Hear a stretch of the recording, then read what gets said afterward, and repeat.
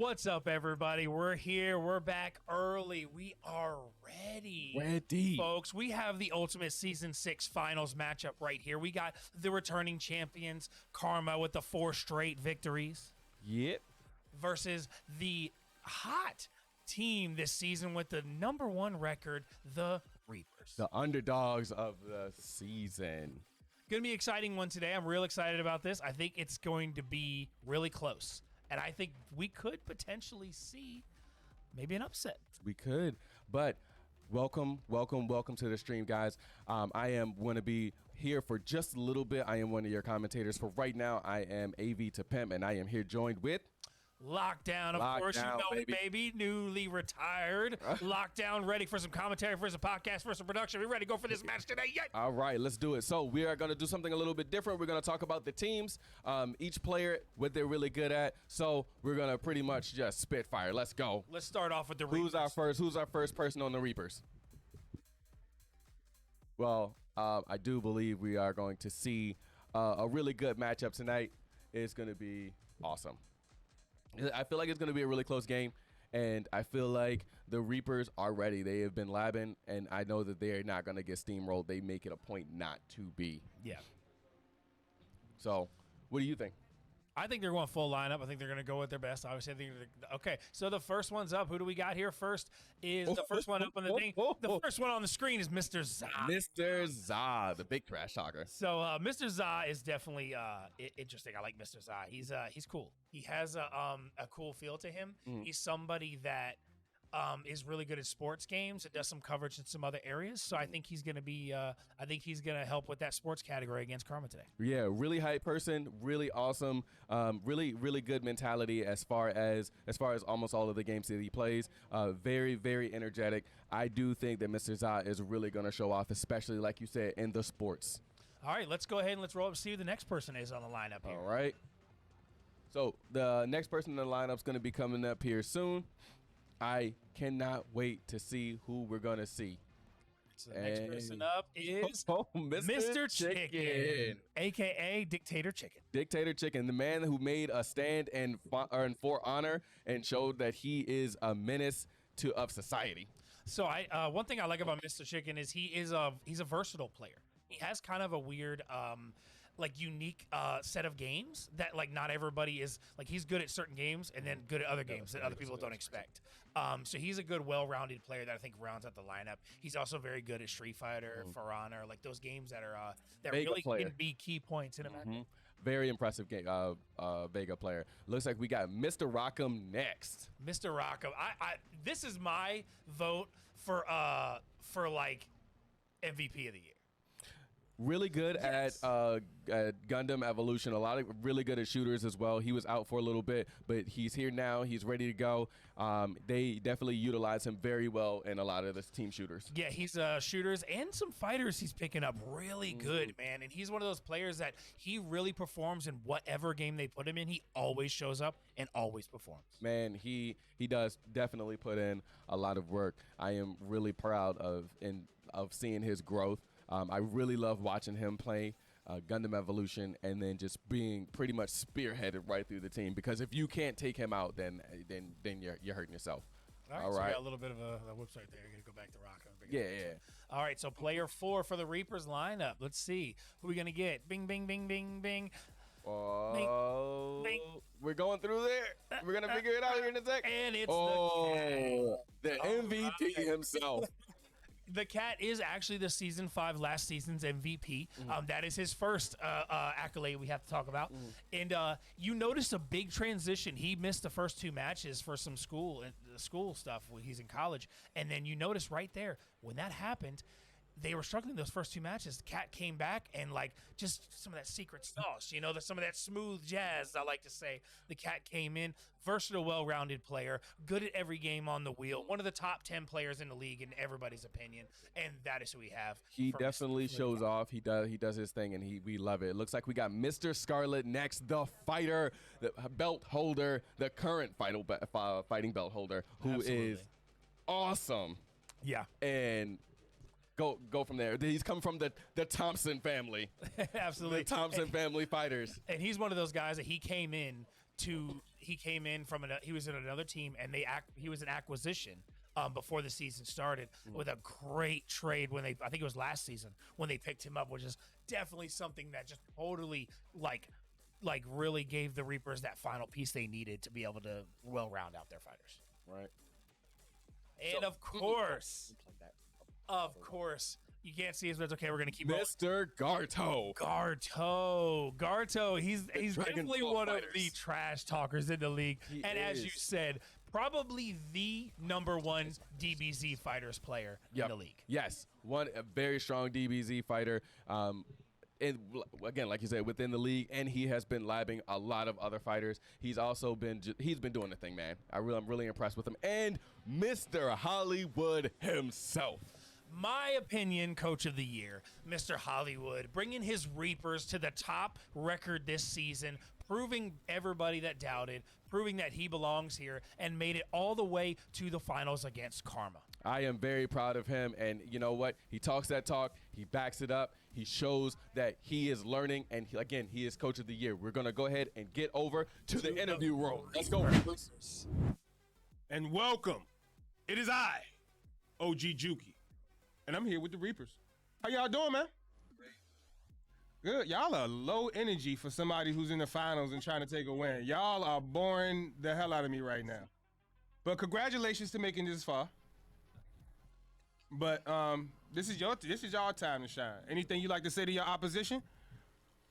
Not really. Just good luck. What? They gonna need it. Well, if y'all didn't know, a lot of people got faith in y'all because y'all are up on the polls. A lot of people are looking at y'all to win. My son is in y'all corner, just so y'all know. Do not make him cry. But I wish you guys the best of luck, man, and fight the good fight. Y'all do y'all thing. I think it'll be a good game. I don't want any technical stuff on either side, and we here to win. We put too much work in this season to come out and not win the whole thing. So I know we put in more time than any other team in this league. So today, hopefully, show. Word. Yeah. We want that chip. Word. Well, good luck to you guys. Y'all do y'all thing, and I'll see y'all on the other side, man. See you at the end. Back to you guys. All right, and there are the Reapers, real chill and real calm for the opening statements. But you see, I'm joined with my commentator partner today, somebody who I'm real excited to work with, a new guy. We'll make this short. The third Aragon. What up, what up, what up? Today is going to be amazing. We got the championship. And first up, confirmed for Karma, is the Jury.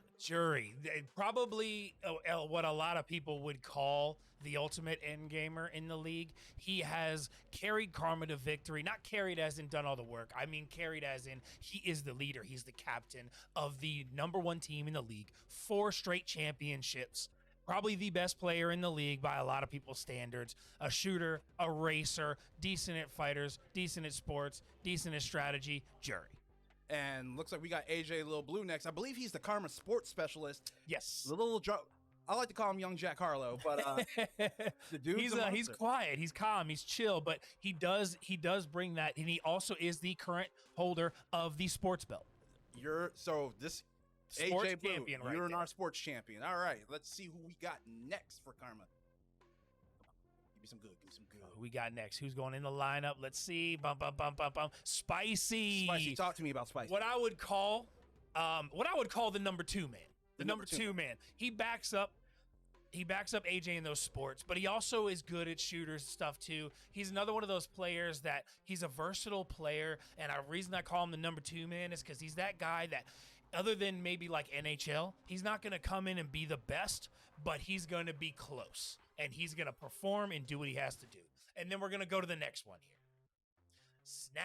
Snappy, I've never seen him talk louder than this most of the time. But I've seen his gameplay, and what is this specialty? Because I've seen him go in so many different Snappy, times. shooters, and Rocket League. He is next level in shooters and Rocket League. He is that person that if you put him and Jury in any shooter, they do not lose. They're just next level. Now, I say that, obviously, losses happen here and there, but he is one of the top players and shooters in the league. Sounds like Karma's just a broken team in general. Like in shooters, they are, yes.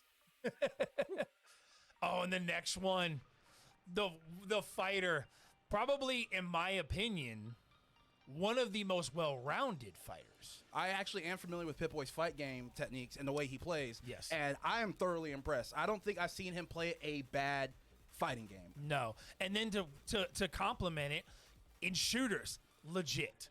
In sports games, he can carry his own. Like, he's one of those players that he is a fighter, but he does coverage in other areas very well. I've seen him in shooters like Overwatch and Fortnite and things that you wouldn't expect, where he's really good.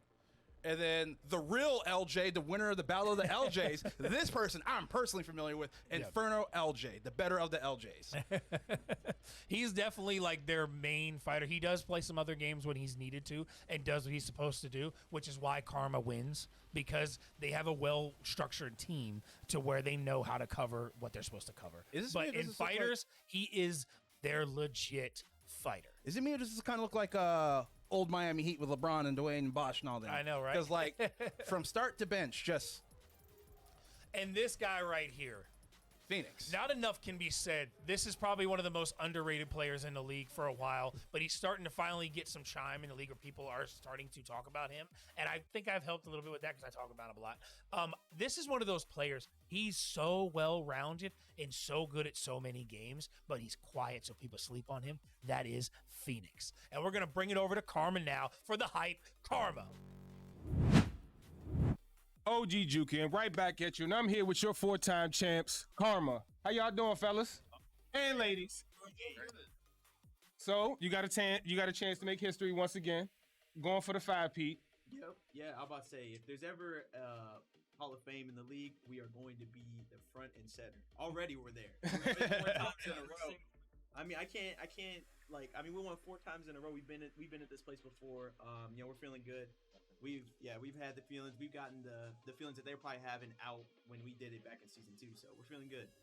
Right. Seeing though you have been here before, do you look at them as their top level competition? Do you think they have a chance to take you, or is this another day in the office for you guys? Definitely, the Reapers have kind of shown, I feel like what we were back in season 2 with how, everybody was like, oh, they're not that good, and then they kind of came in and surprised a lot of people. I genuinely believe the Reapers are a very top-notch team, probably one of the best in the league. I mean, that's why they're here, so I definitely have a lot of respect for them. Well, you guys, they definitely earned their position, but so have you. But you have another day to prove who you are as champions. Anything you'd like to say to your opposition before you get out there? Get ready. All right, well, I'm going to send it back to you guys. Good luck, fellas. All right. All right. Both teams pretty calm and confident and ready for this matchup today. I know a little boring. I was expecting some more trash talk, but I'm sure once the match gets going, if we have a competitive one, there's going to be some talk. Competitive or not, I'm expecting Hollywood to just be an absolute menace the entire time. I don't know. And I'm expecting he's been real chill and calm in the finals so far, man. But he's also brought confidence into the finals, where all season he's been talking trash. But in the finals, he's been quietly calm. And we're gonna get the first spin. Show me Spin of the wheel. Let's see what we got. Siege. Halo. Ooh, a good start for Karma right off the bat, getting a shooter as the first game. If one of the teams in UEL can have a game that truly represents them and there will be their sponsorship game, it's Halo Infinite with Karma. I think so. And here's where the Reapers, this is where the first coaching test comes into play for Hollywood and Mr. Meow. And here's what it is. When you watch Karma play Halo, they have strategies and they always choose live fire. So if I was Reapers, my number one first strategy would be to change the map. Because the maps we got are live fire, bazaar. Any map. It's any map. But everybody always picks the same live fire, bazaar, street. They always pick the same maps. And if you're playing the UEL game, you want to win the UEL game. And by winning that game means you have to change it up. You have to cheese. You have to throw them off their guard. If I was them, I would choose a big map they're not expecting. Get some kills, camp, do whatever you got to do to win. Because Karma's a shooter team. So you have to come with that mindset of, we want to win. Who cares if they're better at us in this game or not? We need to win it. And if anybody in the league right now can do that, it's definitely Hollywood and Catman, because they're jerks. the jerks, and I They respect love that. trolling. They love being those people that test everybody. Get Push that, them to their limits. they get that in rock, their head. Play those mind games. get that rock paper scissors win. Go. All right, so we seen them play Live Fire. We seen them play Market. We seen them play Street. Cool. Let's go to some random Halo 1 map. Yep, and you've seen them play those maps, and they have played. The options are Team Death, Oddball, or CTF, and we've seen Karma play all three of those on their map and win. Yep, and not Because they just use win, Live just Fire. blow people out. And you know why? They use Live Fire. They get the little top deck up there. They get the hold of They it, go up, and they instead of either- line across they the map camp and the rotate. Oddball, or they camp the flag. They have a strategy. It works, and from their opinion, if it ain't broke, ain't don't broken, fix don't it. fix it. You Yeah. know what I mean? Like, so if you're Karma, you want to keep going that way. That's one of the first steps to where Reapers need to play smart, and they need to play to their advantage. And it's going to be rough because I think the rock paper scissors to find out where we're going and what the game mode is what's going to dictate it. Because if the Reapers win, I think we're going to see something completely out of the norm. But if Karma wins, we're going to see another run back to the same thing they normally do. But from there, it's going to be how the Reapers adjust to that strategy. Yes. Because not for nothing, we've seen all of Karma's strategy. Yeah. The video is there, the VODs are there, the clips are there. But what are you going to do about it? Exactly. And so I think, so this is going to be a 4v4 matchup. So I'm curious to see who they send in for the lineups here. We should have the lineups here shortly. We don't like to announce the lineups until both teams' lineups are in there and visible and showing, so that way we know nobody's gonna have some like top secret information. Y'all ain't cheating. Y'all ain't using us to cheat. Save your channel points until after we announce everything. Be smart. So, but in your opinion, who do you think would go in for the Reapers? Reapers, I would probably go Za, Chicken, Gardo, and either Catman or Wood. In my opinion, I would go the Cat, Ricky, Garto, Oh, I totally missed Ricky. Yeah. and Chicken. It's hard to tell because you never know what the next game's gonna be, so you don't know who to leave out. That's why I left Scarlet out and Wood and Hollywood out, because both of them, Yeah. Scarlet's still, what you said, he's our fighting game champion. Yeah. And then Hollywood has made it a point for him to be as flexible as possible with this team, along with Cat. So sending Cat in with them gives them a nice solid base. And then Ricky's just a growing monster. Like, he's a growing boy. He's gonna eat. Yeah. So save your bigger name, save your bigger roundings for the potential rerolls, and then go forward with them. And then Karma, throw a dart where it lands, pick them and go. So you'll also see on the stream, ladies and gentlemen, put those reverend's blessings in on who you think is going to take this matchup. The first one, it is up. You got 4.5 minutes remaining to put in your predictions and your blessings. Who do you think's taking it? Do you think it's going to be Karma, or do you think it's going to be Reapers? I want to know who won RPS, because that's going to change my decision off break. So we're going to go off right the jump here. I'm going to go in. So Karma's lineup, it looks like it's going to be Snappy, Jury, Phoenix, and Spicy. Okay, so Karma's coming out swinging very hard, and I think this is their normal, consistent Halo team in general. So this is going to be, like Juki said during the interview, another day in the office. They respect Absolutely. them, but if it ain't broke, don't fix it. Exactly. So who do you think they got going in for the Reapers? Who do they got going in for the Reapers? Reapers, we got young Ricky, you called it there. Hollywood going instead, Gardo and Mr. Noob. Okay. The fact they're putting in Hollywood makes me think they might be trying to put their best in for this one, maybe, and then go from there. The thing is, Karma has a really good mentality, either from playing ahead or behind. So Hollywood going in now gives the Reapers that mindset of starting to fight hard. But I don't see exactly how it all works out, and there's a good chance we see something completely new, like when the Reapers played their first game of League all season 3 weeks ago and proceeded to put the other team in the dumpster. Okay. Is that a lineup? Is that a lineup adjustment we see there? Is that the Cat in actually? So it's Ricky, Hollywood, the Cat, and Dick. Ooh. So we'll So- see, right? Snappy is going to be on It's Snappy. Jury's going to be on It's Jury. Phoenix is going to be on PC8. Spicy's going to be on Mr. Spicy. Obviously trolling with the Reapers there with the Mr. in the name. And then we got Ricky Rockham's going to be on TLG TTV. And then you're going to see Hollywood on PC7. The Cat is going to be on PC12. And it's live fire. So clearly Karma probably won the RPS, and they're going to do what they do because they have their map. Now, the trick is, at this point, is Karma does what they call bounding Overwatch in the army. Yes. Somebody moves, the next person moves, and they move over. So it's a constant wave of fire moving across the map. So the way to break that for the Reapers is to rotate to the weak side or do a wedge push and then get between that. So utilization of the overshield or getting a hold of power weapons is going to be the strong pursuit.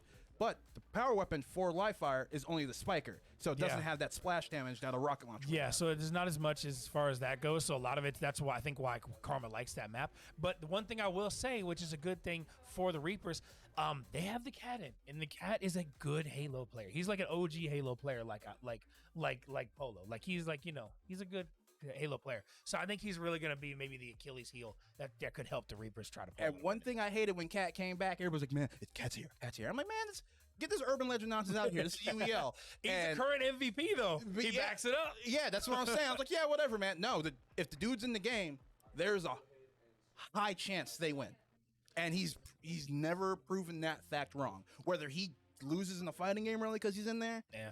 but him being in the game just energizes the rest of the Reapers. So Absolutely. So it looks like it's going to be on live fire. Karma's going to be Eagle, and Reapers are going to be Cobra. Cobra, I like Cobra.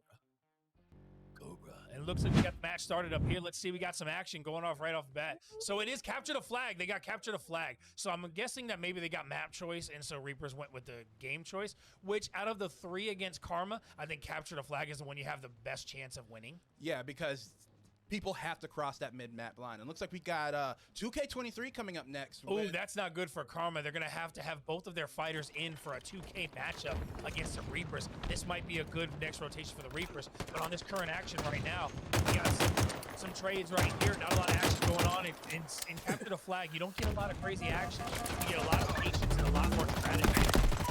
Definitely agree on that, because what's going to happen is both teams are going to play around, see if they can poke a hole and see exactly where to stand with rotation and strategies. So right now, who we got on screen? So we have, I think right now we're watching Snappy. But one thing I noticed about with Capture the Flag too, and in the previous Capture the Flag matches, we get a lot of we get some overtime matches. Where Yes. it earns a lot of time, because Capture the Flag isn't like team deathmatch where you just can win it fast. Exactly. Or oddball, which is certain. Capture the Flag usually takes some time.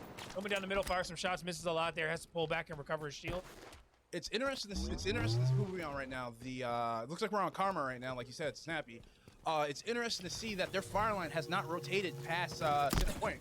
They're just kind of poking, going back and forth. There have been a couple of trades, but not enough of a large trade for them to go ahead and do a large push into the flag point. Absolutely. And you see he's got a nice plasma pistol combo here. This is an old school Halo trick, old school Halo combo. Plasma pistol with the charge up shot will knock down the shields immediately, and then you get that one tap headshot with the pistol. I think I'm personally not good enough to do that because of swap time and then get back on target, but I can definitely respect it. And it looks like we have our first, another trade. All right, so we got a trade right there. Another Jerry trade. gets killed. Coming through with I actually like that gun. The Magnum Tinkler. I love that gun actually. He's touching his toes, coach. I'm bad at this game, but I respect that gun because it really rewards the patience and ability to maneuver around the map. Karma's All right, able to move Karma's the got the flag. first He snap. picks it up and has overshield. The perfect person to carry the flag. Wow. He's doing the perfect flag movement. Good push by Karma here. Having that overshield is really going to solidify this capture. Now, unfortunately, like I was saying, how everybody's going to poke at each other until a kill swing. Ooh. And mind you, he can't. And we got one tap by Karma. Ooh, and he handed off the flag to turn around and engage with the two people coming up, so that capture was guaranteed. Ooh, man. Like I said, they poked, they got enough of a kill, and they swung through the site and then immediately rotated back around. So we already got one cap for Karma. Good start for them right here. And capture the flag. One cap could be all stroke. Yeah, 5 minutes and 10 seconds left, but the way Karma plays and the way their fire line adjusts, I've not seen another cap for the rest of the game. At least for the Reapers. Oh, grenade pops off, gets the kill after death. Jerry gets taken out. I'm seeing the same issue I see with everybody in this game, and especially against Karma. There's no team shooting. Yeah. There's no team shooting. People are coming out and fighting. These Karma fight. I feel like Karma's had a little bit more team shooting. Yeah, Karma's rotating the people around.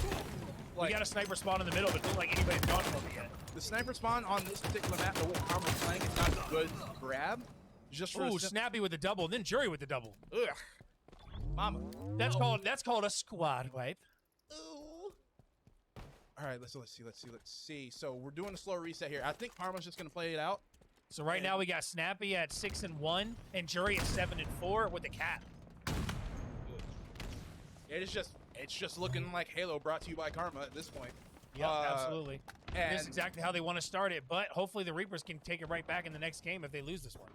And notice a lot of the time, Karma's very aggressive once they start getting ahead. This time around, they're playing safe. Oh, with the hip fire shot, sniped by Jury. Ooh, who was that got packed up? Hollywood! No! Oh, hip fire shot, and they're still able to pull the flag out. All So right. Reapers have the flag pulled out of the spawn. He's coming around. And there he is, waiting with the snipe to get the take. Gotta protect Headshot. the McNuggets! All right, so they're rotating around on the flag. Good cleanup. Oh, he got to overshield with the flag. Why is he stopping it? He got the overshield. Another push at the spawn. Jury. You got echo? Okay. You guys are so loud, you're hearing each other. No, that's not it. Yes. Hold on. Sorry. Leave this for they got an echo. All right. All right. So looks like everything in the audience. Reaper didn't get a cap.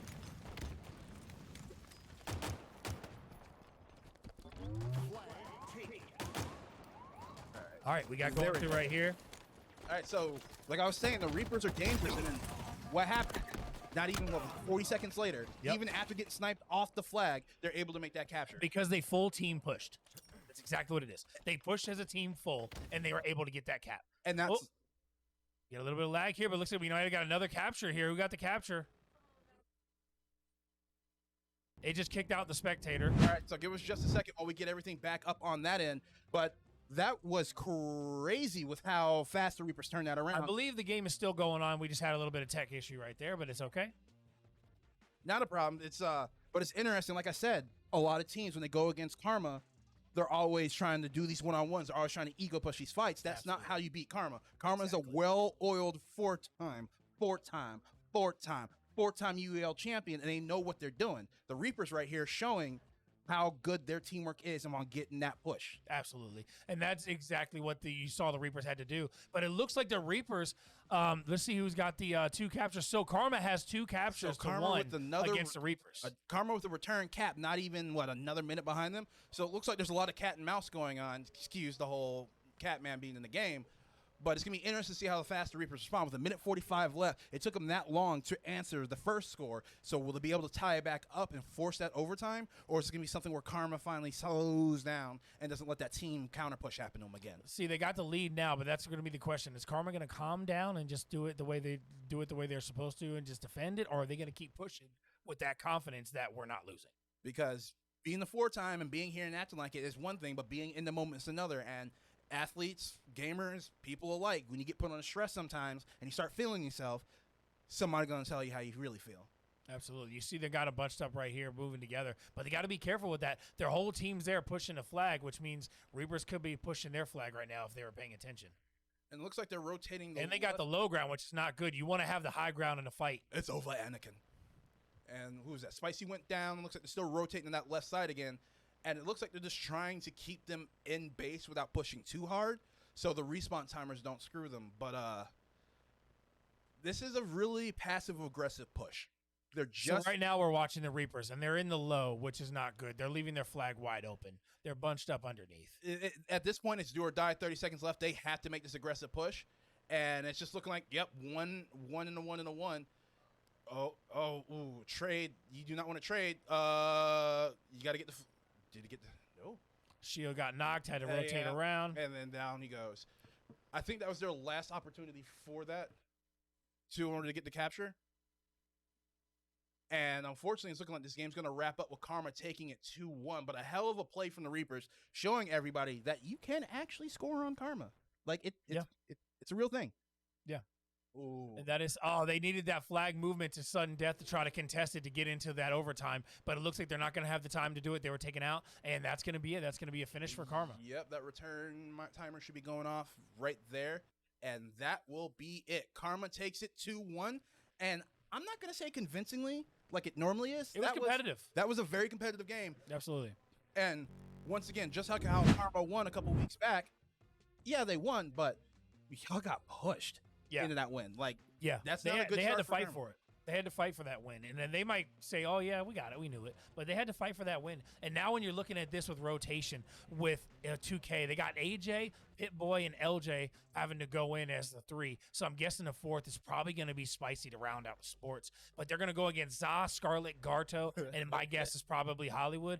And to be honest, Reapers are a sports team, and I know you see Scarlet as a fighter, but Scarlet's going to be able to carry his own. Now, Scarlet. And so I think this is a good opportunity for Reapers to get a win right back against Karma. Exactly. Scarlet is a champion, and a champion always trains like he's a challenger. And the way the Reapers have gotten here is by them all practicing. Yeah. So Scarlet being like, oh yeah, man, Scarlet's a fighting game champion. It's like, yeah, it's all fun and games till Scarlet hangs, 15 on your head in 2K. Like, Yeah, so I mean, I don't think he's doing that, but but you never know. But that's ultimately what the school of thought is you have to practice everything and you have to know what you're doing. exactly. Now we've seen AJ carry sports wins even in 2K by himself before. We've seen it happen. Not 2 weeks But ago in ultimately, they've had some struggles since where he's had a hard time getting some backup in these sports games. I would think Karma, being the champion they are, went home and labbed some of those sport games to give him some coverage. But sports games are kind of like fighters, and you can lab them, but some people just can't pick them up really fast. You know what I mean? Sometimes it takes a lot of time to be able to get good at certain games, and I think some of those sports games like 2K can definitely be one. And then not to mention when it comes to sports games, like you can lab a game, but you can't lab for the player. It's not like a fighting game. If I pick Zangief and you practice against Zangief, Yes. you know the Zangief kit. 2K, every player has a different shot meter. If they're not playing their certain character, they're going to struggle with whoever character they are if they try to shoot. That's why you see a lot of non-2K players mostly just playing defense, moving around, passing, going for dunks.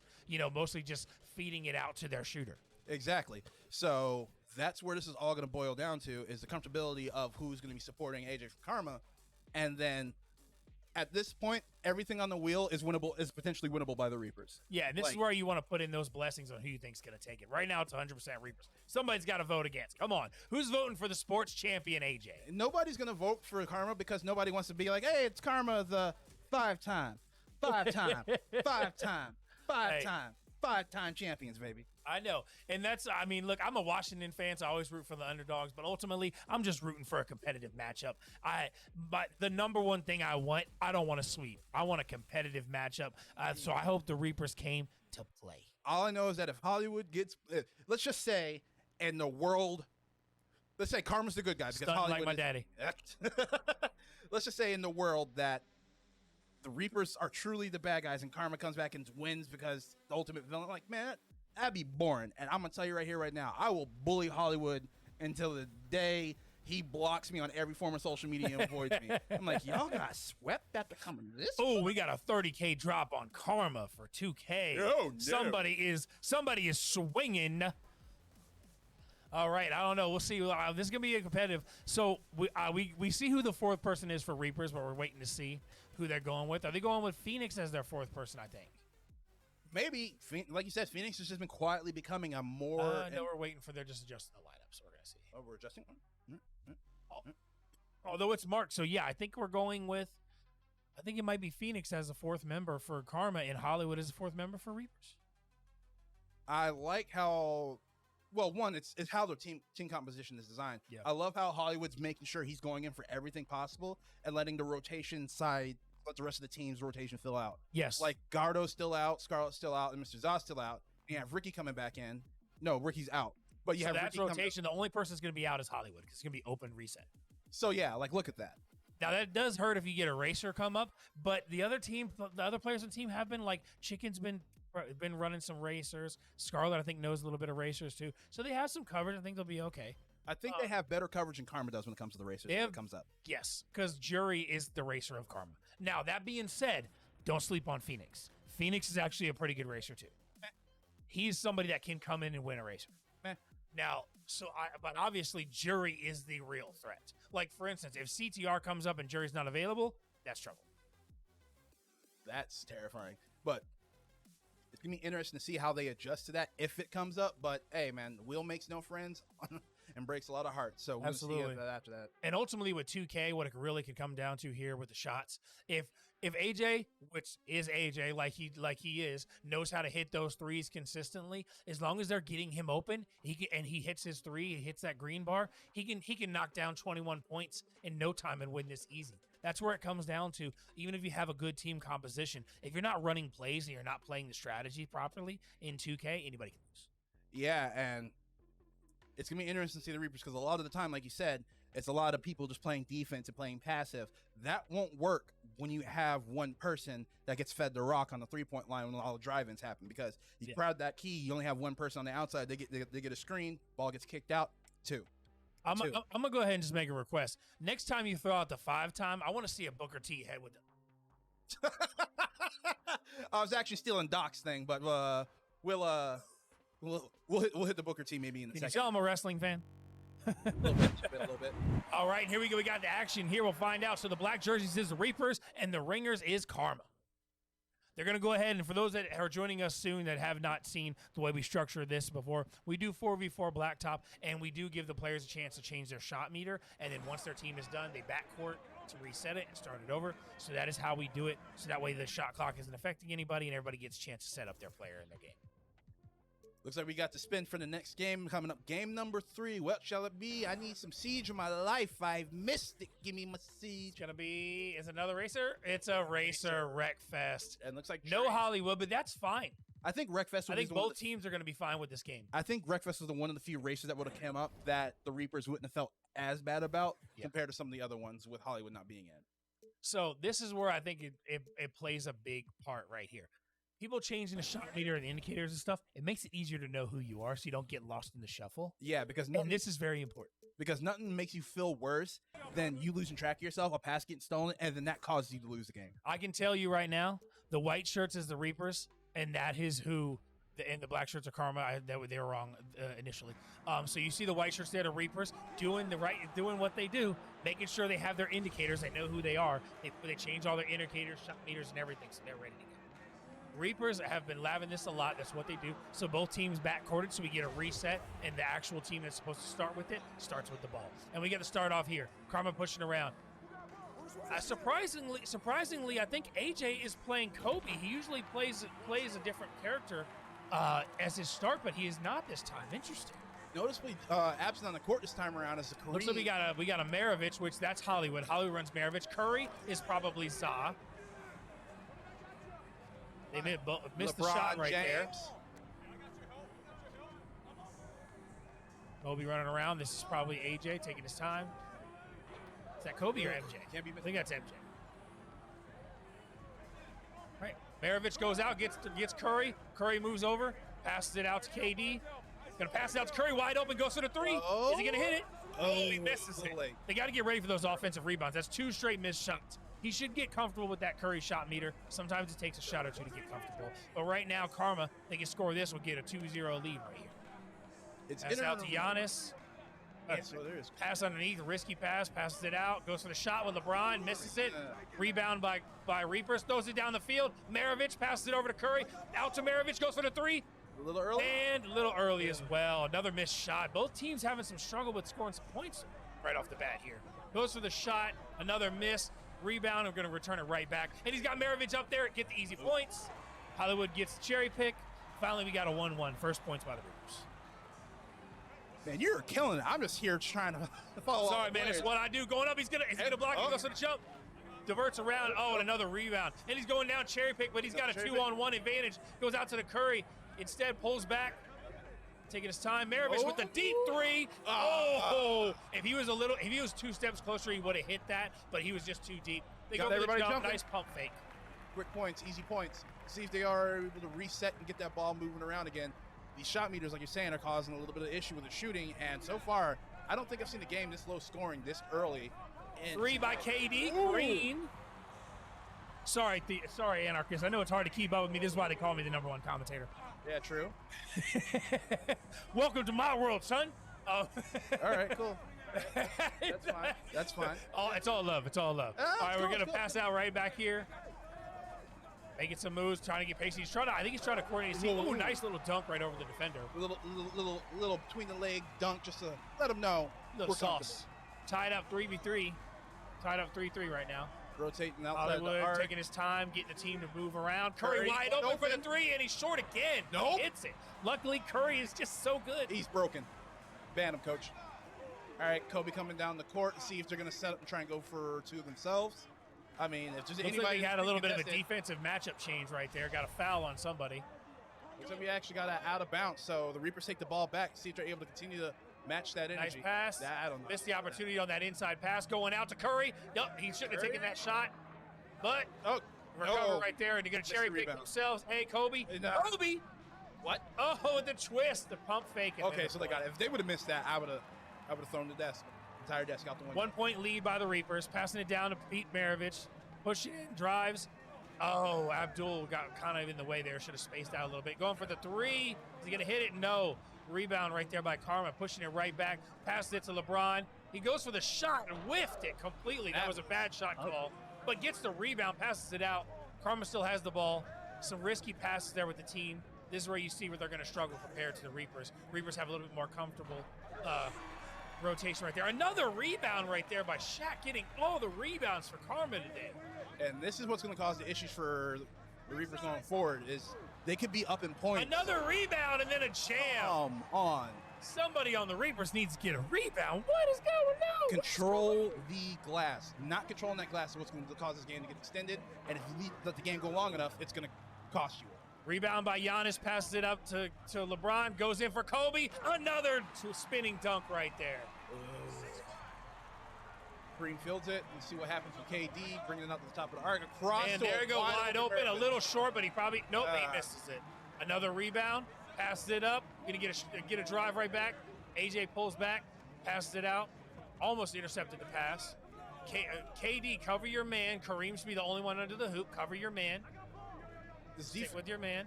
Play defense. Be patient. You got to force them to run plays on you, and he does this little floater. Misses it. Another rebound by. There we go. Nice block Finally, still. cherry pick down the field with Steph, Curry. take it for the Nice one, little take it for the lay. one. There you go. Clean and simple. You got to watch it. Some of those characters have that chase down badge, and they're able to get down the court and block that easy 3. Terrible. That easy layup, I mean. All right, top and key players coming around. We got Shaq setting up the AJ screen. with the moves. Nice screen right there. Shaq pushes in. I think I would have taken that shot with Kobe. Yeah, Shaq is bullying him. If I was Shaq, I would just keep bullying him right now. Bully him right under the hoop. Box him out. Yeah, Kareem is not getting the respect he deserves. Let's see, quick one. Kobe. See, that right there is where they're having a problem. Shaq is really bullying Kareem underneath the hoop right now. And I Push think out, pass out, goes to the shot, a Inside. two-pointer. A was 2-point one. shot, so that's 1 in Blacktop. That was not a 3. But it's tied up right now. Pretty back and forth. Giannis goes in, pulls back, passes out to LeBron. You always know LeBron with them red shoes. Nice shot right there by LeBron. I think whoever's playing Kareem needs to tighten it up a little bit because you have that Kareem pick. You need to be either taking your shots, boxing out, or start you taking rebounds and putting those points up. Because Kareem is a master inside. Pass out to Curry. Reach on Kobe. Reach in. He was trying to get the steal. Not a bad time to try to steal. It just didn't work out. See how we handle this now. Back up top, Maravich. Pistol Pete driving in. Curry can pass out to Curry. Nice intercept pass right there. Out of bounds. You got to watch that. You got to be careful. AJ's going to be paying attention. He's going to be watching. They know Jack and Kareem at the top of the key. They know they want to get the ball to Curry for a lot of those threes and screens, but Shaq with a nice box out, but the shot hit by Pistol Pete. Clean 2. All right, ball's inbounded by Kobe, coming down the court. Got straight across to LeBron. Missed that with the whiff. Now for the rebound by Kareem. Passes up, cherry pick. You're going to Curry. Pushing in, goes to Pistol Pete, goes for the 3. He's going to drain it. Oh, it's going to be real dangerous for Karma real fast if Hollywood keeps draining these shots like that and he goes on fire. Because when they get to that point, the rest of the team's going to catch it really quick. Giannis is getting out, but he's not going to be a shooter. Kobe, nice shot by Kobe. AJ doing what he does. I hit greens all day. I think if Hollywood hits this with Pistol Pete, KD, he's going to go. Going for the 3. A little short. Nice rebound by Shaq again, but they're not going to be able to cherry pick. Reapers are quick on the defense. Which is a good thing that they're doing because now if they're realizing they're not getting the rebounds properly, shifting the defense quick enough to stop that turnaround point, it's going to be huge for them. The problem is, even with Pistol Pete, he's having a hard. Nice block right there by Kareem. Another cherry pick. He's got Curry on the outside, but he's going to push in. Passes out to Curry. Three. And, he missed it. And another rebound by Shaq. All right, defense coming back, but that is Kobe in the AJ one-on-one with situation Kobe with doing Curry. the spin, making moves. Ugh. Hollywood has to defend AJ. Yeah, at this point, you're right. Like, it has to be Hollywood on him, or it's just going to be continue what's going on right now. No other player is fast enough. If you're talking height, Giannis is one of the better defenders, but he's just too slow to keep up. Pistol Pete's going to have to cover. I think Curry. I think at this point they need, instead of There trying you go. Three. A That's little late. short. Misses it anyway. Nice rebound again by Shaq. Passed it up to Kobe. Kobe coming He's up, going to Kobe make switching moves, in. and he's That's going to the do it Mamba, again. baby. That double step he takes him when he's driving in is what causes a lot of the defenders to get caught up, and then he goes faster. That's the sport belt champion right there, making moves, doing what he does. Good defense right there by LeBron on Pistol Pete. Oh, nice movement. Has the lane, passes it out instead for the shot. Nice green. It's actually pretty ridiculous right now how heavy this championship is. There's not a sound happening in the arena right now. Yeah, absolutely. Both teams are so focused. 2K is a thing you got to be focused. So even though they know they have only AJ primarily on the other side, they know Karma's a good team. Even when you think it's not their game, they're still going to beat most people. So it's not enough to just say, oh, this isn't their game, we have a better shot. You need to guarantee wins. Exactly. Top of the mountain here. Good defensive coverage across the board right now for Karma. They're playing their man defense right now. That is crazy to actually see defense being played this properly at this high level. Pistol Pete's stamina's down low. There you go. Nice. He had to get rid of that. His stamina was gone. Great way to move the ball around and just go back to the fundamentals of basketball, moving the ball around and still keeping everything. Going for the shot, and he misses it. Rebound right there. Go for the cherry pick. Got to watch that pass.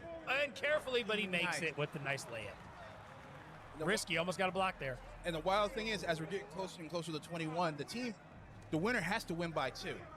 So not only have to get to that point, they have to stay at it and then close out the game. So. See right there now. Now Karma a little bunched up on that formation. They lost it and get the cherry pick. Right there, the mistake they made. They weren't spreading out the field.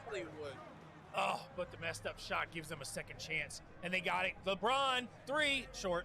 But rebound. Shaq rebound again. Shaquille O'Neal. You got to pass out. Go for another one. Short. Shaq with the rebound again. Yep. Dunks it. All right. They gave them from outside the arc twice, and Shaq's like, fine. I'd love to know who's Shaq on Karma because he is just bullying people down. And he's on fire now, which is absolutely terrifying because anything within his arm's reach is getting stolen or blocked. Yep. Yeah, Kareem, chill out. You ain't been doing it in all games. Go ahead and pass the ball. And out nice Curry. 3 by Curry. Ooh, wet. Just what they needed. 3-point lead for Reapers. Closing down. They got to close down right now. Yeah, 5 They got to points buckle in. defended. Because even though AJ's good using Kobe, he's not doing as many threes. Now he sees he needs to drop some threes. Yeah, there Gotta we go. close that Back gap. to the 1-point game. And the issue the Reapers are starting to run into now is Karma's adjusting in the fact that it's Curry and Pistol Pete as their primary shooters. So you notice that man's getting tighter and tighter on the outside. And Kareem's got to do better work underneath the hoop. Yeah, Kareem's got to get And some then of those KD's got to mix it up, get some shots here. Yep, they're Nice ride in, dunk that. clean and Points, simple. 2-point advantage still. 4 points to go. If they're able to stop this and start pushing ahead, they can lock this up. Let's see. Kobe Nice Walton with moves. Pistol Pete. Look at him breaking those ankles. Hollywood's got no ankles right now. Ooh, just stop Look at him, making it look Kareem. easy. Passes it out to Giannis. 25 LeBron seconds runs on the shot behind clock. him. LeBron across to the top. Watch Shaq Push down in, nice shot. Okay. Kobe inside those 2-point lanes is going to just make it all day. Let's see across. KD on fire. Drains it. 19. 2 points to go. Okay, so it looks like Phoenix is Shaq. See what I say? Phoenix is such an all-around good player, man. The dude- he knows what he knows what to do in every game. I'll keep my eye on him from now on because, like, he's controlled the boards the entire game. Yep. And the only reason why the score's where it's at is because some of the shots in it. Yes, the only reason it's close because his rebounds have been keeping AJ in the game all game. Nice So- block there by Kareem. Ooh. Finally making a move. Kareem makes Stuffing- them happen. stuffing Kobe. them. Goes to the shot, Kobe. Nope, you gotta another recover. rebound by Shaq. Passes out, Oh gives him my- another shot. Give If me you the give Mamba. AJ shots, he's going to make those threes. You can't give Kobe all those shots, baby.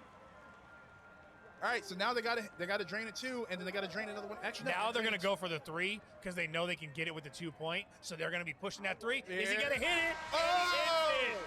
The win goes to the Reapers, but well done by Phoenix and AJ and putting in work for Karma in that 2K matchup. I would say it was close, but it wasn't. It was. You never had your car. It was. And you never had the race buster. It was close, but a lot of that close was AJ was schooling him all day, and Phoenix putting in work as Shaq, backing up his teammate, man. No wonder they put Phoenix in as the fourth player. They knew Phoenix is going to control the boards. He's going to bully Kareem the whole game.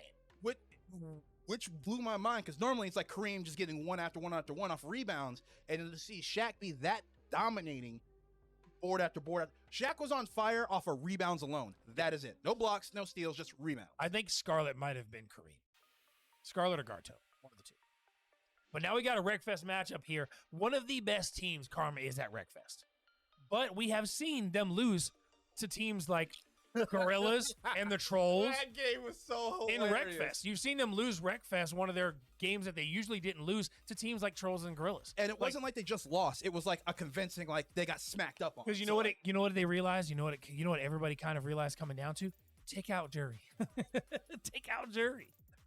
And it's hilarious. It's like, oh, I know they're coming for me. If you aim at the king, don't miss. Like, my guy, they have not missed at all. Your head is the size of a billboard. Just But you see in that matchup with what happened, you see why AJ holds the sports belt. Is this your king? Because he lost. Hey, he lost in the team game, but solo he doesn't lose so far, man. Nobody's been able to come close to take that belt from him. Hey, I respect him for the belt, but I'm here to make him look bad. So, absolutely. All right, so we're getting these set up right now. So, do you think we're going to see one of the previous strategies that some of the other teams like yourself had used against Karma from the Reapers, or are you thinking the Reapers going to go at it from their own approach? I don't know. I've seen a lot of people using buses, and I got to be honest, man. Last night was ridiculous. Yes, it was just ridiculous. If you ask me, just choose the large car and just win the race. Because even if they DNF 4 of your teammates, if you're the only one that finishes and they don't, you win. Like, just race and win. I don't know. Jury looks like he was built with nitrous and the turbo for thumbs. So, like, yeah, obviously you got to take out Jury, but I think you try to race to win, man. I don't know how. I haven't seen the Reapers really race in Wreckfest, as weird as that sounds, if you get what I'm saying, like what I'm trying to say. Have you seen a bus strat win lately? Last night. Yeah, if you call that a win. There were buses and there's a strategy and somebody won. That is the literal definition. If you call that a win. All right, that's fair. I have not seen a winning bus strategy where there's just buses. There was, but it happened so long ago that people have adjusted and learned how to stop it. So the bus strategy hasn't really worked. The only time it really works is if you have like 1 or 2 buses, and then you have like some cars that are still designated to win the race. That's fair. You see a lot of people using the reset strat where they purposely reset and sit on top of each other. We've seen people do that, but it works in some situations, but it's not going to work in all of them. And I noticed a lot of the teams are setting up some of the tracks where there's a lot of jostles. Like, you don't see Deathloop as much anymore. Yeah. Because that reset strategy, when Karma did it that first time, everybody realized that. And so now you have these maps where the vehicles get bounced around or have to take hard turns. They can't sit on top of each other anymore for that respawn trick to work anymore. Absolutely. So I'm excited to see you this next season. You're going to be doing you got an exciting new role this coming season. Yes, I will be the #1 commentator. So you must be on the Trolls now because you're trolling. Because there ain't no way. Oh, I'm sorry. No, are you a ghost because you're not there? Can't see me because you're not a commentator like me. Okay, so go ahead and say the truth of what your role is next season. Go ahead. Put it out there. Tell everybody. That's cute. Like a slow burn, I will take things over. You're now looking at the official general manager.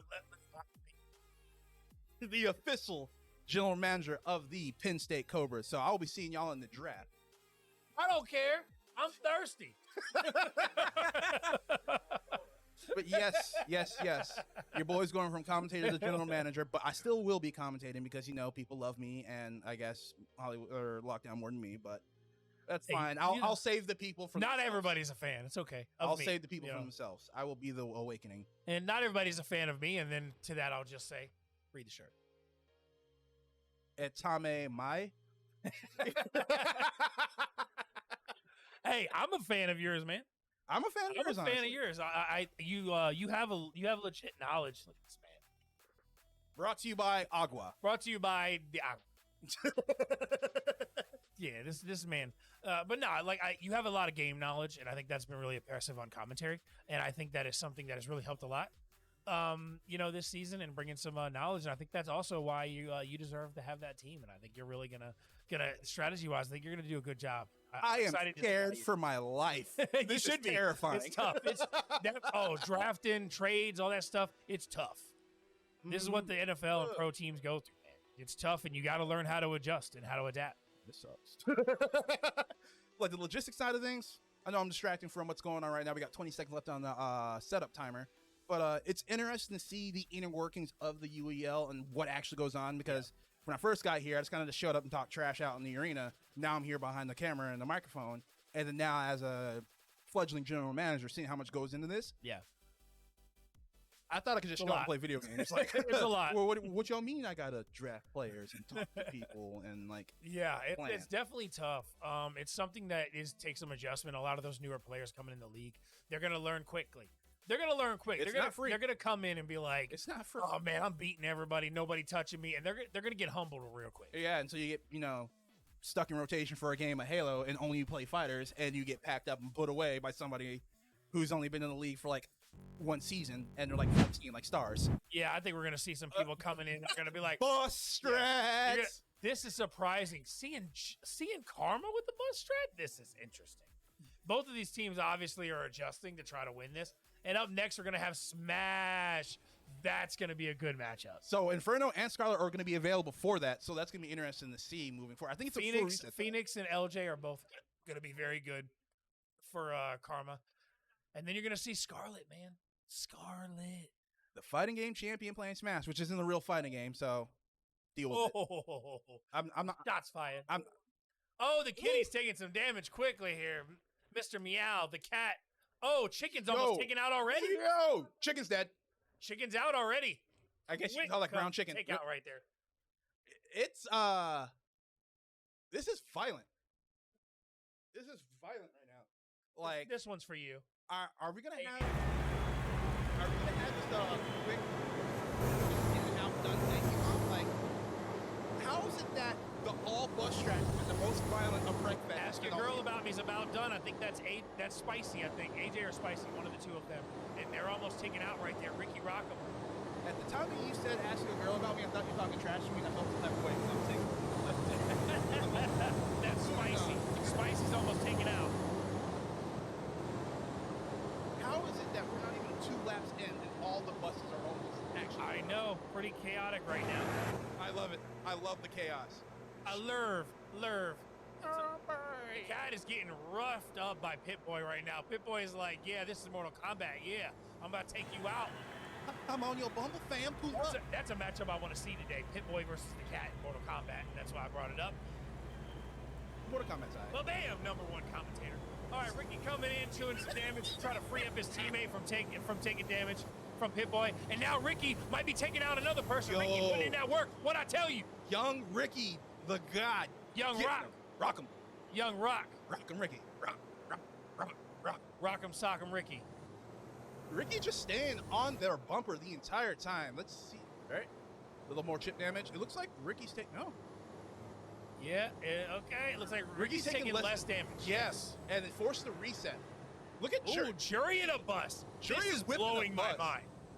I never thought I would see Jury in a bus on Wreckfest, and he's almost out. This is like It's absolute chaos, and I love it.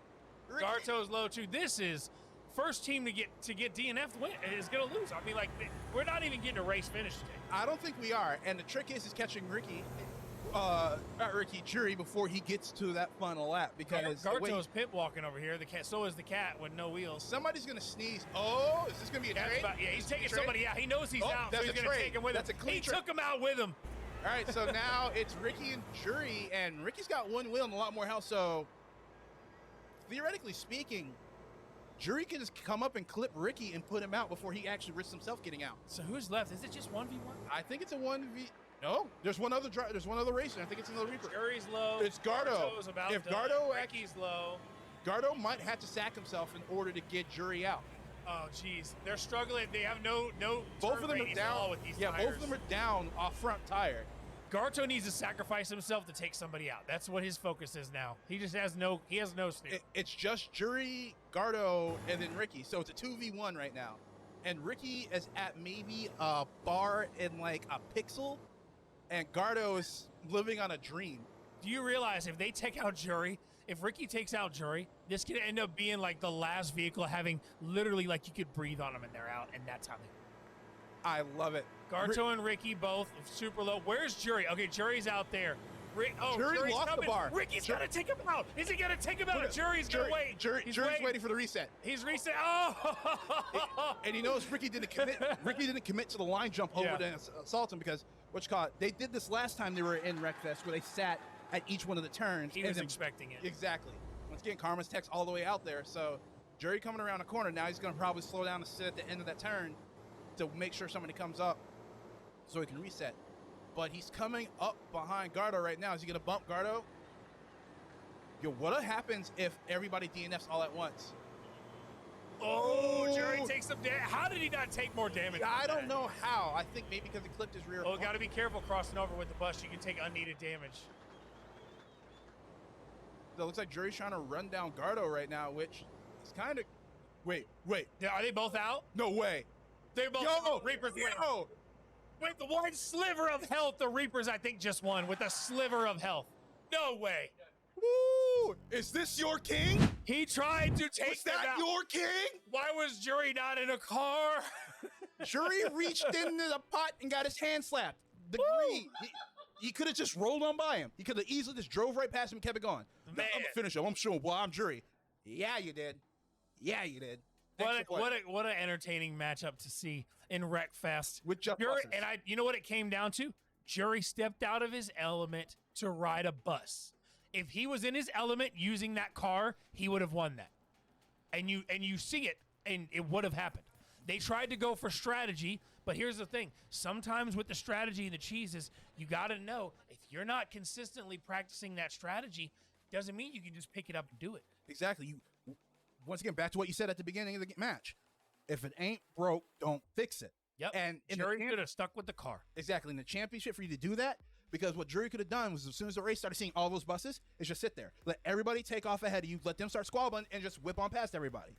So But instead, even though it's early and it's only 2-1, the Reapers have the lead. and that is a huge thing to worry about. Like I said, Karma has really strong mental, and they know how to play from behind and ahead. But you just lost your sports champions game, and you just lost your one of the top 3, if not number 1 racer in the league. Just lost. That hurts. Yeah, and that's something too. That is something too that so now Smash coming up. Obviously, LJ and Phoenix are going in for Karma because Phoenix is very good, and so is LJ. The other two, I'm curious to see who they have.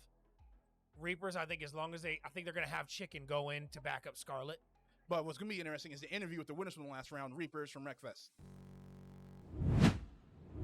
And you already know what it is. Juki back up in the building. I'm here with Mr. Wood himself. How you doing, Hollywood? Doing pretty good. We unfortunately lost the Halo match at the beginning, kind of close, and then It was a close match, but I know that's Jury's. That's one of his go-tos. That's one of his that's things. definitely one of their strongest games that we kept close with them. So hopefully, with it being that close, got in their heads a little bit. Took 2K, started off. That was also a good game. Yeah. That was also a good game. It started off a little rocky for you with 2K. I respect the Nowinski pick. Who? Did you have Nowinski? No one had Durkin.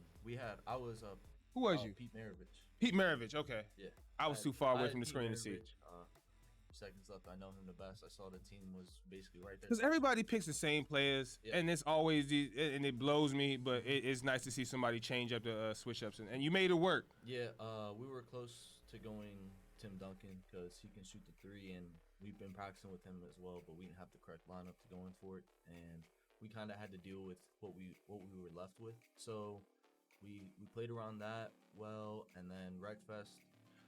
We had What was the strat about?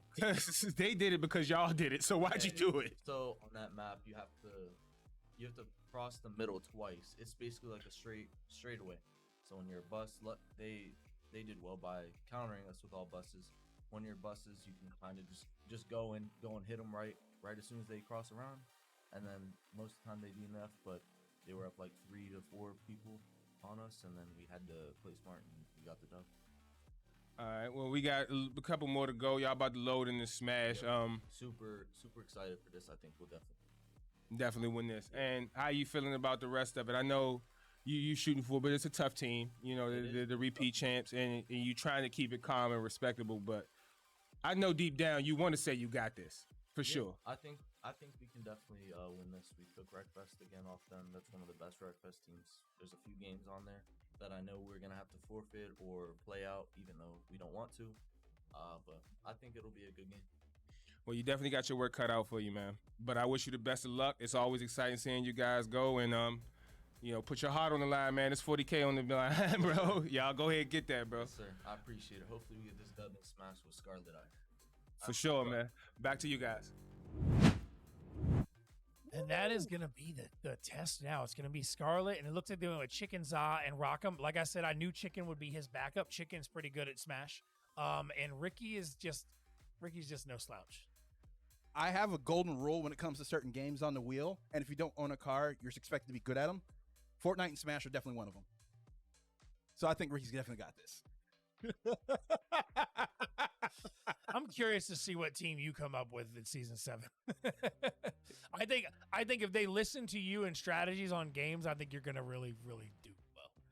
My goal is simple: be as annoying and as just egregiously heady as possible. So you're gonna coach like Titus. Shout out Titus. Hey, buddy. We're going to be talking a lot, Titus. He's going to be like, so what's the cheese for this game? This is a new game. How do you cheese this game? And you know what he's going to say? Sure. Let me show you. But check it out. We got Lucy. What? I was reading. All right, so we got Lucina, Roy. How about you see 118? I forget who that is, but somebody always does 118. You're going to get a spin while the action's going on. It is 3 stock, 4v4. Team hit is on in Smash. Gears. Oh, Karma. The best Gears team in the league, maybe. I said team, not player. Actually, Ghosts are the best probably Gears team now because they got cutters and they got a lot of spin.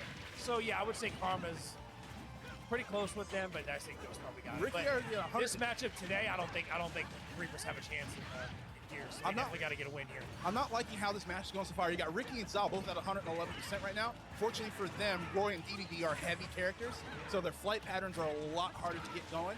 But Karma, that's right. 118 is Scarlet. Forgot 118 is Scarlet. That's his name.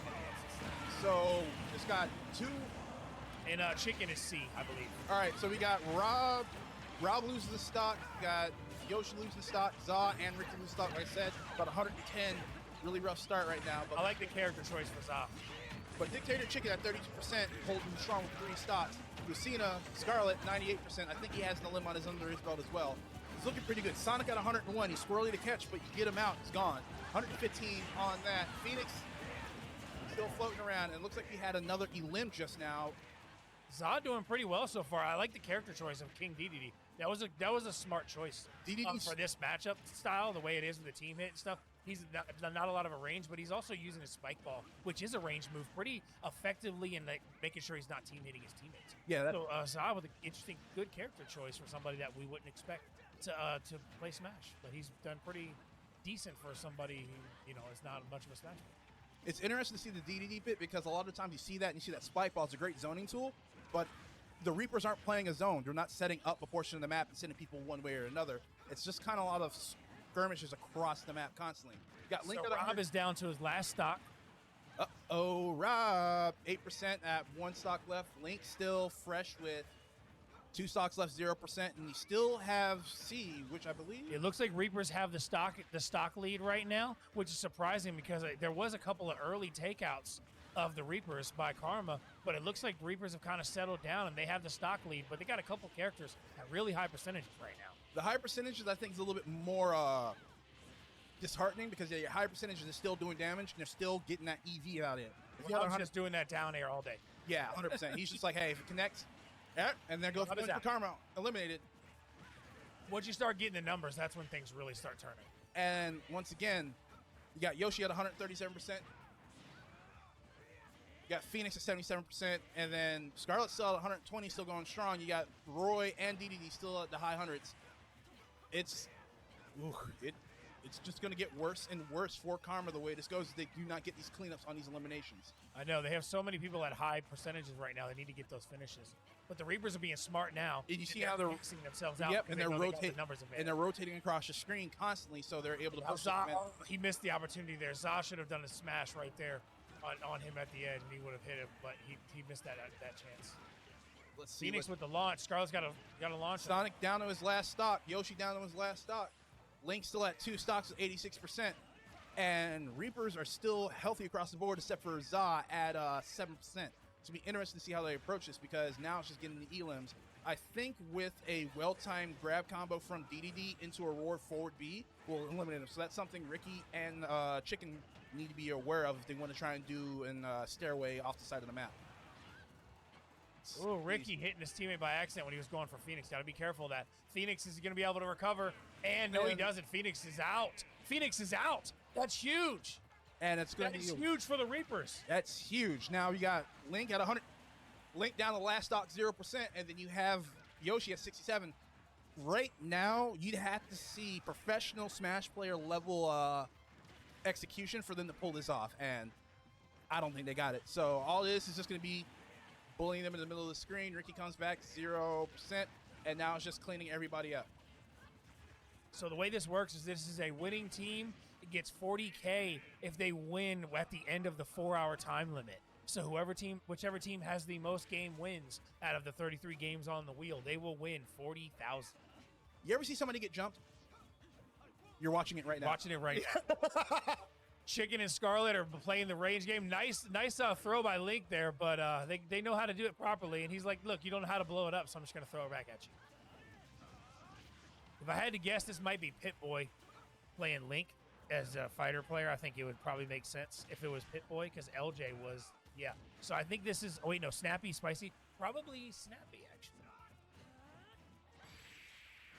Doesn't say, so if I had to guess, probably. But that is a 4-0 Smash victory for the Reapers. And now we're going to go into Gears. Reapers 3-1 lead. Like, I get it. Like, the Reapers are a dominant team. I get it. The Karmas are the 4-time champions, but what? And it looks like Reapers won RPS.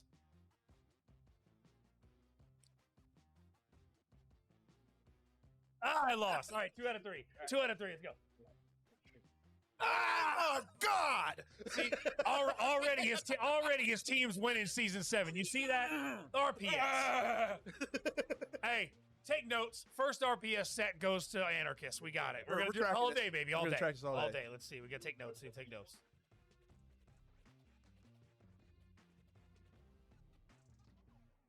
All right. So we're going to have this. After this, we might be able to hopefully get another interview, but possibly maybe we'll get some interesting stuff to bring to you. But we got a Gears matchup here. I got to be honest. This is one of those matchups.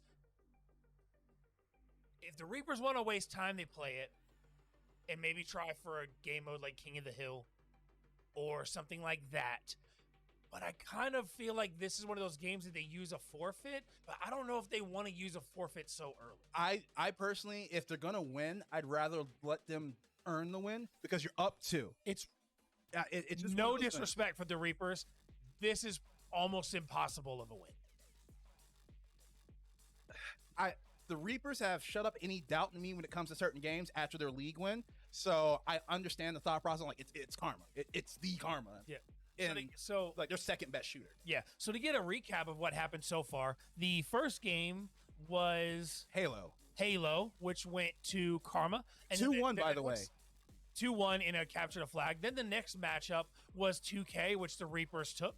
And then after that was Wreckfest, which the Reapers took by literally a sliver of health of Ricky Rockham. Came down to the wire. Jury using a bus for the first time I've ever seen. Goes to take out Mr. Garto. Ricky was still alive with the hair of health. They win that. After that, it went to Smash. When it went to Smash, we had a 4-0 sweeping of the Reapers to Karma and Smash. Victory. by Reapers. Yeah. Didn't lose a single player. Like In Smash of all games. a game where anybody can sneeze and just get blown up. Yeah. I couldn't believe it. Very, very well done by Reapers. Now we got a Gears matchup. Karma, pretty much an almost unstoppable Gears team unless you got cutters out there. You know what I mean? Ready to stop them. But otherwise, we're going to hear shout out. We're in here going right here with the Season 6 UEL matchup. 40,000 on the line. Winning team gets 40K.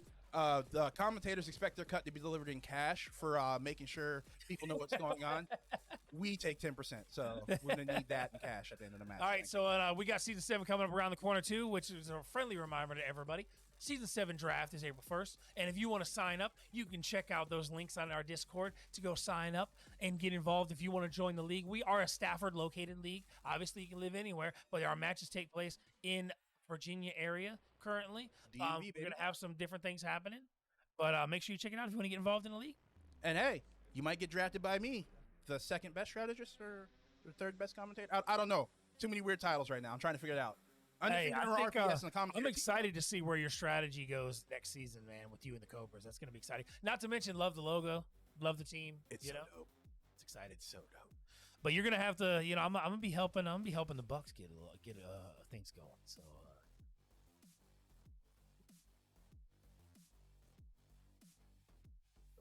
In Strix, we trust. So we got 2 minutes left on setup right now. Let's see. Do we have a game mode in RPS for this yet? Rock, paper, scissors, by the way, for all you just tuning in. It's going to be interesting to see how the Reapers approach this because right now, onus of proof is on the Reapers. If these shooters keep rolling the way they are, whereas the Reapers will win 2 or 3 games off to the side. They've won 3 straight wins. Reapers have 3 straight game wins. And let's see what's going to be next. Oh, looks like we got the forfeit. They're not playing it. They're forfeiting it, going to Knockout City. Already. This is a game they can win. This is easily a game they can win because So now we have it. I think the cohesiveness of the Reapers is what could get them this win. And I think when they were pushed to the edge against, what was it, the Gorillas or the Trolls? 3 weeks ago. In that game where they, no, it was the Ghost. I can't remember. I'm drawing a blank. But they were pushed to the limit towards the very end of the game and came back and won it. And I think that shows the Reapers' ability to adapt and work as a team and push forward. Knockout City happens like that because what a lot of people seem to forget is you have lives on the characters. So somebody will get like a 5 advantage, but they don't realize that the team that has a 5 advantage all has so much little health. They get tapped and taken out quick, and then it comes right back. So that's why Knockout City is crucial. Last night you saw Knockout City come down. They waited time. They were up 13-12, and they got together, huddled up, and waited the timeout, and that's how the Ghosts got the victory in Knockout City over the Ravens. I'm really mad I missed something last night because wasn't feeling too well. I had to rest up, make sure I made it here today. But I heard last night was absolutely insane. It was a pretty good matchup. But again, Ravens finished 4th place. Unfortunate for the Ravens, but hey, they showed out, did their best, and for it to come down to that tight of a margin, stings the most. But hey, be proud of yourselves. Absolutely. Got a new season right around the corner and an even bigger payday at 100K. Speaking of the Ghost last night, you can see your boy, Low-Key RG, resident newcomer to the Ghost this season. Maybe Rookie of the Year. You don't know. Maybe. He's on Game On Titans, with his new show that is on Amazon. You can check it out. And where he competes into a mobile gaming tournament. And then you also can pick up some of this merch. What are you wearing right now? Oh, you mean this? This nice UEL hoodie that's so comfortable. The Swagger. Get yourself some. Get it now before we blow up, because once it becomes something popular, you know what happens. Prices go up, and then you can look stupid and broke. And also, keep on periodically checking, because every once in a while, we drop some exclusives that are limited edition, only a certain amount sold, unique ones. Like, for instance, the orange zip-up windbreaker that Doc has. You see anybody else with it? No, because it was a limited time. It's not available. All right, I'm going to get that from Doc. I need that. So that's where you got to pay attention. Always check out that store for new merch coming around the corner all the time. Titus is always coming up with new stuff, always dropping new stuff, always getting things going.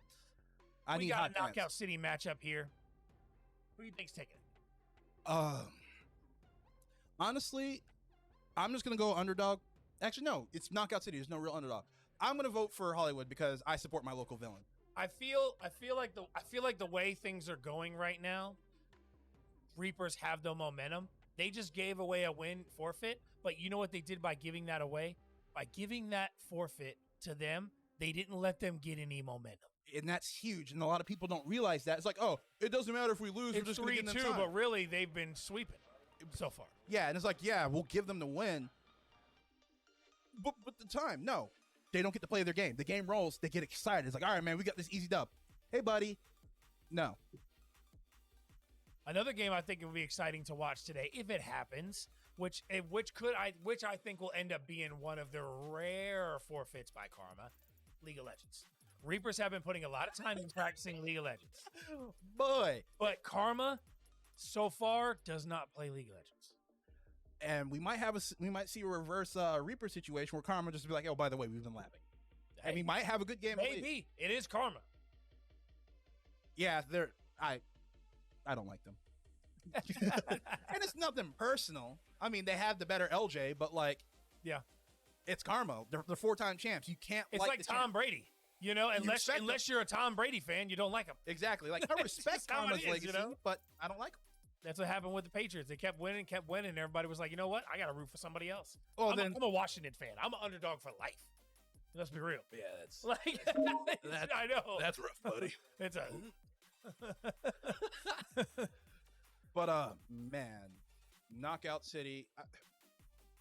Unfortunately, a game that is the servers are being shut down soon. So this will be the last time you will see Knockout City. But why though? I don't think people are that upset it's going though. You know what? That is fair because I think Knockout City is so ridiculous with how games can swing back and forth, no matter how good you are. Because if a team gets a good volley, like you said, everybody's low, they get a quick 5-piece and you tie up or catch up. Like you can be in charge and just immediately lose. So I can understand the lack of broken hearts with it leaving. But at the end of the day, I think it was a really good game for whether teams are the underdogs or the overdogs. A great way to display like teamwork, strategy, and the reflexes as well. Like felt like Knockout City hits all those strategies all in once and makes it look interesting. And make sure you guys are sharing that link. That is Twitch UEL Esports. Make sure you're sharing that link and you're getting in there and checking out this and watch this matchup. It's an epic, exciting one so far, and we still got 3 hours remaining, and that's just the game time. That's as many fingers of time. This many. But it's actually like this many, and then this many. Fingers and toes, counting. Oh, we got another game. Oh, Womp womp. we'll wait. We'll wait. All right, so All we right. got the real chicken on the real chicken. So we got gold is the Reapers, and blue is Karma.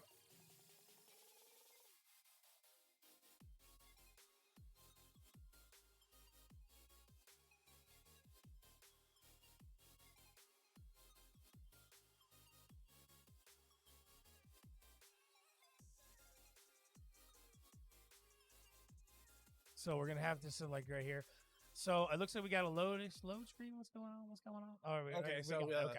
This looks like the real chicken getting put in the box right there. 3-3. Is it Karma's trying to rotate around? Who are we on? The real chicken. So we're watching the real chicken right now, which is, I believe, the real chicken, and so that is gold Reapers. Yep, this is Dictator Chicken we're watching. So the Reapers right now, 4-3 lead. They have a good life lead on their characters too, so they are leading currently. Oh, it looks like we have the football dodgeball. Oh, Snappy's low. Is he gonna get the finish? Got 2 people low right there. If they can get the hits, that's 2 takeouts right there. They got to go for a bomb. If they hit a bomb, they can take out multiple right now. 7-3 lead. Reapers going off. And all 4, I think, have double health right now. 2 hearts. That is a very terrifying pacing point to be at, being down 4 and the entire enemy team still has full health. You just got to watch out for these environmentals like the subway coming through. And they go for the bomb, but they didn't hit nobody. Nice shot right there by Chicken. Wrapped that around a wall. Let's go. Of course he did. All right, he's getting pushed by Snappy. He's getting rushed. Oh, he got out. Got away. And it looks like a bomb landed on the Karma team, getting another 3 points, and they only given up 1 point in exchange for 3 just now. That bomb call, They literally baited, and they literally like practically baited them with chicken. They rushed him together, and then the bomb just came in and got like a triple kill. That's epic. Now, Reapers are going crazy. You know what's terrifying thing is to think about from the commentating side and us being back here, since we can't hear the players talking, was that something they had just thought of and planned? Or did the team naturally rotate in that situation and took advantage of it? Because if they naturally did that, that's going to be terrifying for Karma to deal with for the rest of this match. If the team's adjusting and communicating with minimal audio, that's not a good thing to be against. Absolutely. And so this is right now is a pretty strong showing by the Reapers. And they got 12-4, 3 kills away, 1 set. All they got to do is take their time. And he rotates behind him, is going to beat him up a little bit. Just pushes them out of step, and Chicken getting snapped in the back of the head. Let's see. Bop. Oh, and that's 14-4. Reapers is just showing no mercy today. This is why they were so confident. Oh, and the catch They're off confident in their game. The catch within the double ball comes in to be able to take him out. Fine. And And there there it is goes. the finish. Reapers just Yeah, that was aggressive. And you know what it is? They did that forfeit because they knew we got the momentum. We're going to keep rolling with it. But real quick, we got CTR and Jury's available against Cat. Cat versus Jury and CTR. This will be a matchup. I'm saying Jury wins this. But let's go ahead and get this RPS. Let's go, brother. Let's go.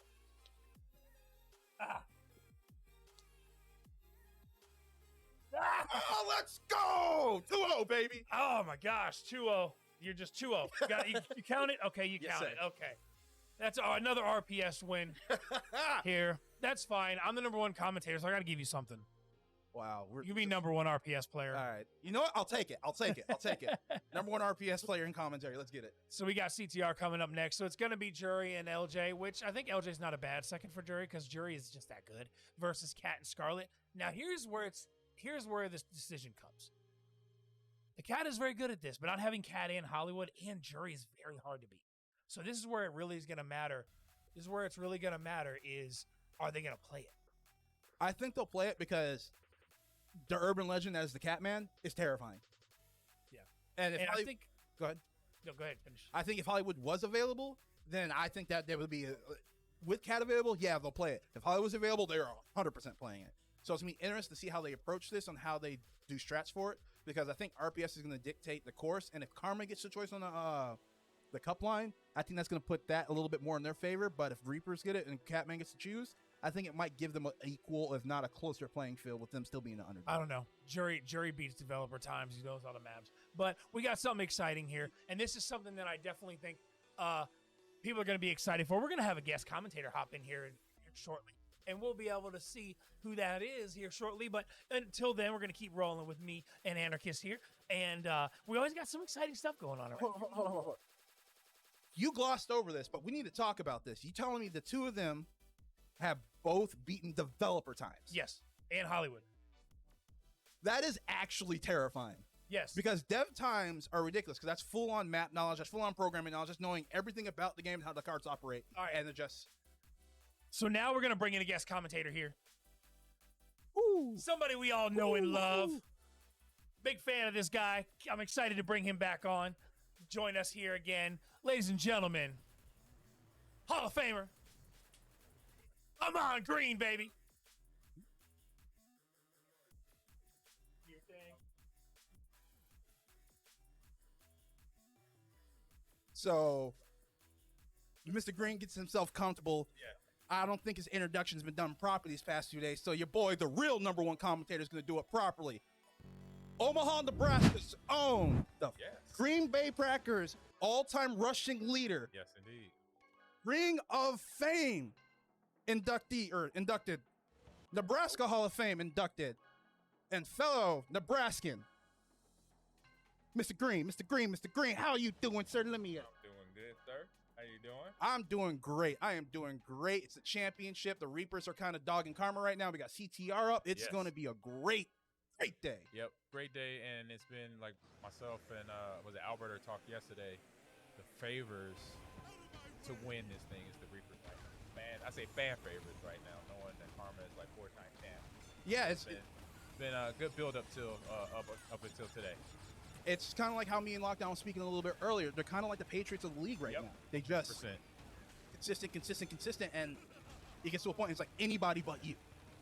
Yeah, and to me, it's just funny when I hear, teams that are being perennial champions, winning the games, doing what they think they're supposed to do. All teams, I say, why are you doing that? I always ask that question because I'm like, if it was your team, though, you wouldn't be 8 on them, right? They're like, well, that's something different. I'm like, well, no, it's not, because then your team would have been 1 and 4 straight. So where's the haterism? See, I keep it a buck. I hate everybody that ain't me if they're winning. There you go. People just want to admit it. Consistent. Yeah, exactly. Consistent. It's like, I don't like them. Why? Well, I don't like anybody. Go with that route. All right, so we got Karma with Jury and LJ Inferno. Oh, excuse me, Inferno LJ. Got it backwards. The real LJ on the left side, and then we got Cat and Scarlet on the right.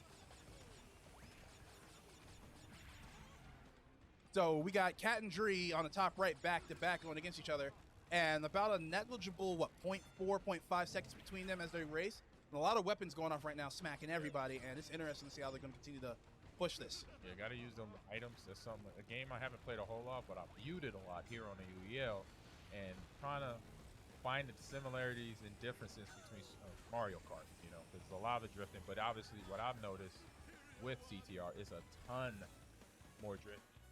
Yeah, the drift system. Having that down pat is a must to win this game, basically. It's ridiculous how different the drift system is, because Mario Kart, you just do the drift and you go, but in Crash, it actually increases your top speed, which is a huge difference between just a momentum boost. Yeah, and you gotta know kind of how to cancel it. I just learned myself. You drift and you cancel with B button first. Mario Kart, I don't know for CTR. I will find out one day. I think it's like, just for sake of conversation, like left bumper, right bumper, like left go in, right bumper get out, and it's like, so you tell me I have to manually do every last bit of it instead of just like tapping B through it and then tapping it again and going about my business. And your thumb is already on the left analog stick trying to steer it, and then your right thumb is on the other one, and then the index finger or middle finger or whatever is trying to do whatever. Wow. So the items behind you or in front of you, you got so many different little mechanics about, say, a racing game, even though it's like more arcade-ish than simulation. And I just wanted to point this out that happened as we were talking. Cat opened up a shortcut and the entire race just went in right behind them. So that kind of nullifies that advantage. But as you can see, once again, Jury is in the lead with that minor, and Cat takes it right back. So we're going to see these two going back and forth the entire time. I think this is going to come down to their teammates on the pole position, because if first in place constantly goes back and forth, it makes that third and fourth finish way more important. Yes, it is. And that's where you started that conversation with the shortcuts. That's another huge thing. Paying attention when that shortcut comes to bout, so you get your car and yourself in position, and making sure you hit it right so you can take advantage of the score, get in the lead and try to keep the lead. But it's hard when everybody has the items that you. Exactly. And Cat just got hit with a shock trap, but he's still holding pretty strong. Yeah, he's top left. Cat's top right, Scarlet, or not Scarlet, excuse me, Jury's top left. Got it. And looks like he actually drew such a long lead, and he opens up the shortcut. So let's see if anybody can catch up to him. And looks like that the shortcut just slammed right in Jury's face. Oh yeah, I saw that. He got stuck trying to get in the door there. And that's a huge opportunity for Inferno LJ to get up there on him. And if that bomb would have cut that corner and clipped him, if them getting the first and second win would have been a huge thing. But it's looking like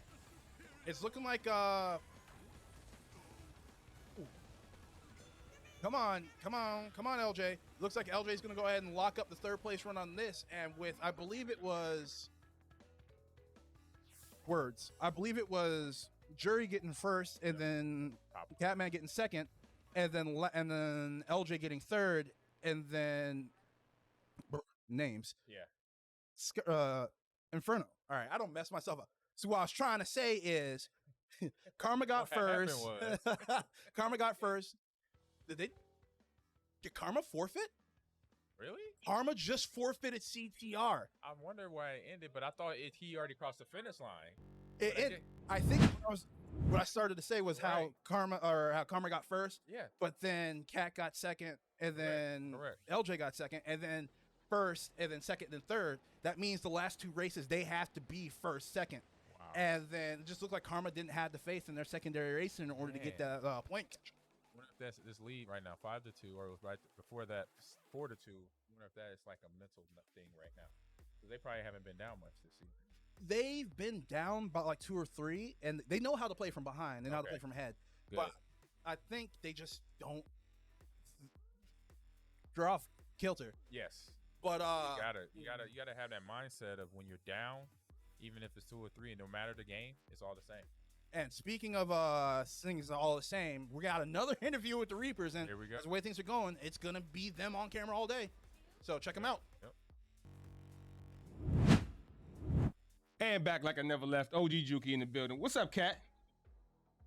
Hell of a race, man. Yeah, it was. And I'm doing fine, by the way. Thanks for asking. Everybody's scared of I'm sorry, my brain blinked out. But usually when Karma plays, jury's in, CTR comes up, the forfeit happens. Right. Same Y'all with us, took the man. chance. Same with us. Yeah. No, but I've seen y'all race before. Yeah. I've seen y'all race before. A couple times, you know what I'm saying? Because a couple teams will try, but they don't try them for whatever reason. I've never seen the team try them. Y'all took the chance, and they ended up forfeiting it, which is strange to see. Right. So at that point, the game was over. So we have multiple players on our team that play. Their strat is have jury get first every time, which we know that's not going to happen. So as soon as we got map choice, we pretty much knew we could win off the jump because on those maps, the items are such a huge part. And then Scarlet, he had Garrett coaching Scarlet on when to use the clocks. As soon as he's going for that ramp, boom, he hits the clock. Now he's stuck for 10 seconds. Meanwhile, I'm just still going and I'm clear. And then once he lost the second race, there's no way they can come back because You Inferno have to, was getting yeah. 4 every time. Yeah, the So, points wasn't adding the up. points aren't going to come back. So all in all right, so we're on past that match. The grand scheme of things, you guys are up, 3 on them now? Yep. You guys are up 3 on them now, Now 5-2. Tekken. And now Tekken's up. But everybody's available. Everybody's available. Scarlet. How you feeling? How you feeling? Scarlet. Scarlet. That's all I can say. It's Scarlet. So, That's good to know. Very confident. But I like the trust you guys have in your team, man. Yeah. It's beautiful. It's a nice thing to see. And all in all, you guys are starting to break away at this point. A win in this would be a huge blow to them as far as team morale right there at this point in time. I trust in Scarlet. Looks like Javen, Chicken. Yep. I trust my team. They're gonna force in here with LJ and Pit-Boy, so hopefully we get Mortal Kombat next. That would be perfect. Or Guilty Gear. Any of those. Another fighter rolls. We're gonna win it. So. All right, man. You guys are making a hell of a statement here. You're showing that there's a new sheriff in town. That's You the know, plan. you're looking like y'all guys are about to take it. But it's still a lot of games left to play. A lot of time left on that clock. Yeah. And regardless of that, keep pedal to the metal. I'm sure you're not the type to let up easy. I've seen you guys play, but I continue to wish you guys the best of luck. But it doesn't look like you need much of it. You know what y'all know what y'all doing out there. So continue to fight the good fight, and I'll see you on the other side, man. All right, bro. Back to you guys. So Good conversation. great conversation. As you heard from Kat, there's a lot of coaching going Yes. to LJ, And you gotta and do that's that. what proved it. Like holding clocks for ramp jumps and times. Yes. I don't think I've seen coaching to the level to that. They picked the map for that particular reason, Yep, where which items is were smart. huge, and then item timing, which is huge, Big.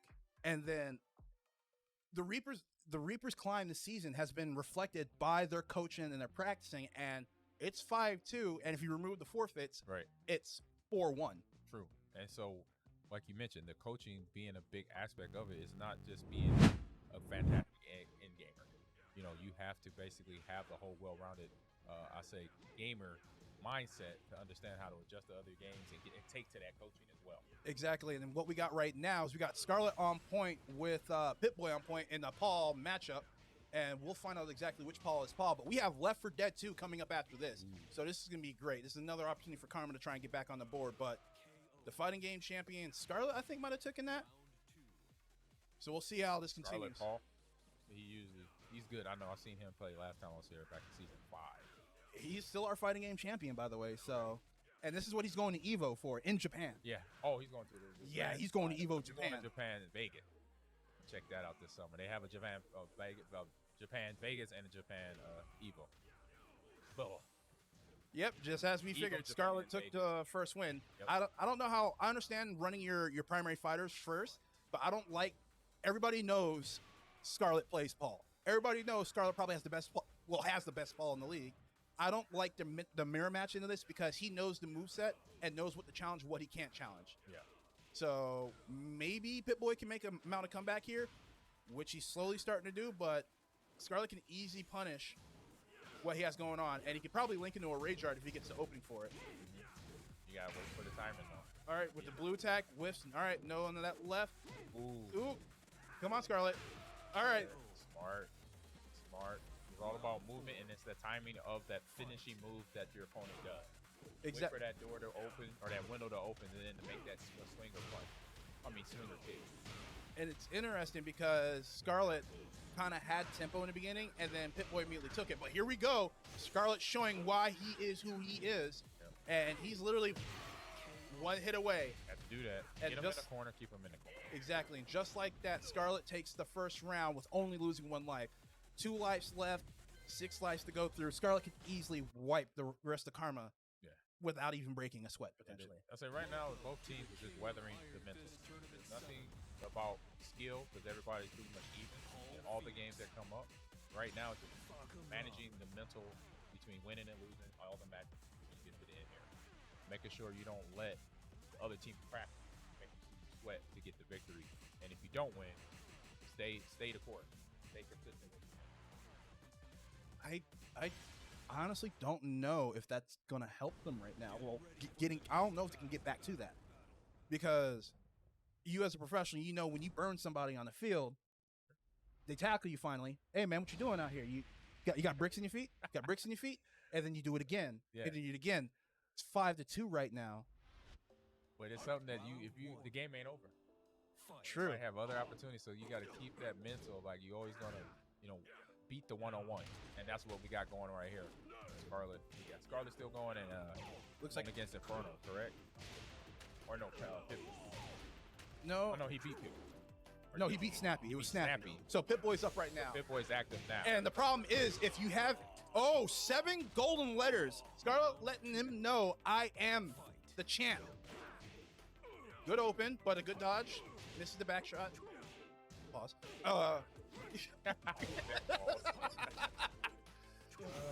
Ooh, good launcher, and it looks like he's gonna take the second life off Scarlet. Yep. If I was Scarlet here, I would try. Actually, not try. I would force Karma into force him to up the tempo. Ooh, there's that low, but it's not a launch. Got a low, high. Good combination. Got to mix it up on them. Good players. Okay, there's a juggle on the infinite. And I don't think they realize how versatile Paul is. That walls are good, but they're not. All right, you gotta. Paul's a problem. Along with King. Ooh! All right, Pip-Boy. Okay, Pip-Boy. Don't. Yo, does that punish? Yo, punish it. Got it. Let's go. Got it. Ooh, Scarlet, Time. point to the belt because you're the king. Timing. If Scarlet gets this win and then loses immediately in the next round, it doesn't matter. Because I don't think Karma can come back with the 2 people the Reapers have left on the bench. All right, so this is huge. Good gameplay, smart gameplay, and master gameplay. Yeah. Right now. Ooh. Oh, he just missed the low takedown right there. The low slide, I think, was a safe option. Ooh, gotta tech those. Wake up super button. The Rage Art. Oh, now he has it. There you go. Need it. The well-timed backdash. Scarlet's still with 1 life. That's awesome. That just show you the gameplay. What type of player he is, the mental and the physical and all the mechanics. He's a well-rounded FGC player. Is it just me or Scarlet kind of like, a paycheck every 1st and 15? He's there on time. Hey, right now, yeah, he is dependable. He's gonna pull up and be there. And from this point forward, unless the rest of his teammates actually fold like a chair in a snowstorm, I like the reference. There's no way the Reapers lose this, even if Scarlet goes out. No, because it's just a numbers game, and now the mental is shattered for Karma. It's cracking a little bit. And LJ is their main fighter, so he could take this over, but it's a tall task to go through 7 rounds worth of people. Yeah, it's tough, but see what they could do here. He can fight through it. Gotta tech those. Ooh, Gotta Back attack to- those. Gotta tap, fight back, pull out of that with the counter. 7 rounds, 2 lives. That's don't let him do it to you. Do not let him do it to you. Let's grab, hit down to the ground. Oh. Back to back, spam Okay. it right now on 7 golden letters. Scarlet said, "Me and the boys got a trip plan. We're gonna need that 40 grand right now." Man, Okay. there's a nice good parlay. Inferno waking up. Hopefully he can pull something off. This could be. It's a strong possibility Scarlet selling. Like, I know he ain't that type of dude, but he could sell this and let his teammates clean it up. But what's terrifying is ooh, that was greedy. Now he's being patient right now. First he was out active. hitting Yeah, there you fast go. Scarlet. And not watching the movement of Scarlet. Was able to get Scarlet to take advantage. So that one, you saw him being a little bit more patient and firing his low kicks and high kicks and his punches. And that's kind of unfortunate for LJ because he was so aggressive early and he got punished for it. By the Right. time he got his wherewithal, like I said, try to get back in his zone, he has 1 life to go through 6. Exactly. So Scarlet's done his job. So when they make a mistake, he punishes. And that's what you got to do in fighting games, especially Tekken. When you get that time, that opening, like I mentioned earlier, you make them trade for it. Bob, somebody who has really good mids and some good overheads. I'm not sure about Bob's low startups, Right. but I know his overhead and his mids give really good mix-up and his ability to punish 3D walking instead of actually blocking. So it's going to be interesting to see how Bob handles this and how LJ pushes forward against it with Lee. Yeah, and Bob's a guy that I always thought about using, but just looking at his size, sometimes the size and mobility, the way they code out the characters, in terms of the developer side, that can sometimes going against a fast fighter in terms of like Brian Fury or something like trying to think of another fast hitting player. I know Forrest Law, another one. If you go against a small fast player, then it's gonna make it tough for a big player like Bob or even like King that hits the grappling stuff like that. Sometimes you can't get all that going with the speed of the opponent. Which is terrifying with how, like, you're going back into the developer side of things with Bob. The character was designed with those kits, or with those tools in mind. And, like, even the character's backstory is, this is the optimal weight to be a fighter. Right. So it's weird seeing somebody that big moving around that quick, or even King, like you said, or even Marduk Nice combination. being heavier characters and moving slow. But Bob's at that tier just below that where he's still quick. All right, so... LJ gets that. All right, guys, you can't sell this. You have potentials to win this. Scarlet did all the work. You just need 1 round. This is Good counter there out of the grab. this is like running the clock down to the last second and giving it to the kicker, and the kicker shanks it. Actually, just hit block. Back up, but find your opening. Be patient. Take your time because he has to do a lot more work than you have to. 100%. You're the honey. You're the beehive. Let the bees come to you. Ooh. Nice hit there. Don't let this happen because if the Reapers want to continue their momentum, they cannot let this continue to go. And even then, at this point, there's some faith restored in Karma. That was a good trade. He took out advantage on life. Come on, you don't need to be pushing buttons. Take your time because he's waiting for you to do that. Yep. Because when you're pushing buttons, you cannot block in Tekken or most fighting games. That was red. That was red. That was a hard read. Yeah, that was too far distance spacing. I like when you hit Rage Art, get a little closer, and just obviously wait to where they actually are throwing or punching or kicking at the same time, but then you get it. You make that first contact, and boom, no Rage Art continues. Yeah, it's just... I think at this point, the Reapers can still definitely win this because they have the life advantage. But Karma now has... That momentum is there. Win or lose, that momentum is there. And that confidence is being rebuilt. And that's where it's going to make it a fun series. Yeah, I want it to be competitive, but at the same time, like, I was hoping they aimed when you aim for the king, you better not miss. I was expecting them to just bury him. Oh, just headshot bury him. Thanks for playing. Headshot there. Bury him. It's going to be entertaining. It's getting there right now. Okay, step in to launch the counter in your early aggression. Yeah, you just got to be patient. Like the movement of your opponent. Okay, good damage. Good job. Good low. And then you got to mix it up. And there's the counter. Grab and counter at the same time. Take your time. Take your time. Good power punch there. Remember, those counters have some of the worst recovery time in the game. That's game. Got the juggle going, and that's might be it right here. That's it. Oh, one more. Whoa. Oh, a sliver left. Don't overcommit. Don't overcommit. Yep. Don't overcommit. Be patient. Wait. Oh no. Don't- Nice counter. Yes, Big let's hit. go. Uppercut. Nice. And the Reapers take it. Patience. That's what I'm talking about. 6-2 Karma came down to the wire. Wow. So patience, due diligence, because like I mentioned, finding that opening in every fighting game, you are either going too fast or sometimes just a beat slow. And that time you saw on both ends, on Karma and Reaper players there, hitting it at the right time, and then boom, like you said, to get the victory. I believe was that LJ was able to get the win on that uppercut on that final hit. That was Flipped around. Yeah, flipped around. LJ Yes. was unfortunately He got hit with the uppercut. Yeah. But the timing of the uppercoming was the timing that needed to happen, because if it didn't, Exactly. it wasn't going to be. And if he would have whiffed that uppercut, like the footsies at that point in time, either one of them could have just launched into a rage art just to see if it would hit. And if that uppercut, if LJ probably had backstepped into a 3D walk or 3D walked into it, and then launched rage art at the end of motion, You would have had it. Yeah, exactly. Because they're already in full punching mode, so Exactly. there's no blocking going on, so that rage art can continue all the way through. But it just Great game. I hate Tekken because everybody loves Tekken. That's the only reason why I hate it. But that was a great match, and the fact that Scarlet did all that and his team almost held, I'm pretty sure Scarlet's gonna be looking at them right now like, Hey, you gonna give them a hard time? I would. They won, so they could be joking and jovial about it. But yeah, like, good game though. Good. That's what you want. That's what we're getting. Our price of admission. Good UEL gameplay from the strategy of last game for CTR. How Mr. Meow was talking about the maps and how they picked the map and all that, to now with the Tekken, the fighting, the patience of fighting, countering, pulling out of the grabs to get into another combination is all, I'll say, complete players right now. So we got Left 4 Dead up next.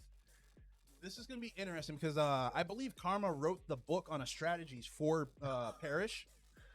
Looks like You said wrote the book. That means they dominate.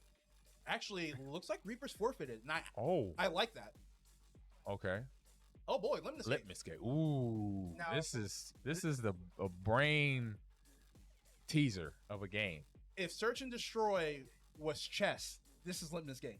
That had a baby with Valorant. Yeah. You're like, There you go. Yeah.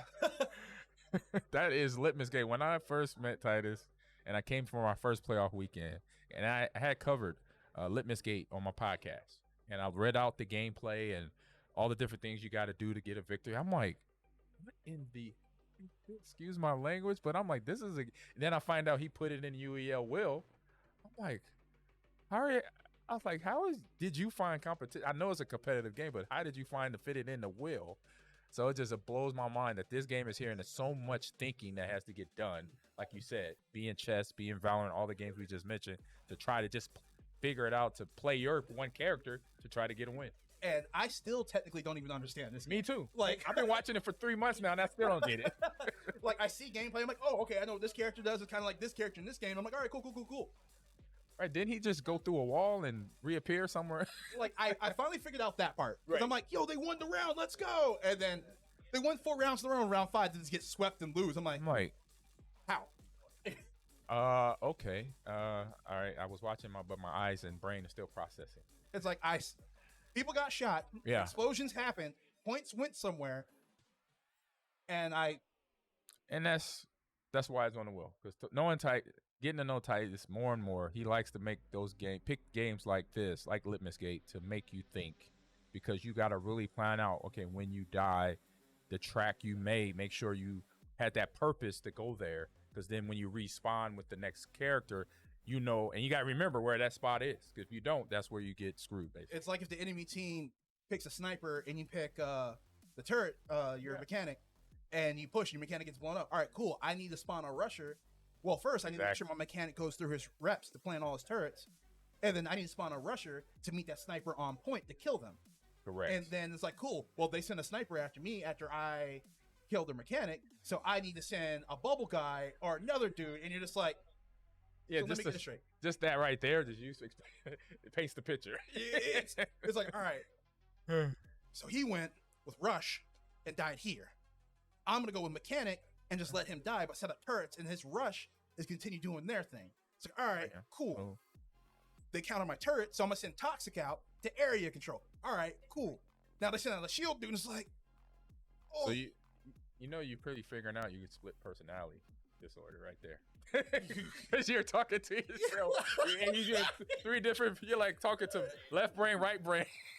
Hey, it's a party in here, right? It's a party in here. You make it happen. And that's what litmus gauge does to the brain. You almost split it in half and you have 2 different personalities up there.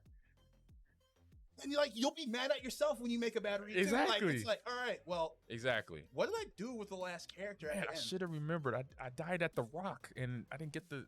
I didn't rotate. Pair it up at this, So yeah. So it's gonna be fun. Just know that, everybody watching. But looks like we're getting looks like Karma rolled one rock paper scissors, so they'll be choosing the format, I believe. Okay. And I think the Reapers will be choosing the map. The map, okay. And y'all are ready for a treat. We got one of our best cameramen for Limnus Gate in here, so we're gonna get them good views. We're gonna get that good scope of that action. I'm looking forward to that. Yep. Because the maps, high, low, you got elevated maps. Bottom floor, top floor, mid floor. Mostly outside. Most of the maps are outdoors. Depending on most of the maps are outdoors. Correct. But it's just the difference of how large the indoor spaces are. Got you. So you have some big spaces and some small. Yeah, close quarters. Like something almost like the size of one of those plastic tents on a football field where Correct. like injured players go in. Yep. And then you have some that are like actual like YMCA, not a YMCA, but like a small shack. Yep. But here we go. Looks like we got the wheel coming up for the next game. And the drone's up. Checking out stuff. See what this next game gonna be. F1. Ooh, we had this yesterday. We got F1 and Jury is out for this. Ooh. And then we got Mr. Zon Scarlet up for the Reaper. So having a racer come up is gonna be wild. So it looks like they're doing capture the point right now. So this is gonna be really interesting because like I was speaking about earlier, every turn is a different turn, you build upon it. So you might see one of the teams just take over a large part of the map, right? But then round 5, just blow them out completely and win. So let's see, selection is still going on, and we got. So they spawned in now. We got Jury with Rush coming around to point A, and then we got the mechanic setting up turrets over by B. So it's gonna be interesting how they do this. If they're just gonna play the round safely, or if they're gonna get aggressive. You got Jury seeing the turrets being set up. Yep. He started on one turret, but he didn't finish it to go attack B, which is interesting. So I want to see and he's dead. And there we go. Rush dies. So it looks like a point apiece and been set up on. Got that game on YouTube going. So now they're watching the replay to see exactly how everybody responds. With the Reapers getting their mechanics still alive after getting that kill on Rush, I believe they set up one more turret on B, so I think that's 2 entry points covered. And now Karma has to counter that strategy with what they're doing right now. So you could see a Toxic come in to put poison on the turrets and then try and get the mechanic to move out of that space. Oh. Or you might see a sniper come in and try and be more aggressive. Yeah. Or a heavy with rocket launchers to actually clear everything out and make B a There you death go. I would do that. Rocket launcher. Creates more damage, has a bigger blast radius. Sniper rifles, you got to make sure that person's accurate. I'm pretty sure they are. They've been playing this game all season long and practicing it, so that wouldn't be a problem. But RPG calls more damage. So it looks like Karma went to since they went over. Woo! Oh. So that don't sound good. So actually, the Reapers sent their heavy over to A to contest that, and then let the mechanic at B while Karma spawned the mechanic and sent him to C to set up. Reaper's goal is to just fight over A and B and keep that space because the mechanic from Karma didn't get in the B. So right now, for 2 rounds, they have solid control of the right side of the map. And Rush can't beat a heavy. He might be able to push up on him, but based on how that live was played, he's going to be a slow rotate. So we might see a bubble or a defender from Karma, or we might actually finally see that sniper to deal with the heavy before he has a chance to get into position. Yeah, and just make sure with set up your field, what I call like a force field. You set up your players around those points you're trying to hold. Make sure they know they're in spots where you have a clear shot, clear point of view. So the players coming in because they're trying to rush in and get the spot or control the area or whatever. So they forget about their defensive. And so that gives you a free clear shot even if it's like sniper or rocket. And like you said about keeping the area under control, Karma did control that C area with those turrets. So if the So if the Reaper's trying to change the strategy, that's something to be cognizant of, because nobody even went to that side of the map. Right. So if they're forced to that side, they might not even have the knowledge that it's set up over. And that's all the beauty of this. You got to pay attention to that. If you don't, you'll miss out on. So looks like we do have that heavy spawn for Karma going. And looks like all right, so what happened here exactly? So they're heavy, and I think that's toxic for I believe that's toxic, right? Was that the shield guy? Couldn't tell who that was. I missed that round. On B or A?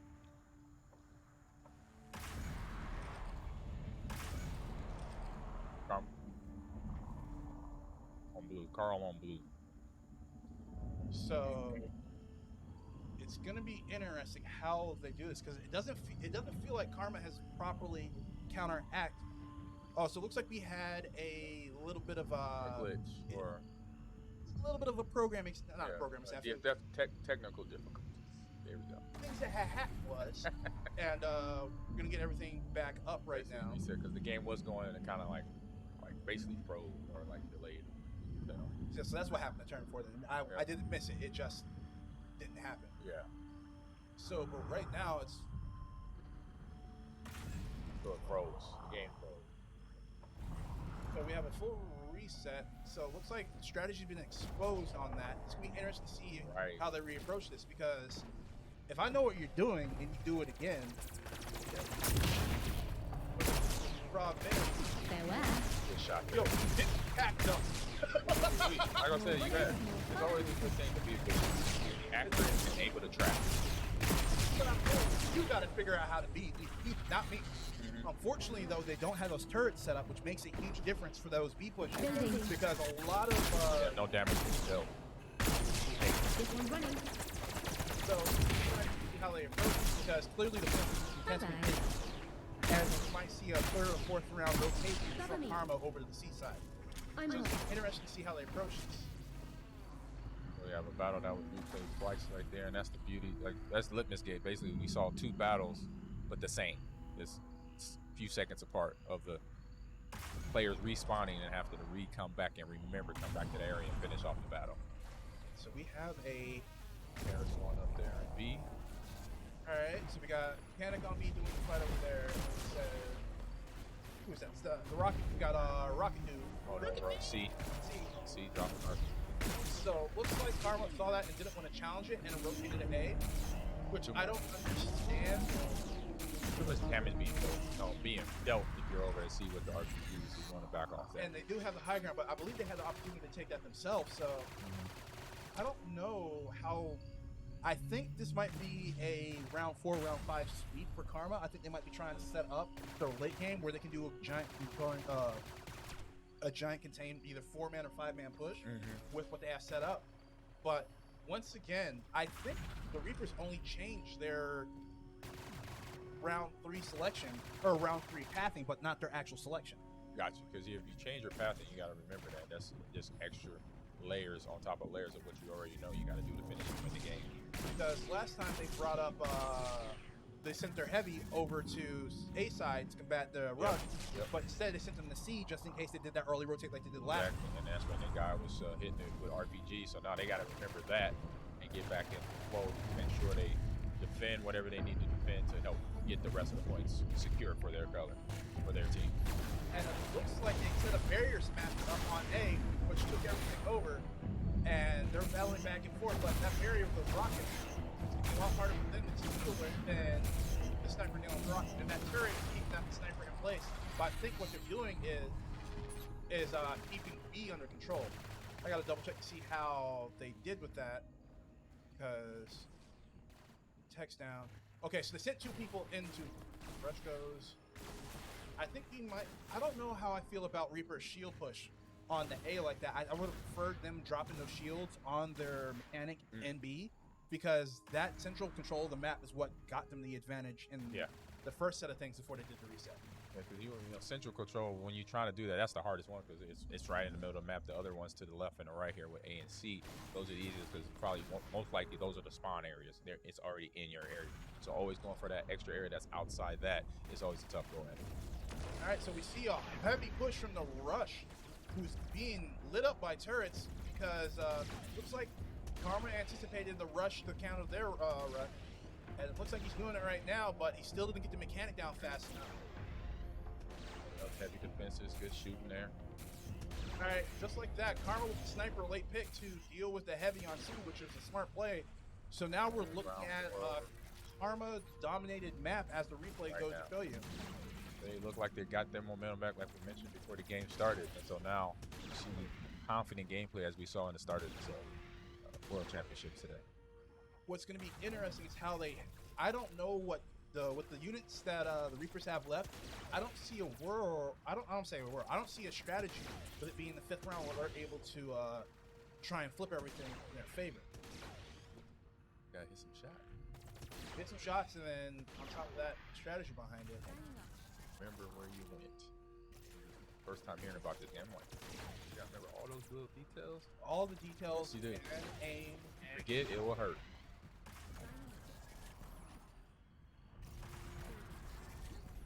So here we go. Alright. Got turrets. Snipers in position. Look at that. So Reapers contesting A. The turrets are getting built across the top of B. B's firmly in control of Karma. It's a bloodbath. Right now.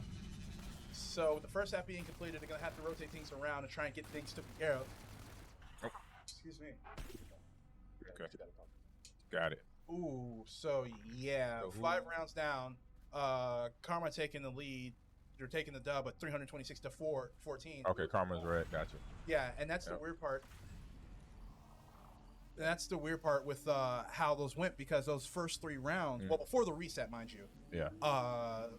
the Reapers had a commanding lead, and the strategy was developing really well.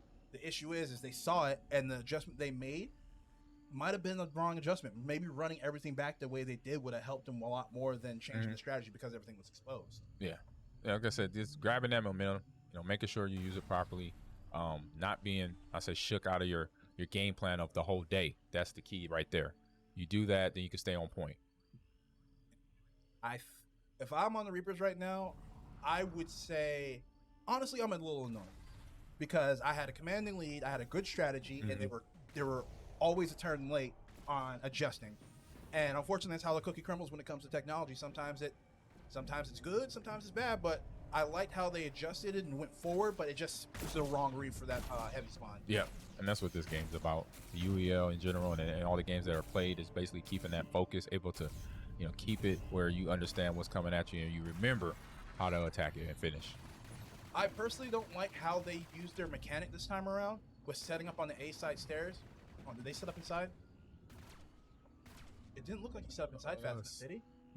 I see somebody running around in there. He's back out now. I think he set up a turret in there and then rotated around, or that was the final step. Because he set up a turret on the stairs to A, and I don't know how I feel about it. It's in an isolated spot, so they have to approach from that backside all the way to the right and expose themselves to that turret in order to get rounds on it. So they might have made a good decision on that, but yeah. Yeah, you want to make sure you put up your turrets, make sure they're not in areas and clear a view of everybody, because obviously if somebody from another point can take it out, damage it, so that's two birds, one stone. You don't want to do that to yourself. Make sure you hide it to tear it behind a wall or crate inside or outside to give it a free time to shoot. Wow, Reapers with a hard read, sending the heavy over to C to force Karma's mechanic to rotate over to B side, which B they do kind of have an advantage on, but this is where the A rotation, as there goes the heavy, trying to fight the mechanic on A side. Another turret coming up for A, which is in a hard position for the heavy to actually get access, line of sight on. Man, a lot of awareness, a lot of flowing. Gotta make sure where you have to be. So the question is, are the Reapers are going to support their heavy that they sent to C just now, or are they going to rotate and try and catch that mechanic in between points? Because I think sending a rusher straight up B might be a good idea by the Reapers in order to kill that mechanic before he gets fully set up. Yeah, because once he's set up, he has the protection in the turret, and so you want to make sure you keep them off of a rhythm. Don't let them get set in their ways of what the game plan they're trying to get going. So it looks like we see the cap. I can't remember what exactly their skill set does, but I think they're highly mobile and they're able to get around. I think think it's like Rusher with a little bit more damage. Don't quote me on that. But you see them pushing forward with that. Oh. So it looks like they pushed through B in order to rotate to C to get onto the heavy that spawned on C side and got packed up.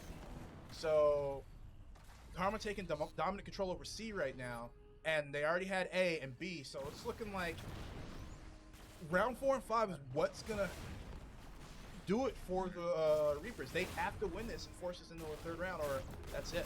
They got a lot of ground to make up right here. A lot. And I don't know if area denier or snap. I just don't know what the right move is. And what happens is the anxiety of trying to catch up. You know, so you got a point game where you got A, B, C points, and you're trying to get into that point, secure them, gain points, and when that happens, when you get behind, that's when anxiety you start making your anxiety clouds your decision making, and then you don't have the resources, and you're not doing what you should be doing or typically playing the way you should be playing to get the win. Exactly, and like you said, that happens, and then you get tunnel vision on. Yes. Oh, I need to get this area taken care of. I need to get this done, And then boom, I'm dead. You're dead in like 3 shots because you're not worrying about your defense or staying alive. You're just worrying about getting that points, and that's what gets you killed. So looks like we got inside. Oh, so the rusher, that rusher I told you about to go through mechanic. That was him. Yep. Okay.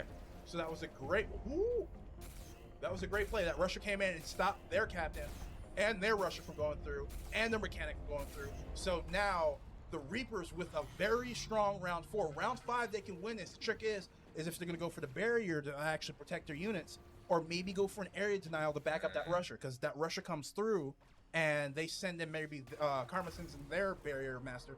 Those barriers are good for bullets, not poison. So you got to figure out what you're better at doing. It's either do you rotate and help C and let that heavy come across the map again, or do they try and change the strategy?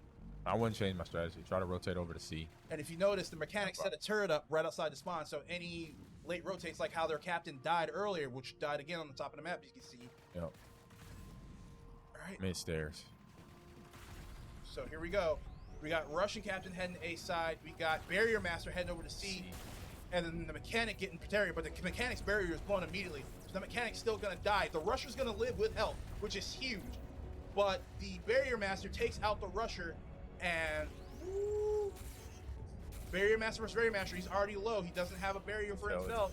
Barriered up A to hold the point, but I think Reapers had C. Nope. Holy cow. No, they didn't win A or C. That is they had it. They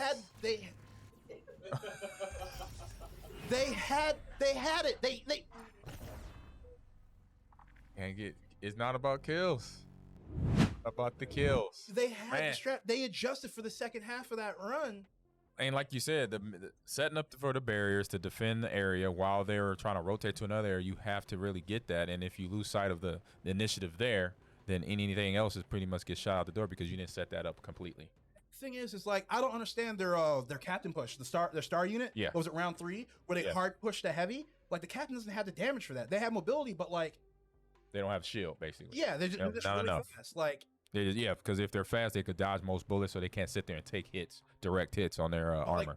Buddy came in and got like packed up. So I don't know if that turret that was by their spawn had been there throughout all the rounds, and I missed it. So he took one splash from a rocket and a couple bullets from the turret, and that was it. He was out. So I think honestly, the last play that last turn, I would have gone for area denial because kills are cool and all, but if you would have gotten poison set up on that backside of B, almost all of Karma's units came through B at some point. Yes, they did. So if you hard put that back point and then across the side, like to the right of B, and then that back window of B, I think they would stop those rotations and won the game. Yeah, because the arrows of denial gives you time. You know, because they got to shoot through it to try to get to the point and try to gain their points. But then that time, as they're doing that, that's when you can rotate. If you're at one area, you get to the right, and then most likely flank them to have some easy shots to get in. Which is crazy because the Reapers had all their units set coming across the map at the end of each one of their respective turns. So at any given, like round 5 with area denial doing the chip damage and getting those shields down, you would have had all 5 units, well, the ones that would have survived in the perfect world, if all 5 survived, coming across that middle. With your heavy having elevation advantage, with your rush coming around the backside, your captain unit coming around the backside, and your toxic unit coming from A to B. So, yeah, just missed. Tell you, sometimes that thought process is not on point, and your aim is, or your defense is not, still gets you a win or a loss right here. And that's exactly how Karma won it. They played the objective. They put a barrier on A. They put a barrier on it. They just walked up and said, nope. Here you go. And that, like I said, that barrier buys time, and it makes the guys work for trying to get points. And then by that time, you could flank around from behind, or you could do whatever. Really, if you got a rocket launcher, even from long distance, and a sniper, like you said, from another point, and snipe off to defend. There you go. Hey, this FPS at its finest.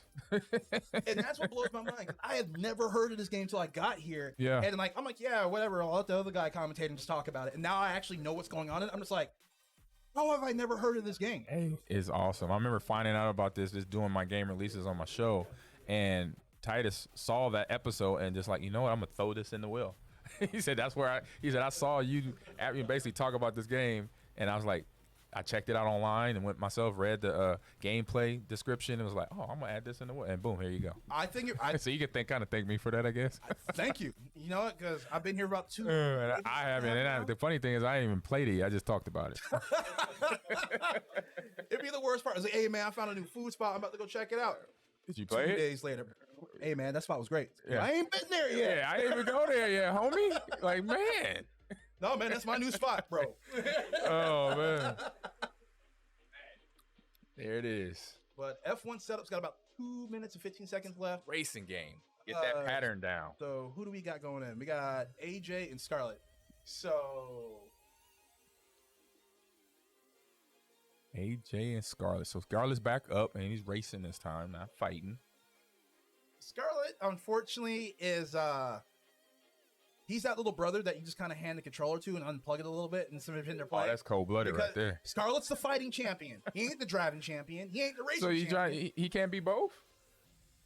AJ's a sports champion. Gotcha. F1 Is that what it is? Yeah. Oh, okay. Like I said, nothing against Scarlett. Love the dude's fighting game prowess, but buddy, Ryu can't like shore you through an entire race in the F1 car, so you might have to hold this. Oh man. All right, we got next spin coming up for after. See what this is.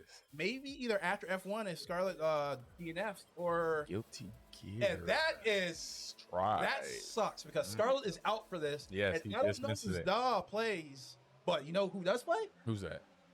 Inferno LJ, the real LJ. So Gotcha. I feel sorry for Zaw because if he doesn't play Guilty Gear, he's about to get packed up, and that's going to put them tied up if Scarlett doesn't pull something off here. And we got Scarlett on top right now, and our sports champion on the bottom of the screen. So we'll see what's happened right now.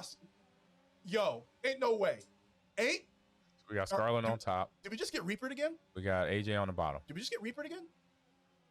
I think we might have just got Reapered again. So you saw when Reaper hasn't played a game of League all season, and then the first game they play, they just blew everybody out the water, right? Correct. I heard about that. Scarlett is in second place on the track against the sports champion right now.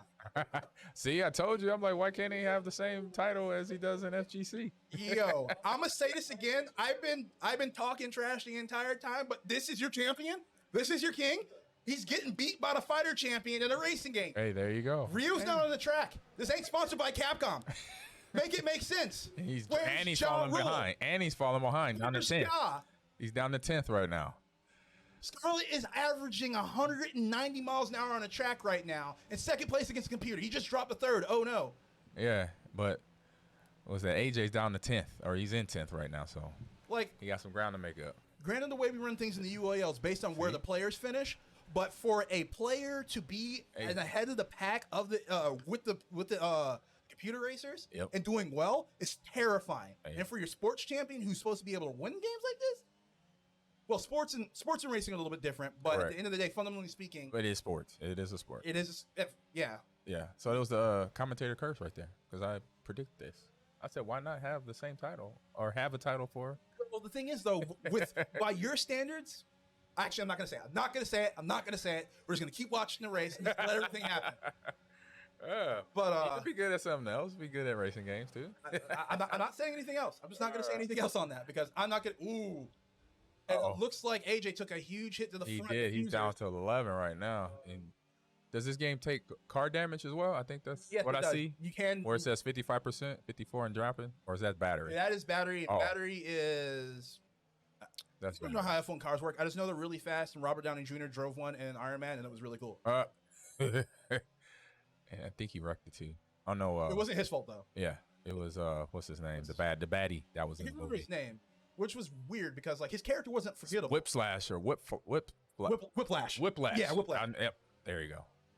It was Whiplash. Mickey Rourke Yeah, Mickey Rourke. was Whiplash. Yep. I think AJ better call Whiplash and get him to show up Yeah, on the come track. on the because track. He's kind of getting smoked right now. Let's do that.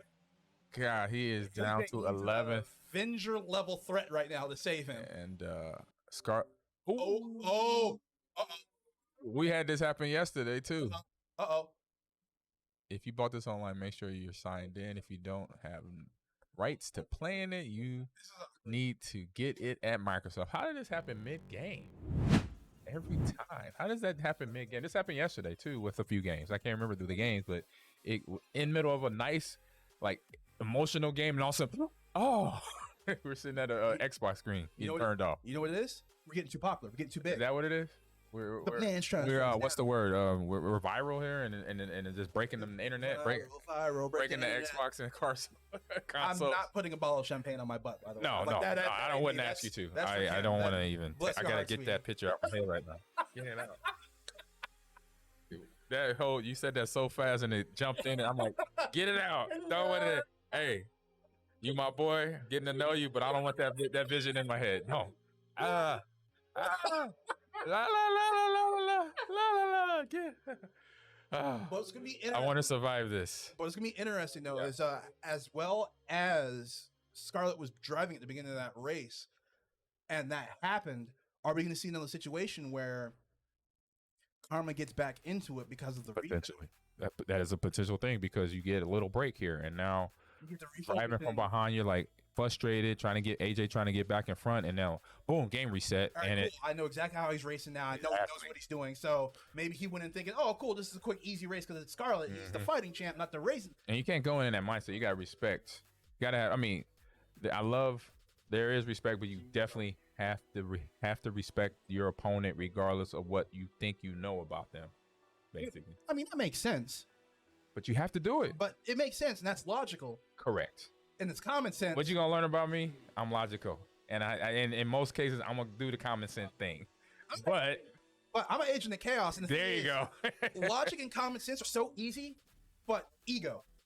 You can never Yes. properly- Actually, you can, but that separates the difference between professionals and higher ups. But give me just a second. We just heard that the GMs are actually reviewing everything that happened. We might have a decision on what goes forward with that. Got it. But back to the previous Sounds statement, you can be a champion and you can know better, but in the back of your head, and sometimes so subconsciously, you can be like, I'm me. Can happen. That's true. Yeah, that's a true statement. But you gotta be. I say pick your battles. That's what you do when you have that ego creeping in the back door of the house, and you got yourself in the front door. You're like, just shut that door. Yeah, you can step like, back outside. Everything's good right now. We don't We're need you good. here. We don't need you yet. Not yet. So yeah, but no, true statement there. True statement. What did my man T'Challa say? we don't do that. Yes. We don't do that here. No. Yeah. So we got set up. Restart the Xboxes and hopefully finish this. Really hope Scarlett is able to maintain his dominance, because what's worse in those situations isn't so much the opponent getting the new opportunity to play again. Mm-hmm. It's you losing your momentum. Yeah, Especially something you couldn't control, because pacing and time, I don't think there's a way AJ was catching back up. No, Especially with the he damage wasn't. took to the rear diffuser. So He was trying to get back up there, and every time he did, crash or somebody in front of him. Yeah. So Scarlett was battling with the first place racer. that was it. Taking perfect turns. And he only dropped down to fourth. So if he stayed in that position, not a lot of crowd around him because everybody less, by from rank 5 all the way down is in a crowd. Exactly. And that's why AJ was having the issues. But speaking of issues, don't be the problem at the next gathering or the next UEL event. Get yourself some of this swag. Yeah. My head's too big for hats, but check it out. Check it out. Check out the merch. Check out the merch. There you go. Inside, outside, boom. And like Lockdown was saying, we do occasionally have limited run stuff. And Doc, I'm gonna need that jacket off you, my man. Yep. I'm gonna need that. I need that, Hammy. Yo, I like the hammer. You can scan the barcode right there for what's that? The combine or for the draft? Which Correct. the last Register day now. registers the 24th. Yeah. So if you think I will be a good leader, or you think you can beat these people or beat me, sign up. Come get Hey, drafted. pull up. Yeah. As we say, pull up. Worst case scenario, you watch a bunch of people playing video games for nothing, and you're at home, which is no different than what you're You're doing at right home now. doing this. Or twiddling your thumbs. you can be playing for $100,000. Yeah, twiddling your thumbs. Hey, I think I want to play for 100 grand. Yeah, I mean, There you go. That's just the way I think. how them old Everest commercials go? You ain't doing nothing. Get up, get off the couch. Which one? Who was that? The Everest coach. Oh, commercial. wow. Everest College. Oh my god. Looks like we're back. Oh, in here for we the go. Race, So but it's we the gotta same here. So Scarlet on top, AJ on bottom. Here we go.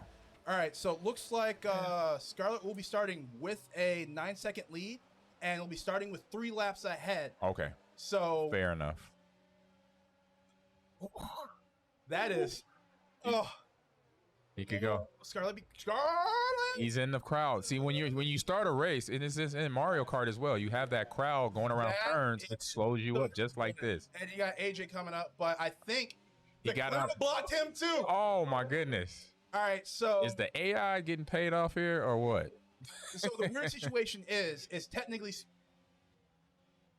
Oh, so AJ started 9 seconds ahead, or excuse me, AJ started 9 seconds behind. Right. Caught up because of the crash, and then got a 2-second penalty. So I saw technically that. speaking, he's 11 seconds behind. True. But as it stands right now, all Scarlet has to do is complete 2 laps at his current pacing, and he's good. There you go. But you do have AJ only 2 pole positions behind right now. What is it? 2? So you had to get past him 2 more seconds then. Yes, he's gonna have next. No, it's gonna be 13 seconds. If both of them complete the race, and it goes down to player and player Correct. times. So he has 13 to- seconds ahead. Gotcha. So You got to bust it and not wreck. technically speaking, Bust it. Go team, go. the F1 gods would literally have to spawn in on the track, grab Scarlett's car, and yeet it into the sun. Yeah. In order for AJ to come back, as long as he doesn't crash out. Right now, he's not in the crowd. The crowd's behind him because everybody was in that wreck. So that's a good thing for both racers And here. then 2 racers actually got it. And there goes AJ. Speak of the devil, here come 2 more AI cars popping up. So it looks like Scarlet may be AJ able to- got another warning just now. So this wasn't a penalty, but another warning. So if I think if he connects with Norris again, he'll get another 2 seconds. And if that's the case, Well, Norris just went to the pit, so you don't have to worry about him right now. so that'll buy him some time. But he still got at least 16 other racers because 2 NPCs were Taking out. eliminated at that first turn. Correct. Kerfuffle. I've been wanting to say that for a while. I don't know why. Yeah. Is that a pastry? It's What is that? It- Or is it like a mushroom or something? you know what? I know the word. I know what its implied meaning is, but I don't actually know what the word literally means. Related to truffle? Some truffle hot sauce would be great right now on some Oh, pizza. God. That sounds delicious. Why you don't do this, man. I'm hungry and thirsty at the same time. Not a good combination. Yeah, I know the feeling. Yeah. But moving away from our casual truffle sauce and pizza conversation, Yeah, there you go. Scarlett's just He's managing well. he, He is now first step into earning the title of a racing champion, a racing god here. and honestly, I said it earlier. I was like, did the Reapers just Reaper again? Just Scarlett just out of the blue. It's like, oh yeah, by the way, I play F1. Yeah. And Well, not just play, like dominate at it. This shows their practice time getting, reward. Because every player in this league, every team in this league practice these games 1 to 2, 3 hours a week total. So now you see a good player that we know from the fighting world. It's the same mindset. Just learn how to win this game. So you got to be smart around corners. You got to follow the line. And if you follow a line in racing, when I say that is, when you sometimes go in a curl, you want to duck right on this right turn, duck left to go down right hard. So you hug that hairpin turn, similar to Mario Kart. Even though that's more of an arcade-ish, this is more real-time simulation. When you do that, have that mindset, then you can pick up the game a lot easier. And like that, Scarlett locks it up. There it is. And what There it is. and it looks like we're going in the halftime. Halftime. But to break down what you just said, What he's talking about is just for y'all in the chat. Yeah. Is every car, no matter how you're racing or how you're driving, I drive an all-wheel drive Subaru, so like I understand lines of driving. Yeah, exactly. But you don't want to approach at the tightest angle of the turn because what happens is as you come around that turn, you lose speed because you're forcing extra traction on the car. So you come out wide. So when you come through the turn, you're able to let off and accelerate into the turn. And then somebody that took that turn wide, you could cut inside them as well sometimes. Exactly. So it's a little bit of give and take because the lines are razor thin on how you handle turns. But where braking and ego comes in, like when you see some of the professional drift cars like Kim Block and all them, when they be going at each other. Rest in peace to the Gymkhana King. Gotcha. But you see some dudes do some wild stuff. Like I saw a rally race the other day. Where they did you see that clip where the dude No, slammed on I didn't see it, but rally racing in general, I've seen them in general, and that's you talking about drifting experts, and they have to be. Dude came in at about like 90 miles an hour on the outside. My whole buddy started braking. He braked late and forced the interaction where he cut him off going into the turn, and so not to get a penalty, he had to slow down, and he took him from it. Oof. Like that could have been dangerous going at that speed too. That's what I was talking about, that ego part. Sometimes you just got to go for it. He came in wide, and old buddy had like the perfect brake line. He took his line from him. Yep, that's what you got to do. Pay attention to that. Hey, but we're going to step away. We're going to be back in 15 minutes with more of that championship UEL. And don't go away. 7-4, but Karma has come back before. We'll see you on the other side.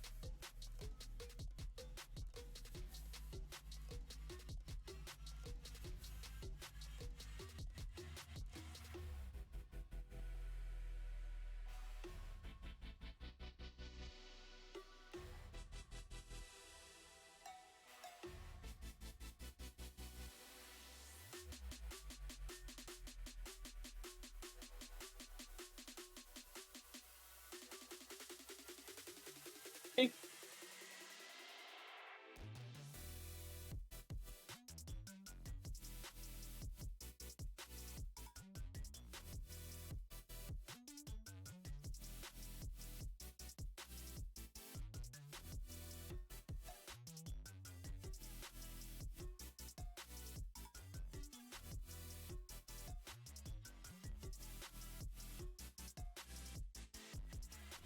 want something to eat? We got a little. We got a little snack. Juki.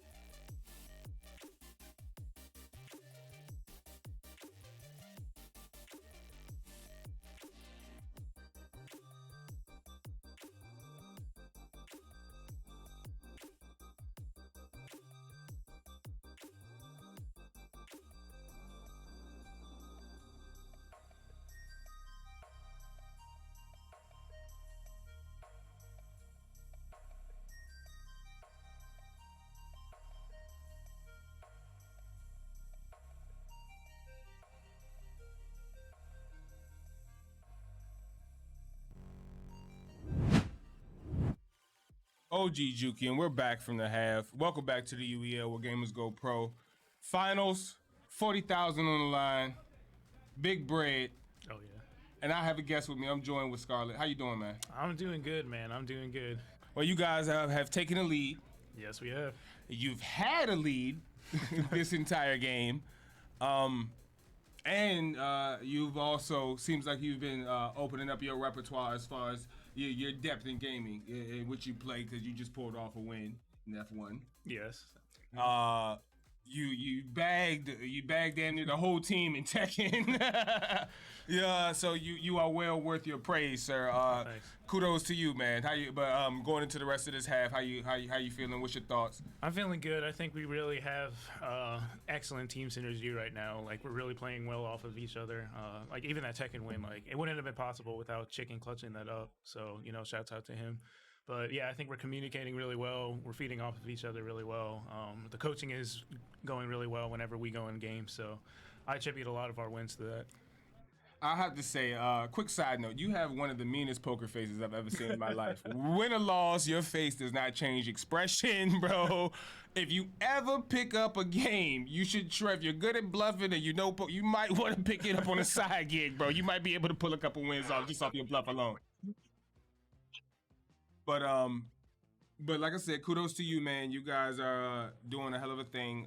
You are changing and changing the mode around here and making your stamp in UEL history. That has to feel great. It definitely does. But you still have a lot of work to do, and I wish you the best of luck, brother. Well, thank you, man. Appreciate it. All right, man. All right. Back to you guys.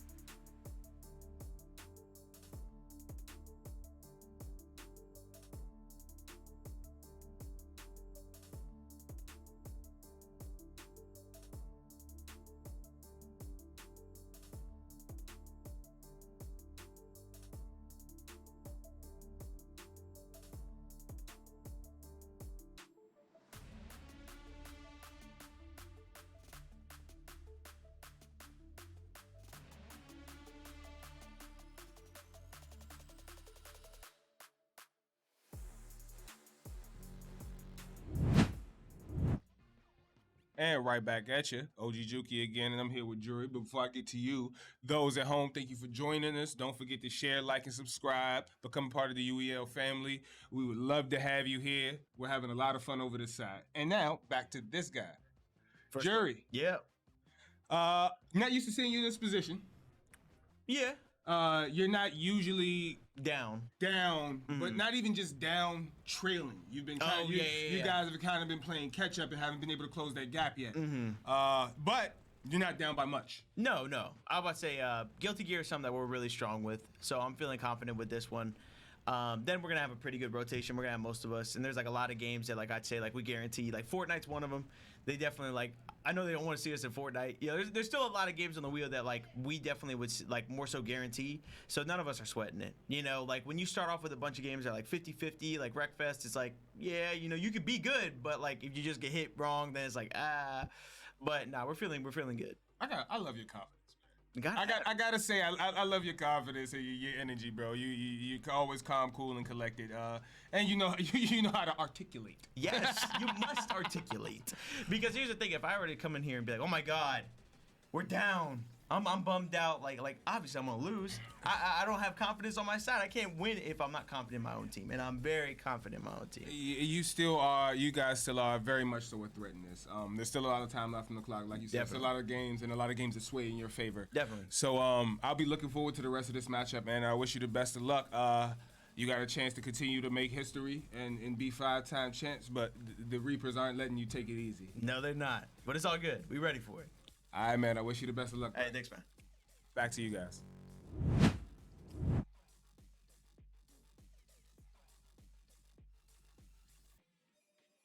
Hear ye, hear ye.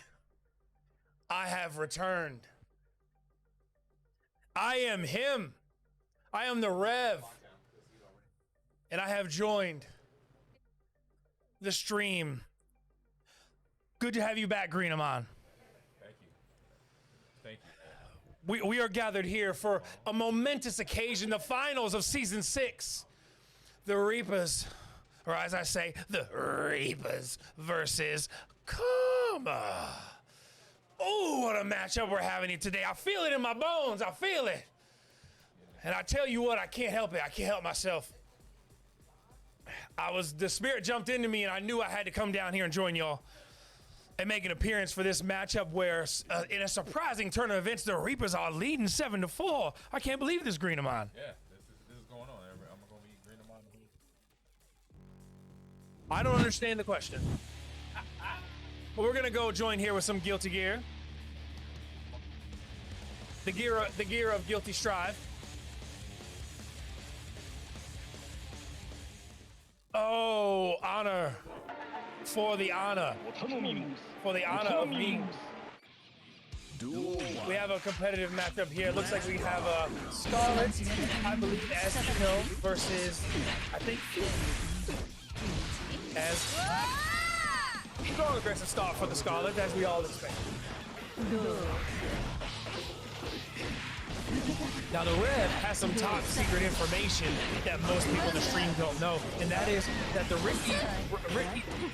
Ricky of the Rock'em Ricky, has really improved his Guilty Gear Strive game, and he's going to be a very, very tough opponent for them in this match.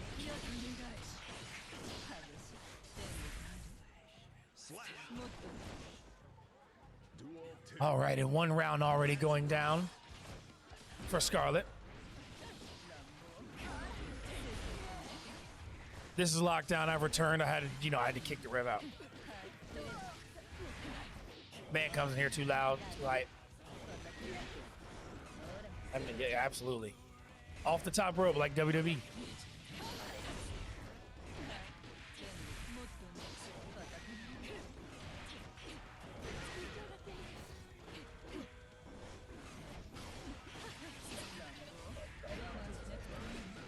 And then Ricky and Straight Zod.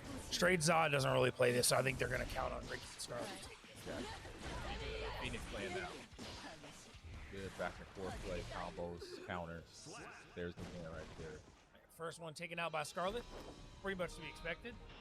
But the real concern is they got to go through Inferno LJ and Pit-Boy at the same time. Both of them are very good fighters. Okay. They are the fighters of Karma. So this will be the real test. But if Scarlet can take out at least one of them, I think people are really going to be surprised when they see Ricky play this. Like I've seen him beat legit talent in this league in this game in the past week. He's really up this game in Guilty Gear. Yeah, my mic. Yeah, it is super low. Better now. Yeah, Better now. there You're you coming go. through better. Yeah, so Ricky Rock'em, if you get that lab time in, then you build confidence. Then everybody hears about you and sees about you. And now it's a little bit of different mindset going into that game. Because if you take them lightly, then you get dropped in your bum. All right, so I'm not sure. So it looks like we got Pit-Boy going in next. So Pit-Boy's going to be using Leo Whitefang, one of the best characters in Strive. Right, a lot of the legit players in Strive use Leo Whitefang. So it's something about him that has a very powerful combat or counter or Got some power great move combos. I'm But a lot of pressure coming here from Scarlet. Tries to hit the burst, but Scarlet blocks it. There's a burst right back. Able to keep steady pressure on him, puts against the wall, take him out. Scarlet is not pulling any punches today. No, we got a witch with a guitar here, man. Absolutely not. That is awesome. Scarlet's coming in like, sorry, Ricky, you ain't going to get a chance to play. He's hitting the riff on him right now. Oh, and then he does the RC right back and then to the ground. Pushing the wall pressure again. Goes for the special.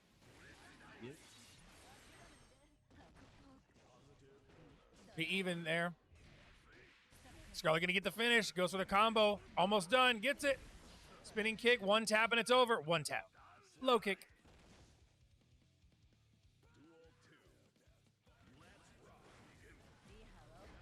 Yeah. All right, we got a nice rush off the start by Pit-Boy. Pushing him against, pressuring against the wall. Comeback by Scarlet. Uh-oh, nice comeback by Pit-Boy. They're back and forth trading right here. Nobody hitting any combos. Both sides are playing very defensive. Oh. Nice job using projectile while getting in for the combo by Pit Boy, but then Scarlet's able to turn it around, put the wall pressure up. He's got him pressured on the wall. That should be all she wrote. Coming off of it. That's what you got to do. You got to kill him. Spam the wall. Absolutely. Got that wall pressure, gets him up in the air. That should be a finish. He missed the chance to finish it off with the combo, though. And then he gets Triple combination. the hit. Good start to the second half so far by the Reapers. Scarlet taking out 2 characters already. Now he got Infernal LJ. I think Infernal LJ, from what I understand, might be the best one on Karma in this game.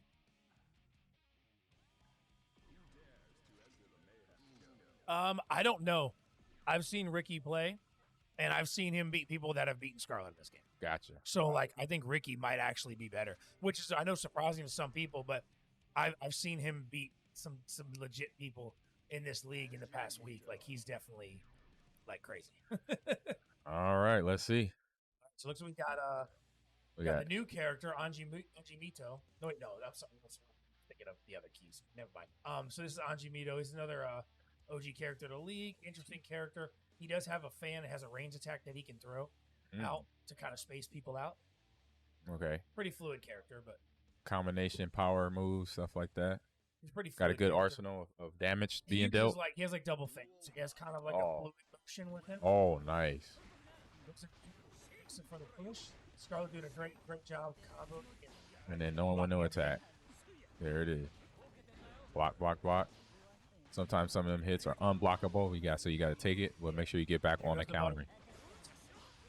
Burst right there.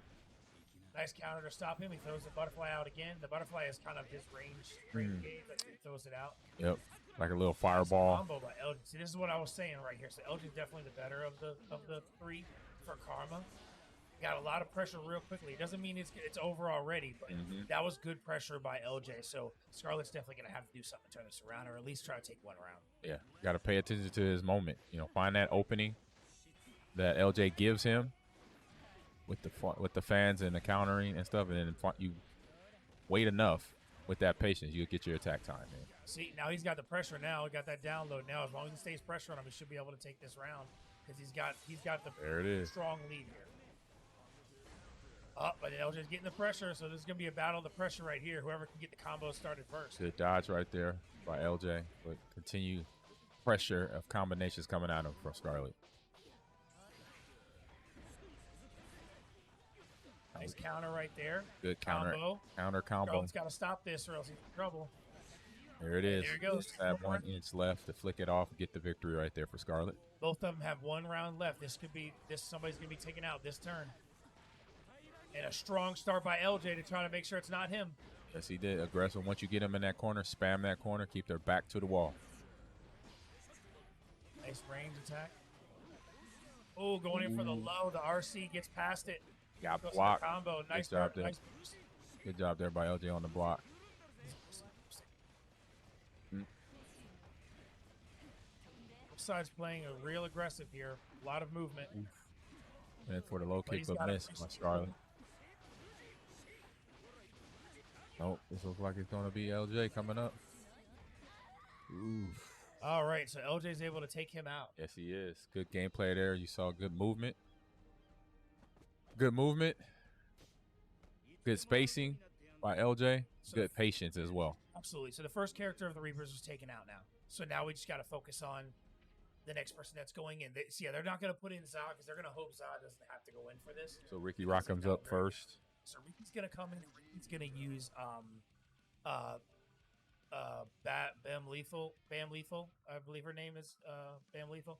And he's got a pretty interesting use in the way he uses that character. It's going to be fun to watch. Ban Lethal. Bam Lethal. Ban Lethal. Lethal. Sometimes is it French? That's French, ain't it? Sometimes it's not pronounced the way that you. So that's why I was like waiting for the audio cue. That's that French boy, Valentine. So this is where people I think are probably going to be like, "What just happened?" Because I think Ricky, if he plays the way he's been playing this past week on this game, getting ready to go, he's show everybody. Hey, it's playoff. Got to show up. Right now LJ gets it in first. Problem is you gotta get out of that pressure on the wall though. That's the only problem. If he doesn't get out of the pressure, he might be in trouble. Oh, 2 big swords. There was the butterfly right there. Out there. Good Kana. Good block. Well, Problem is, decent. there's so much pressure by LJ. I don't think he's going to be able It's to not do letting anything them with it. breathe, and you got to do that. Put that constant pressure on him so you don't get no time to hit the combinations. The timing of the buttons there you get go. clutched as well. There you go. Making some moves now. Got out of that corner. One hit. Done. There we go. Got out of that He corner. wasn't expecting that pressure right off the top, right at the beginning. Correct. He was able to get out the corner, but couldn't weather the storm from there. There you go. Ricky settled in Counter now. back. He's going to make his moves. Likes being on the lurky. LJ likes being on that left side. He was on the right and jumped back over. Yeah, a lot of people have their preferred side in fighter games. That's what I'm saying. Look, Ricky's doing pretty good this time. But losing that first round was trouble. He's got to be able to take this one round or else they're in trouble. No, it's going to be rough. Yeah, nice pressure. Oh, hits the... Oh, and he blocks it. Ooh. Fabulous block there by LJ. Oh, unfortunately, LJ's in fight. Might get the reverse sweep. Right. Ricky went for it. He had to because game's on the line. Yeah. Try to get in a flow. Again, wasn't quite patient enough. That's why this game went so fast. You got to find your moments. You got to be really patient. Watch your spacing when you're blocking and when you're trying to combo. Because then once they swing, you see that open window there. You got to take it. But if you're too far away, you're not going to hit. Yeah. Okay. So he's going with Kai Keys. That is a range character. If he can try to use the range effectively, doing the quarter circle motion with the projectiles, exactly. That's going to be his best bet. I know they tried to put in Ricky first because Za doesn't know this very well, but I still feel like they should have put Za second to see if he could possibly take it. It was just one round. True. A good strat there. Put him in at least. At least you don't. Right. You don't leave your worst. You don't take your best players out right away by doing that. You space them out. Let's see how this goes. We already know that LJ has a lot of pressure, so he's not going to be able to play the range game very well against LJ. He's got to make it. Burst. There you go. Nice burst. Gotta get out of there now. There you go. Flip the side. There you go. Yeah, I think after Scarlett and Ricky being taken out, I think this is probably going to solidify this right here. Yeah. To be honest, looking in hindsight, they should have put Ricky first and had Scarlett anchor. Yeah. Because only good thing is you get LJ warmed up as he was in that match right there, but the other two can come and get hot and then push him to the end. And most likely get the I victory. think if Scarlett had 2 lives, it would have been a different game. Yeah, so I think Ricky should have went first because he could have taken out the others. Yeah, different mindset, different feel, different anxiety when you know you got one life left. Oh, and here goes the super special. Wow. Finish it off. Put it on him. Shit. No, it doesn't. Oh. Right here, about 3 punches, it is done. Oh, so that's a big They're hype out there. You can hear them. Perfects in a row. That's rough for Za. Rough for the Reapers. So now it's going to be 7-5. Karma wins. Oh, there we go. So Karma back on the swing since a few games ago. Talking to myself and was an Anarchist was talking about momentum. Yeah. And so that momentum in a few games earlier before halftime, right before halftime, switched into Karma's favor because in the first couple of games before that, it was Reapers. They were winning the games, some of the fighting games, some of the sports game. I think it was the racing game when that popped up, and Scarlett was able to take control and get the victory. That's where that momentum started to change before halftime.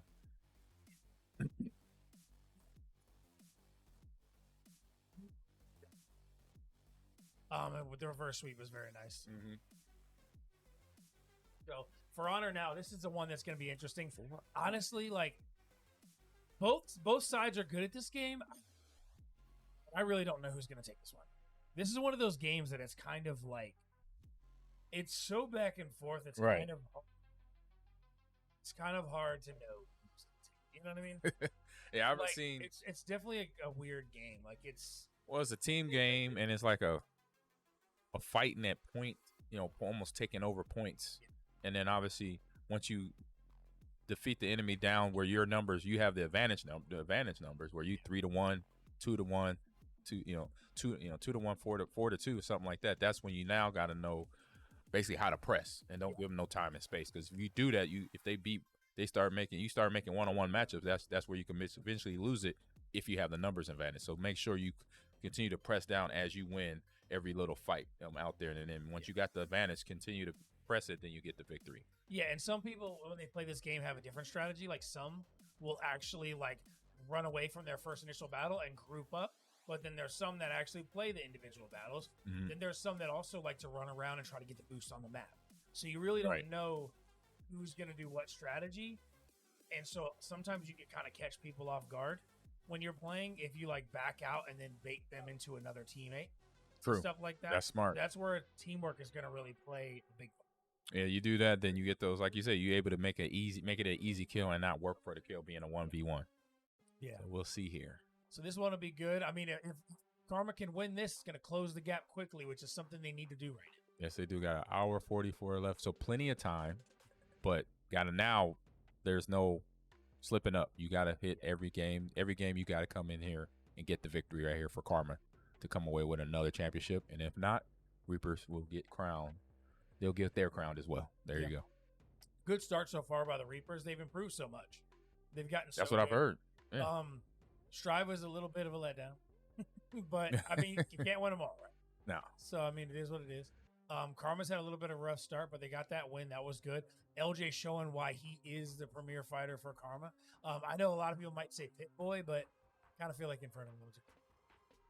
Because he's really had a chance this season to improve a lot. Like, we've seen a lot of improvement from him. Correct. Like, we've seen him in Street Fighter go from having a tough time to just one sweeping all 5 people.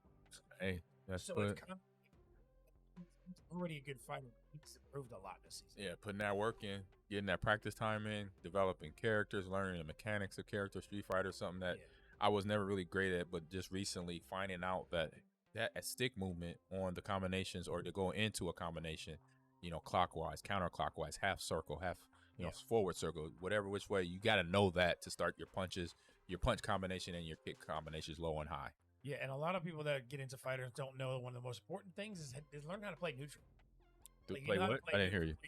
Play neutral. Got you. Yes. Learning to play neutral is so important. Learning your timing, learning when to block, when to grab, when to counter the grabs, when to. That is me right here. Yeah, when to parry instead of block. Like there's so many things that come into play in fighters. That's why if you're good at one fighter, you could be good at all. You usually translate that to other fighters. Exactly. You just have to put the time in to play them. That's it. Like, because I've seen some players like Spartacus on the Trolls, because I was a part of the Trolls. And he was one of those that he wouldn't do all these like really long combos, but he would win fighters all the time, and it was because he knew how to play his timing, the defense down, play neutral. So he would just basically let people wear themselves into getting. Yeah, because that's the way I play. I've done that by observing, playing against really good players. I remember not too long ago when I was last here playing Chicken Tech and watching him play, knowing that he's a really good player, but I got to stick back because if I go into a combination, he already knows how he's going to counter it, and I'm done. So let me just play back and be patient, and then when I could get my 1 or 2 punches in, then I get them in, because that's all I'm going to get against Chicken Tech. Yeah. It takes to win, right? For Honor is one of those games. It's like it's a fighter, but it's not. Because it's team fighters. It's like in that realm of Elden Ring, which I haven't played a whole lot. I've seen play a lot, and I just picking up now on the multiplayer side of it. So just seeing it where you basically gotta, go to the area, get the boost, get whatever's in that area to try to increase or I say buff up your character as you're playing along each round or throughout the round. So when it comes to this one, I know Doomsday is For Honor's best, or Karma's best For Honor player, but he's not in the lineup today. But we've seen that the rest of Karma's decent at this game still. Right. And I know the best for the Reapers is Dictator Chicken. Dictator, awesome name. So it's kind of like better to see Dictator Chicken versus Doomsday. You know what I mean? But like ultimately, if Connor, and I can't talk. I went and ate food, and now I'm like, bleh. Yeah, don't want to do that. But so Karma, fortunately, what they're good at, right, is the teamwork and teaching each other how to play these games, and so that there's a reason they've won 4 times. And you got to do that. I mean, because when you don't have that team continuity, then you win, you produce the games that they've been doing. When you don't have that, that's when it's a little bit of struggle. I mean, you just have 1 or 2 people communicating, or half the team communicating and the other half not doing, or just one person doing their own thing, then you're going to have that struggle process of growing as a team together to be successful in this league. And like I said before at the beginning of the match, the one thing I hope for sure was I didn't want anybody to get blowed out, and I wanted to see a competitive match, and we're getting a competitive. Yeah, we definitely did. I say for all the playoff games that I have watched, it really hasn't been no just walkaways. There's been fight to the bitter ends until that clock got down to 0. Like even yesterday for the third place matchup between Ghost and who did they play yesterday? Ravens. So even then there were some a little slippage at the end on some I'll say timeouts and roster process putting in the rosters. That kind of happened. It went for the Ghost, but it happens because players were getting a little I say on edge with each other, but then were able to focus and get everything tightened up and finish the round and get the third place finish for the Ghosts. And that's what's important about playing the UEL game is that right there. You have to. Is it something that it's hard to go in to this league not learning how to do that stuff? You know what I mean? Like, because rotations, timeouts, who's available, all that stuff. If you don't learn that day one, you're going to struggle. Because it's 2 games you're always playing. You're playing the game that you're on, you're logged into, and then you're playing UEL game rules. So you got to be aware that UEL game, the game you're will to win the UEL. Exactly. So players, coaches alike got to know both. Absolutely. Going into every game. Yeah. So that's going to be a test for these new teams. Every new team that comes into the league, when they do, has those struggles of learning that system of how it plays. Correct. Pay attention to the players, coaches, even on your team, obviously, but then from other rosters when you're in game, if maybe not your game, watch some of the strategy they use and try to filter out. Okay, is that Madden strategy, or is that UEL strategy to play Madden? Yeah, it looks like we might have had a technical timeout here because I don't think it's a team timeout called. I think it is taking a little time. I think it's a technical timeout for getting it set up. But it looks like for the Reapers, we got Garto, Straight Za, Mr. Wood, and Dictator Chicken. Dictator Chicken, awesome name. And then for Karma, looks like we got Jury, Spicy, Snappy, and AJ. Now I can tell you one thing. Whenever Jury and Snappy are in a game, they play so well together. Gotta have that continuity. Then you got Spicy, who's another good player. He's not Doomsday level, but he's pretty good as well. AJ is also decent at this, so I think this will be a competitive matchup. It's going to be close. Yeah. Well, it's going to come down to the wire on this. Yeah, I think somebody referred. I think it was yesterday. Arbiter. Is it Arbiter or Arbiter? Like Halo. Coined them. Somebody said they're the power twin. Like in Halo, I am the Arbiter. Yeah, the Arbiter. Arbiter. That's the power twins. Somebody said that yesterday. Oh, that was. No, he was. I think he was talking about Watt and Wonka. Oh, is that Watt? Okay, all right. That's what that was. But now, when it comes to shooters, Jury and Snappy. Gotcha. And also. That was you. Oh yeah. And also Rocket League because they're like Champ 3. Like they're legit. That means mechanics is very fluid on that. Oh yeah. All right. So what? 5.5 to go. And TV timeout here. Yeah, but it's a tech timeout, so it'll probably start whenever they get it ready. Interesting. Got this game for Honor. Came out 2016. Been out something like that, but it's had a pretty good run and stayed consistent. It has. Yep. I downloaded it just recently. Now I gotta get some matches in it. Even though it's coming off the wheel, I believe. I know, right? Yeah. It's coming off the wheel. So like there's a lot of new games this season. Yeah. I think if I remember maybe what's the ones? I know I saw some coming off like Halo Infinite. Yeah, that's tough. Let me go into the Discord here.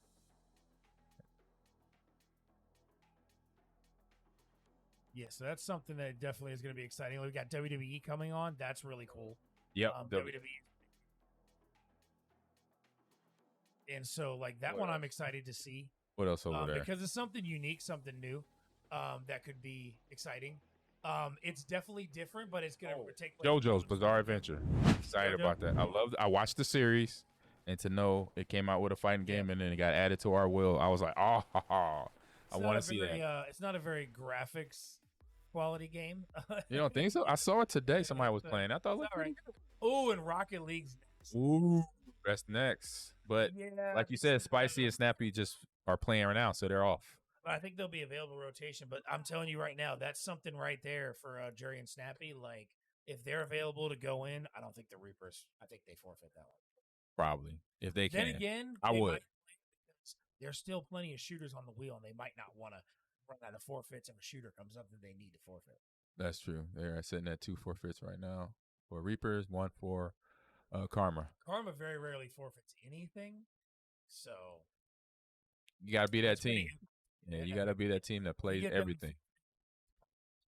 Correct. You gotta play every game so you don't ever forfeit. Always put pressure on the other team. Always.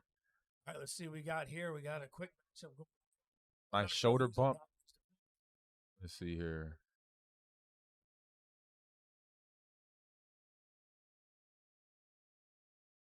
Good shoulder bump out to start it off. See what this game is. You see that little icon with the joystick right there? That's where you see your directions for your attacks and for your blocks. Gotcha. So if you're not a For Honor player, that's something you got to learn immediately. One of the first things you got to learn. Know what that means? Okay, that mean almost like UFC there, because UFC has a similar when you get to the grappling. If you don't hit it at the right time, then you can't finish off the grapple hold. Yes. All right, so it looks like we have a 4-1 edge right now for one team. I hear a lot of hype out there, but I'm not For the sure. one, that is not good. So somebody has the man advantage right now. We'll find out here in a minute who that is. Either Karma or the Reapers. Sure, he's got to try to get respawn, but it looks like they're going to finish him off here.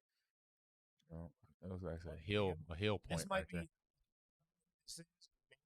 This is if Reapers are the one with one person, then it's probably Chicken.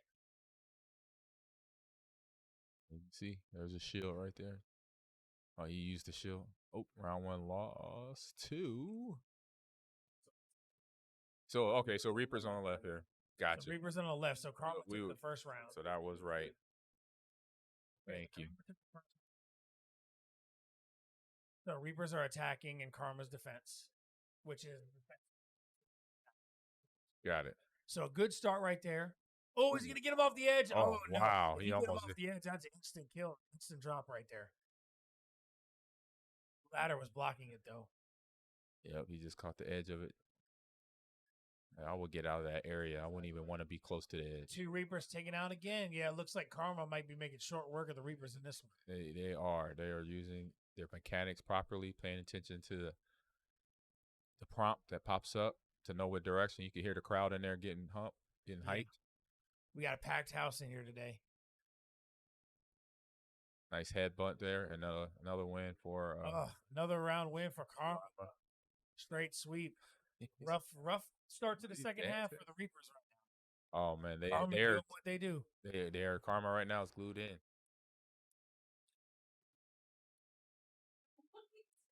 You hear them yelling in there on prompt to overhead. That's definitely I think Electric and Rick getting hype out there.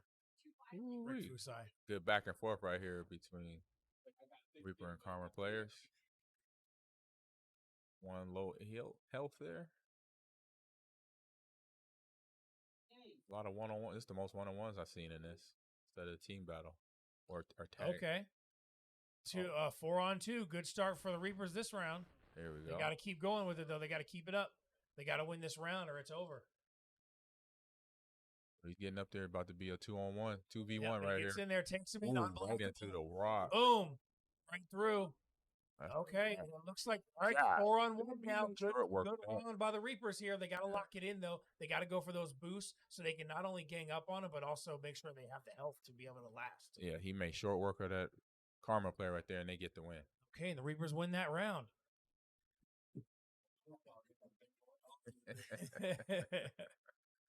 Both of these teams are really hype right now. Yes, they are. Well, the fans are really hyped for seeing the players that aren't playing. Players that are playing, they're in the zone. They're focused. Oh man, whoever this is on the left, he's getting rushed. Yes, he is. There you go. Nice combos coming back though. It's a Karma got player. it now. Versus Reaper on the left. Nice parry. Ooh. Big hit. Follow through here. Karma loses one already this round too. Yep. Oh, and this might be a second one. Might be a second right one here. on the right side here. Oh, nice dodge right there. Goes through, breaks the there it is. The hold right there. All right, and it looks like there it is right there. 3-on-2 now. Yep. 3-on-2 advantage for the Reapers. And luckily his teammates are close by, so they're able to gang up on this one, get him out, and then move to the next one. They take him out. Now it's 3-on-1. 3-on-1. They got to make sure that he doesn't get any respawns if you're the Reapers.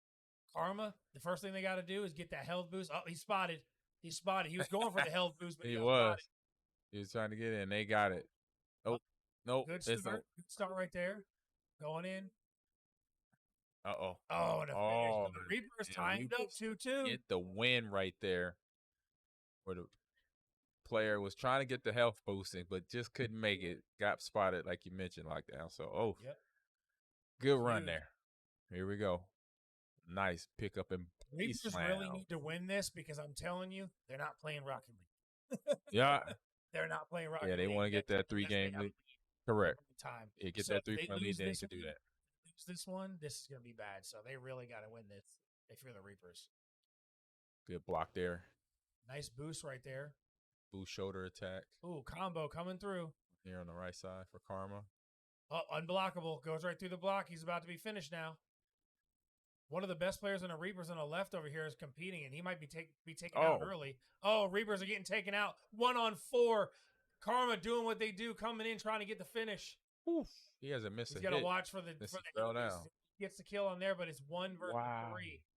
He's got to get That was revive a fast. reverse He's got to find some help. sweep right there on the right side here for the Karma player or for the Reaper player. Looking for it right now. Something.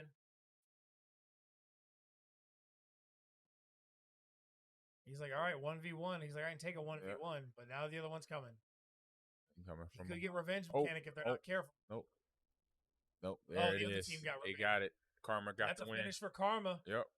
Uh-oh. We about to get a tie matchup here. We about to get a tie 7-7. There you go. Karma wins that one. Man, that was good. All I hear is TLG, and he ain't even involved in either team. Hey, that was the fans out there. Yep. Pulling for their favorites right now. Absolutely. And you saw good matches go there between the Reapers and Karma, back and forth. Man, so that was pretty competitive. That number advantage. It looked like Karma was just going to sweep it early. Right. Reapers started coming back. They said, made it competitive, man. Not too fast. They did not want to get swept in anything. No, but they able to fight back. That shows good. Shows well. All right. Looks like here we're going to get an interview up here shortly. And then we're going to have some Rocket League. So based on the rotations, Cat has to go on for Reapers. To go for Karma. Karma's probably going to go. If Karma is full sending, they're going to do Jury, Snappy to guarantee the win. Got to get the wins. Got guarantees. No ifs, But ands, if, buts. but if they suspect the forfeit, they might not. No, I'm going to go over here and get an interview. Let's see what's going on with this interview. Juki. OG Juki, man, is it getting excited in here? What's going on, AJ? It's getting close, bro. Oh, you guys have been trailing this entire game, but you haven't been trailing far. Now you have a 1-point deficit. You're going into Rocket League. Yes, sir. But before we get into Rocket League, you got 2 wins back to back before this, leading up to this point. Guilty Gear. I mean, I never felt like screamed that loud after a Guilty Gear game in my life. Definitely seeing LJ have 1 life left, get rid of Scarlet, get rid of the other 2. It was so hype. It was really hype. It was great to see. Definitely a moment. And Definitely a moment. Clip that. Where I feel like I had a really good impact on it. That felt amazing. I never talked so much stuff in a For Honor game in my life. So that felt the great. energy is definitely getting live out there. It's fun to watch you guys interact and get caught up in the moment. You know what I'm saying? Y'all deep. Of course, Karma is very deep. If y'all don't know, they're a whole gang in here. They deepest squad in the building by far. Yeah, it's definitely we developed. It looks like we won Rocket League off a forfeit too. Forfeit? Wow. 7-7 to forfeit. We got a tie game. And that reset timer. So we get a little bit more time. Wow, wasn't expecting that. No. Honestly, I don't know the matchups per se in Rocket League. I know that they did have a full reset coming in that, but you know what I'm saying? They knew we had it, obviously. Apparently, they didn't want to trust it and waste the time. Yeah. So, I mean, we're now getting our games that we can, guarantee. DBZ is gonna be a tough one. They got Eric, so it's gonna be tough, but we're gonna try to pull it out. Yeah, man, it's definitely becoming is one of those tight races, and it's fun to watch 2 top teams compete at this level. Every game has been a close close, match. yeah. Yeah, it has Yeah. been a close match and exciting to watch. Yep. But I wish you the best of luck. Sir. You guys are trying to get another one. Best of luck to you. The Reapers are still swinging, but the ball's in y'all court. The ball's in y'all court. Yes, sir. Yes, sir. We're going bone for bone. We're gonna try to come out on top. All right, man. Back to you guys. And that's something I've noticed about Karma too. This is how you know Karma is being put to the test today. Because in previous seasons, they've won every time. Yeah. But they're so chill and calm.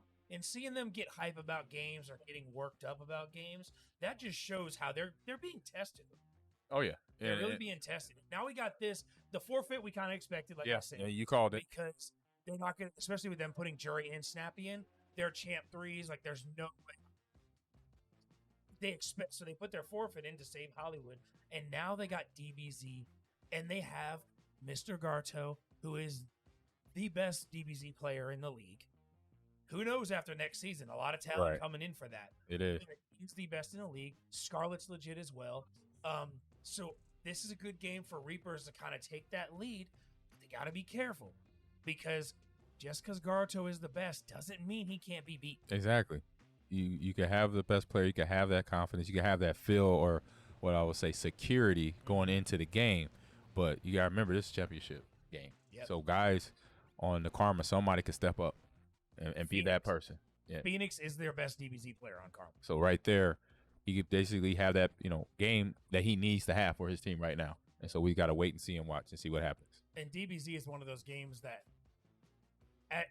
more than any other fighter, one character can just sweep all three with true. consistent, like unstoppable combos. The way the game's designed, you can literally just combo like forever. Hey.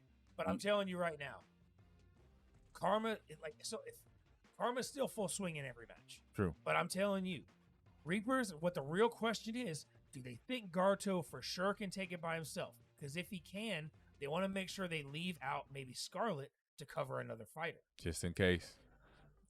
But one of the only other 1v1 fighters is MK11. If they're going to go MK11, they want Mr. Chicken. Mr. Cat. Gotcha. That's who they want. Yeah. Because Cat is their MK11. So that's where you put the thought in as a coach, and the rotation of the players. Like, where do you, if you're gonna go, Garto, Mr. Meow, Mr. Chicken, and who starts it off? So They're gonna play. you gotta be aware of that. Either Cat or Scarlet. One of them is gonna go in because I think they leave Hollywood out because he's not great at this, and he covers racers or like a And, lot of sports games. So I think they leave out Hollywood. Chicken's got a lot of good coverage too, but I feel like, oh man, this is so tough to know who the Reapers are going to go with. I mean, ultimately, it could not matter. Gartu could go in there first and just sweep all three. Yeah. When he goes in, he's going first because in DBZ, you put your best fighter first so they can try to sweep everything. Got you. And You don't. also You get don't. the, You don't play the spark. roster game. No, Put and him you at- also get the spark to where you can recover your life Oh. slowly.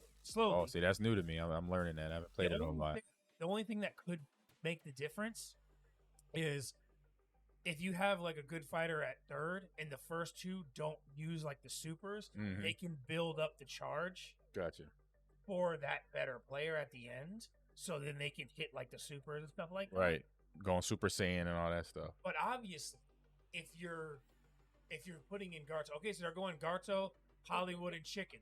That makes sense because Cat and Scarlet can cover pretty much most of the fighting games left. So I think it makes sense for them to go that way. And then it looks like for Karma, we're gonna have Hit Boy, Phoenix, and LJ. Phoenix is under 0. So if you see 0, that's Phoenix. Gotcha. Hit Boy's under Jury. Mr. Woods under TLG. Garto's under Watt. And Dictator Chicken is Bok Bok. A lot of chicken themes there, you know? And then There you LJ's on Inferno LJ's on Gutters. There you go. Dragon Ball Fighter. Z. Yep. Let's get it in. Yep, I'm excited for this one. This is what fight Tied everybody up. gets excited for. And it's Here we usually go. pretty quick. Tied It's up. usually a pretty quick one. Because Okay. it's only one set and usually there's somebody good enough to sweep and it's usually very fast. All right, so the next game, watch focusly though, because that's going to be quick. And that is Garto. Look, just steady blocks right there. Need for Speed's next. Ooh, hot pursuit. Nice. Yeah, Garto's pretty much already, I think, got this one. This first character taken out. LJ's not bad. You saw how he's doing, but Garto literally took his time and took like no damage. Yes, he did. He got all the moving down, blocking down, high-low combinations, and just waiting for his time to hit. Oh, there you go. There you go. Nice moves there by Inferno. Going in, get some combos right there. Garto's got to get recover quickly or he's in trouble. Yep. Recovers down. Oh, nice combo on LJ. Garto is selling right now. What are you doing, Garto? You better pull out or start comboing. And gotta that's do something all here. you have to do. Get a little He pulled doubt in out. there. He knew he had to pull out for a second. Yes, he recover did. some health. Creep a little doubt in Make there. it Then that doubt can help you win. This is Dictator Chicken going in. So you also see the LJ pulled out too, and they threw in Pit Boy. Looks like Chicken's gonna be pretty competitive with this. Now we see Phoenix is gonna come in with Videl. Nice reflect right there, but he's still getting pressured against the wall. Nice combo right there. Chicken getting the combo. If he can take out Phoenix, that's going to be huge for them. Going, they're pushing it. Cross for the assist doesn't work. Right there, looking good. Blocks by Phoenix. Oh, and there you go. Oh, and he missed that. That would have been the combo starting. He needed to get a combo going, but he missed it. Oh, there we go. And there it goes. Phoenix doing what he does. Getting the combo. Oh, and he drops the combo. Not good. Gotta finish. And the switch out. The switch out. Hollywood coming in. Hollywood, the most inexperienced of the three, I think, in DBZ. But I wouldn't count him out. He might be able to do some work. Might be able to do some damage. But right now, he is struggling right now because Phoenix is just going on a roll. Yep. Phoenix swaps out. Brings in Pit Boy again. Both sides playing it careful. Pit Boy with the hit move. Gotta be smart. Hollywood about to be taken out. Oh, nice moves by Hollywood. Can he take out Pit Boy? Nice grab Even if it's just there. one character, that's huge for them. He's got the 15. combo. Can he keep it going? Ooh, that's it right there. Hollywood getting the combo. Almost got the finish. Can he get it? Oh, And he Pit does Boy. not. Pit Boy gets him taken out. Oh man, that was awesome fighting right there. One hit. He's got to take him out quickly. Oh, he pulls out just in time and brings in LJ. And LJ going on a combo right now. Smart tag out right They there. made sure they saved the spark for Garto. That spark to go with the best player, the most damage dealt out there. Anybody else here in the bird? Or for honor? Oh yeah, I hear that. Uh-oh. I thought it was Dragon Ball Z, so I wasn't questioning it. Phoenix pushing in. Oh, and he hits it. Is he going to land? He got the spark. It lands. Oh, he's literally one hit. He's got to take him out. Oh, he hits the spark. He's got to finish. Oh, perfect time spark by LJ. Garto is going to have a tough time now. He's got to go through all three. There it is. Garto's got his spark as well. And he's going to have to hit it if he gets a chance. He gonna have to Nice get it going. combo by LJ. Garto selling right now. Oh no. He better spark. There you go. Hits the spark. He got the combo. And there he hits it. Phoenix is down. He's got one more left. Oh no, that's Phoenix left. Phoenix is the only one left. Took out two with that one. Phoenix is the only one left now. Oh, he's got the combo. Is he going? Is he gonna get it? He's gonna keep it going. He's got it. He's going with the combo. There it is. Is that it? That it? That's it. Garto pulls the cleanup and gets the win. 8-7 Reaper. By the hair on his chinny chin. That was so close. Razor finish. Expected from everybody on the team. Like both teams did very good in that. Very matchup. good. I would say. Wow. I will say golf clap. Yes, golf clap. Yeah. It is craziness building right now. Yeah, we hear it in the other room. Marcus isn't here, but you're here, so we're gonna have to do it RPS. Let's go. Okay. That's the three. That's one for me. That's two for me. I was gonna go. You gotta work on your RPS game. Yeah, Come I do. on, man. I gotta do it. I haven't played it in a while. I didn't know that was coming. If I would have known, I would have got my mind right. That's all.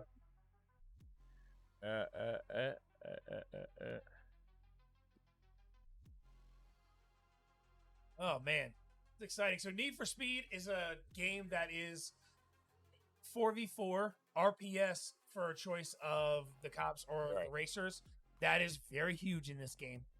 It is big game, fun game, Yep. and just knowing the breaks, watching for the strips in the ground, that is key. And paying it's just kind of like a racing game. Paying attention to the turns, because once you go around a corner on a street corner, too fast or too fast, and you lose that control of the car, that can slow you down and then get you caught up with the popo in the game as well. Man, that was such a nail biter of a DBZ match. That was such a good match. Yeah, that was. I hope somebody impressed. clips that out. It was a very good one. So Need for Speed, this is another one that is going to be pretty close. I can't call it. Both of these teams are good at this too. Right. I haven't. They're so neck and neck skill wise. Yeah, you're gonna help me on that part because I haven't seen a lot of them play this game. Either one team play this game. I mean, Hollywood's good at every racer, so it's Okay. This game, it's a little bit different. I feel like Chicken. I don't know, man. This is You got Chick. You got Karma, Jury, AJ, Phoenix. Spicy, Mr. Meow, Scarlet. It's gonna be a tough one. Man. Oh man, yeah, this is a tough one. But we've seen recently some teams really get this game down and bust people in 30 seconds. Yeah, it's not. Which is just epic. Yeah, being the cop, being the criminal or whatever. I can't think of the name now, what they call it, but yeah, the racers to get away. You just got to have a pattern in your head of what you want to do and how, on your getaway at route, and how to avoid all the blockades when you're coming down the line, and knowing how to. Exactly, there's shortcuts as well, that you could find, and pay attention to that, and pay attention to the barricades, and actually know how the car, if it's a police car racing you, and how they trying to spin you out, and how to counter that, where they hit your fender trying to hit you one way and so you turn out, and just how to accelerate, geek them where you kind of hit your brakes and then speed off, do all that little stuff. I played this game. I played Most Wanted as well, and it was a fun game. But then learning those little tactics, not knowing that one day I'm gonna be commentating about it in a competitive way, was like, oh man, I wish I could play right now, because I kind of know the ins and outs of playing Hot Pursuit, playing Most Wanted when they came out back. I would say go way, but it's like 2009, 2006, 2005, 2006. That's staying on the wheel too. Yeah, and this will be a good one. All right, so it looks like we have both lineups in. We do. It looks like we have the Cat, Scarlet, Straight Za, and Ricky Rockham, and the versus Jury, AJ, Spicy, and Snap. There we go. These squad, teams good squad. I got to be honest. These teams right now, being that it's neck and neck, I don't think they're burnt. I don't think they're wasting any time. I think these teams are going to try to get through as many games as possible. Well, that's nice for us because the viewership, us commentating, we can get a full bed of entertainment, basically. You want to see as many games as possible. Who's the better team? Exactly, and you can see more genres coming up, more games from the genre of shooters or fighters. We've seen a lot of fighters today so far, and then only a few team games in terms of Halo and For Honor. 2K. It was 2K and Knockout City, and then Rocket League got forfeited. That's another thing too, like NHL, FIFA, Madden, like those are three sports games to where it's going to be a real test for karma. Yep. But then there's also a lot of shooters left. That's going to be a real test. Right, and time consuming wise, if it's Madden, that takes a lot. That takes at least 30 minutes off. Yep. You can all thank Billy the Goat for ruining Madden for everybody. What did he do to ruin it? You gotta fill me in on that. It was a 45-minute game. I heard about that one yesterday. Yeah, he burned so much time that the Ghosts ended up just quit. They just forfeited. How do you make it a 45-minute game when it's 3-minute quarters? Timeout, stopping the clock, using the rundown of the timer. Yeah, and they didn't know how to do the way to chew clock. And yeah, I actually brought that up yesterday. A lot of it's like your team failed you on the strategy right there. They could have used you to say, hey, chew the clock, man. I brought that up yesterday in one of the drives for one of the teams yesterday. It was either Ghost or the Ravens. Those Ravens had the ball, and I was like, why don't they just chew the clock? Or is that in the rules or the guidelines? Maybe that's something I missed. Chew the clock. They just didn't know how to do it. Right. I said you got to click the right stick. That's it. But like in this game today, that's not happening. Here's why I say that: because you can chew the clock, but if you're the Reapers, you got to beat AJ if you. And he's a Madden player. You can't chew the clock on him because he knows his stuff. Good. So it's like it really is going to depend on the matchup where they're at. If Madden pops up. I gotta be honest. After this, I think if I had to guess what game was coming up next, FIFA. I would guess around this time we saw UFC yesterday. It's gonna be a sport. It's gonna be a sports game. I feel the sports game is coming. Strategy games other than True. Oh, let me sure.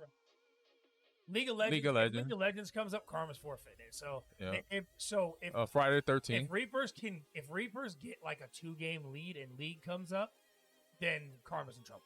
Yeah, Because they're gonna force them to forfeit it, or they're gonna burn so much time. exactly, and you can. So League, this is the Madden.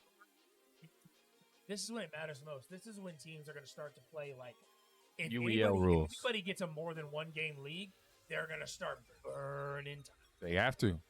I mean, it's part of the game. It's part of UEL. Yeah. So they're just doing what the rules state, what you can and can't do, and it's something that you can and you can take full advantage of it. And it looks like we got a timeout by Karma. Karma using their first of their second half timeouts. Speaking of which, you have to check out our podcast Outside the Wheel. Fun show. And since we got our resident resident Hall of Famer in the house who also has his own podcast, Amon Green. Yeah. You want to talk about yours? Yeah, I got a few of them. I got 3 of them right now, and one and a 4th to come.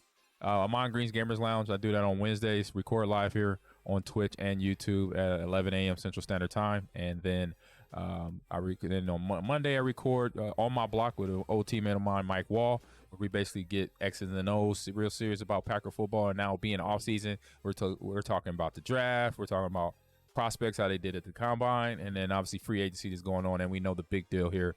Aaron Rodgers is now a Jet, so that's been a big subject. Wait, What? You serious? You messing with me? When did that just happen? You messing with me? What did you say? Aaron Rodgers is a Jet. When did that just happen? That happened like 2 days ago, bro. Are you messing with me? Okay. Are you serious? Yes, that's serious. He is a Jet now. Yes. Why would you go to the Jets, bro? Hey, so he got I can't even believe he made a laundry list of players to get. So right now they already signed Alan Lazard to a 4-year deal, $44 million. And they're looking to bring in OBJ potentially because he's better, and they got film of him working out. I heard the Ravens are trying to get him though. Yeah, a lot of teams are, obviously. The talent is there. Hopefully his attitude is better because, it's OBJ. He's a diva, but great, phenomenal athlete. He's another TO, man. Is that well? True. And then so the other podcast I do is with another 2 other teammates and friends, Gilbert Brown and Dorsey Levin. That one's called Green and Gold G Lounge. Record that on Thursday mornings early, and then a new one coming next week since I'm now the director of esports at the University of Nebraska. So I'm doing another fun show that I will have you on one day. They can come get whooped. They can. Yeah. So we're already signed. I'm signing my squad. They don't know. Well, I mentioned it to them once, the new team, and we're gonna try to make it out here one of these days. If not, do something online or maybe bring an all-star team out here to Fredericksburg to the UEL, indoctrinate them here to see if they can hang with the Endgamers. In VA. So it'd be fun. So that's what I'm doing. A lot of fun stuff, a lot of good stuff to where you'll hear me talking a lot, which as a kid I didn't a whole lot. I was an introvert. I was quiet. You didn't know. Some people didn't know I had a tongue. It was like, dude, we didn't think you talked. You thought you were mute. But now I'm doing all this unwanted talking. But it's fun talking. It's video games, it's sports, stuff I love, and then obviously at the same time helping kids grow in terms of my esports program that I'm in charge of. Because we're gonna be doing a lot of broadcast stuff, back and forth, and maybe some stuff together as well. So that's a great excitement that's going on for myself and the UEL. So I was the opposite. They couldn't get me to shut up, and it hasn't changed since. That's right. Hey, I'm a commentator. There you go. Talk. That's it. What you gonna do? What you gonna do about it? No, I would love to be on the podcast. I would. And I would love to get you on our podcast. I know. I want to be on. I watched the first 2 episodes, and I was like, just. What I saw, that's like no surprise because it was the one with Loki. Well, I think he's on there every show. And y'all were breaking down. On every show. And y'all were breaking down how whatever you call it, prepare for a game. Yeah. And when it's a new game, how much time you put in it. Y'all, that was the topic, and it was just interesting. Everybody going around the horn, saying, "Okay, this is what I do." And how you mentioned this before when I first met you, then you mentioned it again on the show, where basically how you say, sometimes you got to take that break from a game. Yeah. You know, take when you burnt out on the game because you've been playing it UEL style for weeks on top of weeks, and then you gotta go either play something else or don't play nothing. Just get away from the game. Yeah. Just get your mind kind of recalibrate your body and everything back on point so you can focus a lot better. So, which is a lot of players got to do that. And that was something. So another thing I kind of learned later in the season that I would try to tell the trolls to do when I was coaching the trolls, because I would do this myself. Right. Is when it came like match time, like the day or two before. Yeah. I'd play each game, just like 10 minutes. Like if it's a Madden game, play one game. Right. 2K. Play Yep. one. I do that sometimes. Just do a little bit of time each game. See, Win or lose. Yeah. Mm-hmm. Don't do too much because then you overdo it. Just kind of warming up by just kind of start pushing hard. So you have the buttons comfortable. That's it. Ready to go. Take your time. Yeah, that's an end gamer regiment training right there. And I've done that. I picked that up from I think when I was last time here it was I think it was 300. Mentioned that. How he does that with some of his players, or he did with the teams that he was coaching when he was, and I was like, it makes sense because you get the format of the game, but like you say, button, keyboard layout, bind whatever, and then you just play the game, win or lose, and move on. And then because you got to get to that rotation, get used to that rotation because that's how it is, like we are here on Championship Sunday and then game day throughout the regular season. You got to know everything because and you got to be ready. Get your game at all for weeks and weeks. Yep, and you got to suck it up, Buttercup, and play it. Not a league player. Hey, you playing bottom lane today. So RPS was done. It looks like Reapers are the cops and Karma is the racers. So if we got I don't know if the blessings are already too far gone, but they are closed and not a lot of blessings on this one. Nobody, because you know why? Because nobody knew what was gonna happen. I think this is a game that's such a toss up because even the best players can lose this so quick. Yeah, this is a game that if you don't play it a lot, practice a lot, like I said, there's shortcuts just like any racer, or I say some of the arcade racers like CTR and Smash Bros. They have those shortcuts. But then the simulation ones like F1, like we saw in Moto G, the motorcycle, those games are more real to life. This one's kind of right on the line of real to life and simulation and like arcade. This one you can kind of just full speed run it. You're not gonna wreck and be out immediately. You respawn, exactly. So this one's a little bit, and that's I'm glad you brought that up because not a lot of people bring that up about racers. In these racers, like F1 and Moto are the true to life. Yeah, that's but that's what the pros work on. Yeah, like yep. These are like you kind of you wreck a car, you hit a wall full speed, the car's not blowing up and failing. It does take damage. It was like some of the, if you play Hot Pursuit, or not Hot Pursuit, but some of the Need for Speeds that are out now the car gets damaged. And I think even Most Wanted did that, but you're not going to be able to stop the car or not drive the car. Eventually, I know some of them do, where you get a total engine and you got to get out before it blows up, and then you basically respawn and start over again. So I grew up playing Need for Speed games. I was never big into Forza or F1. But then this season, I was like, the first time I picked up F1 this season, I was like, I hate this game. It sucks. I'll never be good at this game. Right. So weird. And then I got it on the EA Pass and downloaded it. I was like, you know what? I'm gonna go ahead and give it a shot again. And I hopped on. I played, and you know what I did?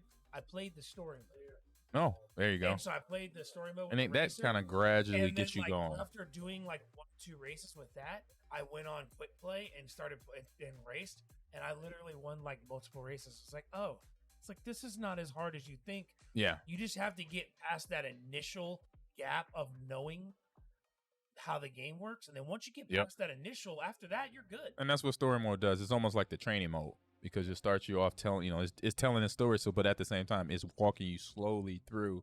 Oh, this is how you accelerate. This is how you hit the brake going around a curve. And so playing the campaign or going into the weapons drills or any other like training areas, that is beneficial, obviously, and that's basically what happened to you. And that's something that's another like good advice for new players in the league is if you're picking up a new game like For Honor, if you just hop on the game, start playing it, you're gonna struggle. But if you maybe play the campaign or play like it's gonna walk you through tutorials. Almost every single game does this. Has tutorials in the story or the one-player versions of the games. Obviously, sports games are a little different. Yep. You got to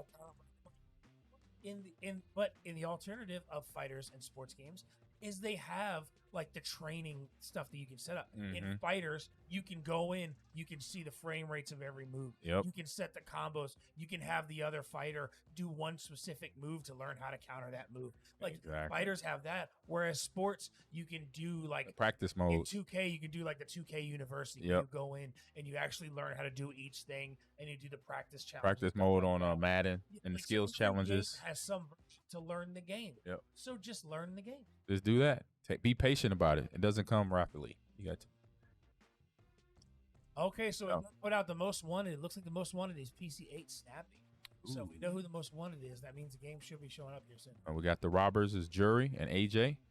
So they're the running. They got to run for the hills. So Jury, AJ, and Spicy and Snappy are the racers, and it looks like Snappy is the most wanted. Don't know if that's a good thing or a bad thing. That's another thing with this. Sometimes your worst player can end up getting the most wanted, and then you're like, oh crap. So I just really don't know. Next is League of Legends. Ooh, you just talked that up. Just like I said, You just talked that up. Reapers Lockdown. win this and Karma forfeits, then it's 10-7. That's a problem for I Karma. don't know how I called that, but you think Karma can't play it unless they've been blabbing it and know they can win it. True. So Karma's got to win this. Karma's got to win this, or Reapers can They go do. on 3 games. They this is a must win right now. You talked it up. League of Legends come up with the will that commentator curse. Commentator curse. I know the cops are all around the most wanted right. He's not getting away. So that's I didn't AJ. see any races Uh-oh. by. Trying to So spin this out. is not looking good for Karma right now. They got pressure on the most wanted, and I'm not seeing any racers around to back him up at all. No. They're already putting pressure. Karma is in trouble right now. Yeah. EMP Ooh. locking on. And they're that damage bar. Ooh, he missed the strip, but he made it through. Oh, he's targeting somebody. Is that EMP? What they got? Is that? Ooh. Yeah, that was an EMP hit right there.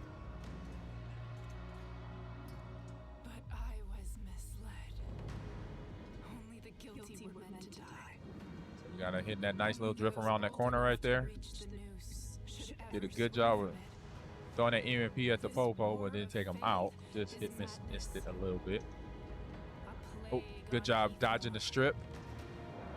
He's hitting around 160, 65 miles per hour top speed. Get that 200 a point bonus. Oh, direct hit there.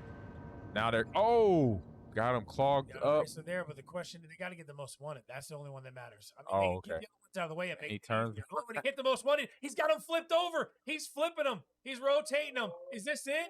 Did they get the finish? Oh, the cop crashed there. Most wanted got flipped a couple times. Make strip. He crashed PC8. So most wanted got crashed, but because he was constantly rolling him and not getting him to stop, they didn't get the bust yet. Ooh. Of course, now we can't see the most wanted on the screen. Where did the most wanted go?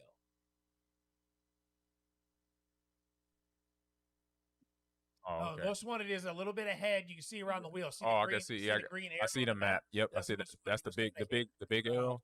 But The they're big. the green one. Oh yeah. green Well, I arrow's the see a most little green one, but then the big one. I see it. But the Reapers are staying on him. There you go. As long as they're staying on him, they should be able to get him eventually. That's the problem with this game. That's- Is they have to take out all strip. the cops. and He be hit able- the strip. Ooh. Hit the strip. But he hit the strip. Tires are out right now, but he's still baking that Snapping thing half over his helmet's 200, gone 100 now. miles per hour.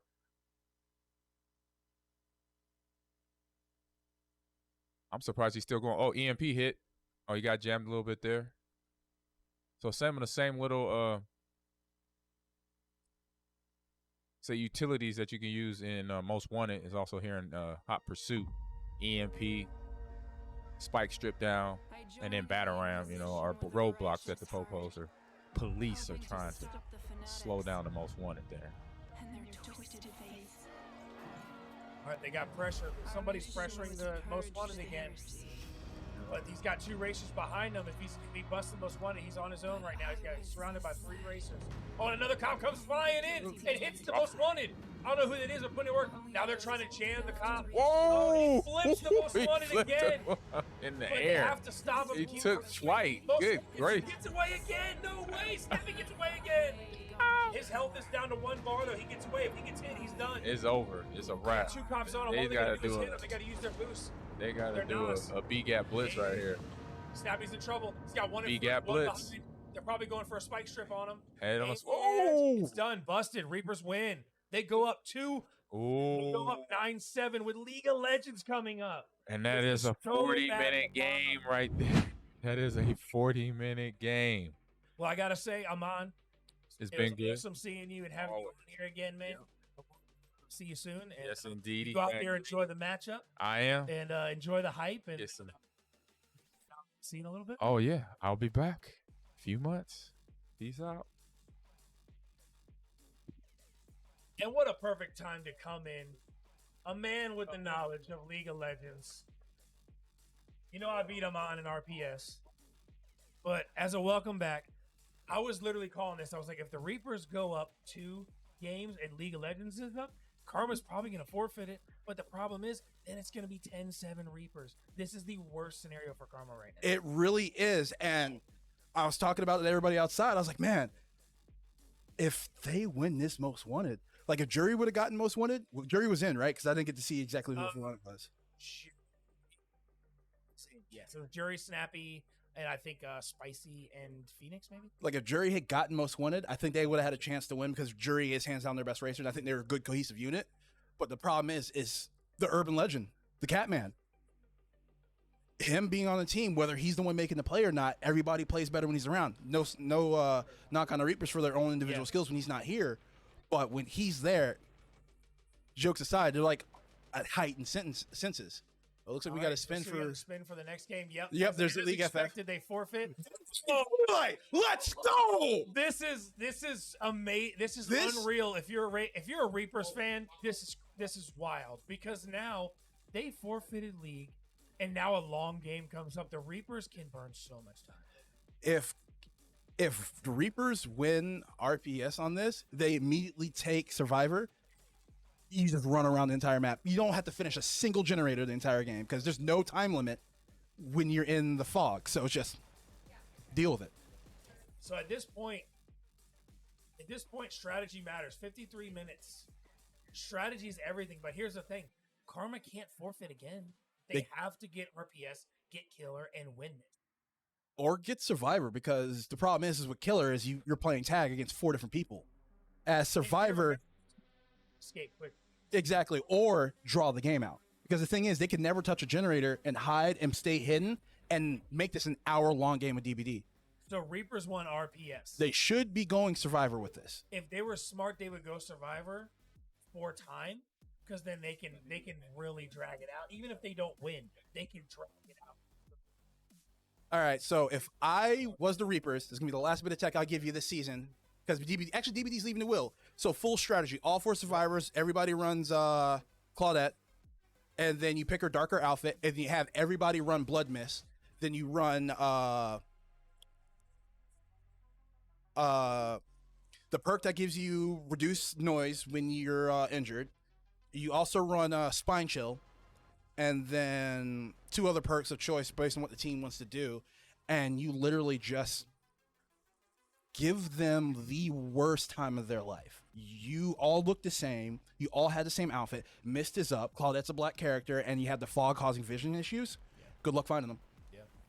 And that's and another good point I saw here is you could do Killer and do a generator regression build for Killer. Yep, you can probably go start off with Corrupted Intervention. That locks all your generators for the first 90 seconds of the trial. You could also use Pop Goes the Weasel, so every time you hook a survivor, you get a 25% regression on the generator when you kick it. And then I would probably go Nurse is Calling, so Corrupted Intervention, Pop Goes the Weasel, Nurse is Calling. And then as a burn perk to get information immediately, you could go with Nemesis's perk that gives you Eyes of the Survivors for the first 10 seconds of the beginning of the trial, or you can go something else. This would be the one time I think Trapper pick should be made, just because those bear traps, You just start putting them within the general Slows area. people down. Exactly. Make people stop and think if there's a trap or not. Here's the thing, though. I don't know how efficient Karma is in this game. But if track record is anything, I don't believe they have a great track record. Like, they chose, like, they're not, like, they literally, they're not good at Survivor. They struggled with that, because when I was on the Trolls and we were facing them, the last game was this, and they were winning. They were winning the match. But they were like, hey, we need practice on Survivor, so we're going to run Survivor, and Arbiter was our killer. Yeah, free win. So now that was a while back, so they could have gotten better, and they could have played sense and practice and labbed it, got better. But this is a hard game to get good at. It really is, because I, as a killer main, struggle with playing as a survivor. So it looks like Reapers chose killer. So I guess they're just going to try to get the win. I don't like Third that time? because Well, if they're not very good at the generators and you're a good killer, you could literally go down to one person and just burn as much time as you want. But the issue is the problem is, though, if you get down to one person and the hatch spawns, because the hatch will spawn when there's 2 survivors left, or the last it's either, the way it works is if you get down to 1 generator left, when you finish all generators and all 4 survivors are alive, hatch spawns. If the generator count is 1 more than the amount of living survivors, I believe the hatch spawns. But the hatch won't open until there's only 1 player left. So if they go the route where he's going to try and draw him out down to the last person, he needs to find a hatch first. And then also the Karma needs to have the wherewithal to search any chest for a purple key. Any other key won't do it. It has to be purple, or the purple, the magenta one will open the hatch. Any other key won't do it. So there's a lot of RNG involved and a lot of dedication to survivor techniques that they have to worry about. Because one thing killers like to do is slugging, and all he has to do is slug 3 survivors, leave them on the ground, and then keep the 1 off the 3, and then slowly pick each one up and then put them on the hook so all their timers reset for being on the ground. So that is a viable strategy now that you bring that up with killer. So right now, the survivors looks like it's going to be Jury, Spicy, Snappy, and Pitbull.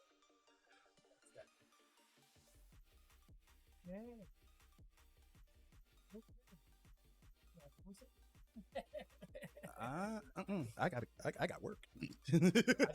we got some behind the scenes stuff coming up for y'all, just for y'all to really enjoy. We don't know who's gonna be running it, but it's gonna be interesting to hear once we announce it. But as it stands right now, onus is on Karma, honestly, because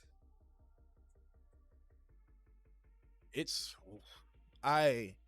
Karma. This is very unfortunate last hour for Karma, because they need some fast games to roll after this and win multiple. But with the Reapers, with Karma only having 1 timeout left and the Reapers knowing they have the edge on numbers, this is Karma's going to have a hard time coming back. It's not impossible, but it's going to have a hard time. The first step is this is going to take time, so you just have to win it. And remember, really what they need to do is kind of, in a way, ignore the time and be like, hey, we just have to win this Dead by Daylight no matter what. So remember I was telling you about that strategy about all of them going Claudette and then using the Blood Mist? Yeah. That strategy still applies to Karma for sneaking and getting that. But then their item they need to bring in is a toolbox with a brand new part, because on completion. That makes it faster. Exactly. So what I would do if I was Karma at this point in time is everybody Claudette, Blood Mist offering up, and probably maybe 1 or 2 White Oaks, maybe 2 Blood Mist, 2 White Oaks, spread the hooks out. Yeah. And then everybody toolboxes, brand new parts, and 2 man up every generator. And burn that brand new part immediately, because that's 50% off the generator immediately if they all hit their skill checks. And then from there, they can move around and try and rotate around the map. But I mean, I'm kind of glad Dead by Daylight isn't in the league, man, because you're gonna come into the league with your team and just start, you would just start. you don't know how pissed I was when I saw it and Dead by Daylight's gone, but Friday the 13th is still. I'm like, bro, my entire personality's gone. Hey, but the good thing is, you got StarCraft 2 back. We got League of Legends still on the wheel. A lot of strategy games, and we got to spin to see what the next game is. This might be something both teams are watching, and it's Overwatch. So if a long game that the Reapers will play this no matter what. At this point in time, especially if the Reapers win this, they're playing every game that takes more than 5 minutes, and with all the fighting games except for there's no more one-on-ones left, is there? For That's fighting also a bragging rights thing. For the Reapers, they believe they are the best Overwatch team, so they will play this guarantee. You know what's more important though? getting that duh. But looks like we got let's see, we got our young track star. All right, so we got Wraith right now with the perk. I believe that is for him to exit stealth faster, enter and exit. And then I can't remember what his other perk is, but looks like I think I made the call on thrilling trimmers properly. Yo, no, are you not? All right, so good hit on Fury, and you notice that they have two Claudettes and 3 Amy's, or is that 1 Claudette and 3 Amy's? 1 Claudette, 3 Amy's. 2 Claudettes and 3 Amy's. So that was one of the strategy I was talking about for that. I didn't walk on but I don't know why Cat's going so fast. Looks like he went thrilling trimmers and then something else. And I think that's Starstruck, that perk you see on the bottom. When he downs a survivor, any survivor within this terror radius gets put can get 1 shot from full health. What? So that's one of those perks that anybody within the terror radius, I believe it's 30 meters. Good drop down. Got caught lacking. Come here. And I didn't see the offering, so I don't know exactly how Karma's approaching this approaching this match. Right. But one of the things me and Lockdown were talking about was that maybe let's recall it. Lost my train of thought. Maybe the Reaper's going to draw out the game with the killer. But like we said, why are you running right there towards him? Were you trying to save him on a hook? I think it might have been a stealth play in order to get the ninja hook, but it's looking like it's not going to work. And there's a good struggle on. I think it looks like a couple white oaks were used because he's hooked spaces. There you go. Put him down. Got Don't the worry wiggle. That means somebody else is over here. So they got 1 generator done, and where Cat needs to make a decision right here, right now, is if he's going to continue to pursue this chase. Because what's going to happen is the survivor he just put down is starting to recover. So we got 1 person here. We have the injured person who's taken off the hook, who's just off in the distance. So there's a good chance Phoenix. He didn't send him to Pallet Town. We're gonna go on loops. Yeah. Oh, there it is. Yeah, you got. There's the Pallet Town. Because you can't drop your pallets immediately, because then you just lose the value. And a lot of killers sometimes is that gamble. Are you gonna drop the pallet or not? And they might try and moonwalk the pallet, which just means just straight up just S key to back up, and the pallet misses. So, like I said, Phoenix got picked up, and he's back to full health. So, I don't know why you're uncloaking. Okay, I get it. Yep, got the hit and a pallet. That is a great trade. Pallet. Great trade. That wasn't a GameStop trade. Because the best part about that is you still got the hit, and then the pallet stun timer is actually a little bit shorter than your hit recovery timer. So he got hit. So getting the hit, getting hit by the pallet brought him out of recovery faster, allowed him to pursue the chase and get the knock. So as it stands right now, looks like everybody's healed up besides XM right now, which is probably not literally XM. No, it's not. But it's going to be interesting to see right now. We got 4 generators down. Pip-Boy. So Pip-Boy's on XM. So we got 4 generators completed. Oh, they are both there. The middle of the map generator is you see the notice on the bottom right? Yeah. Anybody that was originally originally in. See, that's the thing I'm talking about, killer. Oh! Got him! And still got the hit! Woo! All right. Break that real quick. Come here. And the worst part is she did the throw from the other side, so she's pinned between the pallet and the killer. So right now we got Bucking Bronco on this Claudette. So she goes up on a hook, bada bing, bada boom, keep it moving. And then Starstruck's getting ready to go on cooldown, which will immediately come back up when he downs another survivor once that cooldown is at the end. So once again, generator looks like he is running a global generator debuff. It might be Hex. That Hex.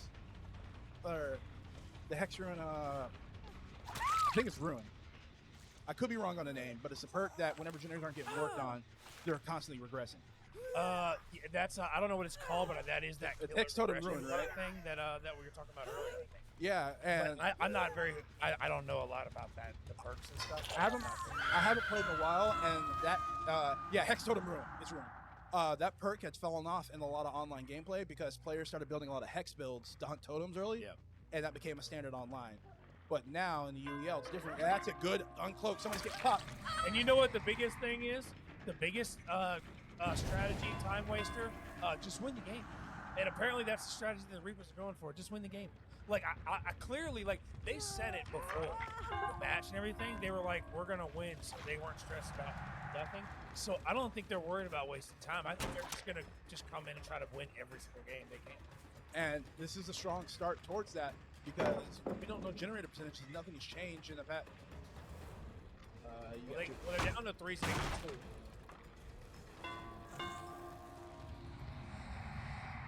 I haven't seen a cat play killer much, but he's pretty good.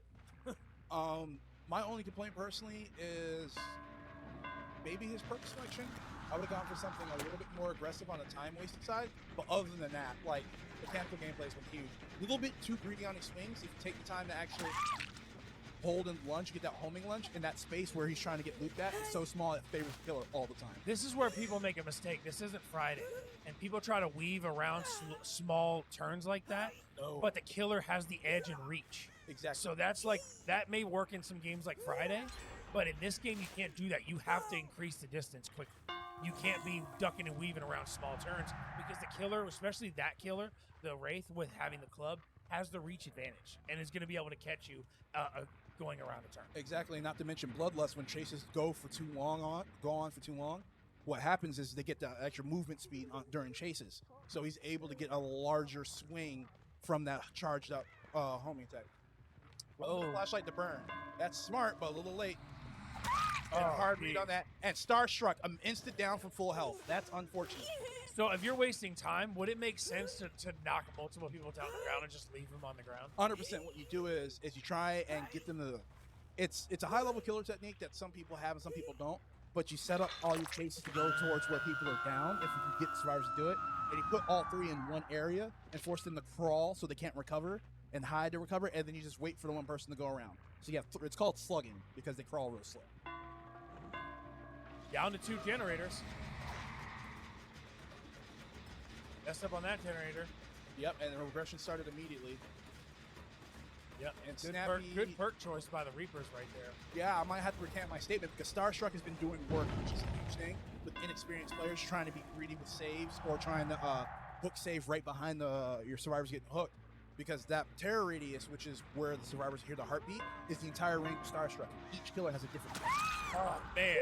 See, they're going to this generator up here, and he's catching them on these weaving in and out turns every time. This map in particular used to be 50-50, but I can see with some of the changes and putting that pallet up top. A lot of times, some pallets on a lot of these mats are bait. Like that up top pallet trying to loop around there, it's a horrible area. Because the only killer who has issues navigating that area to some degree is Gunslinger, and he's not legal in the league. So, yeah, I haven't even seen Gunslinger. That sounds like it sounds like it's locked down the league for a reason. Imagine a cowboy with a gun harpoon that can hook people. Yeah, that's broken. But he doesn't have a sight, so it's all kind of like, good luck. Oh, it's going for the kill. What cracks me up about this is he hits like the back of the spine. It's like, why don't you hit the head? Severs the spine, puts him in the shock. I guess, but he's going for the kill. Like, you would think it would be more of a headshot. Hey, I'm going to tell you right now, the newer killers, after what we have available, it gets pretty bad pretty fast. Like One Ghostface. scan left. It's been about 10 minutes burned off the clock.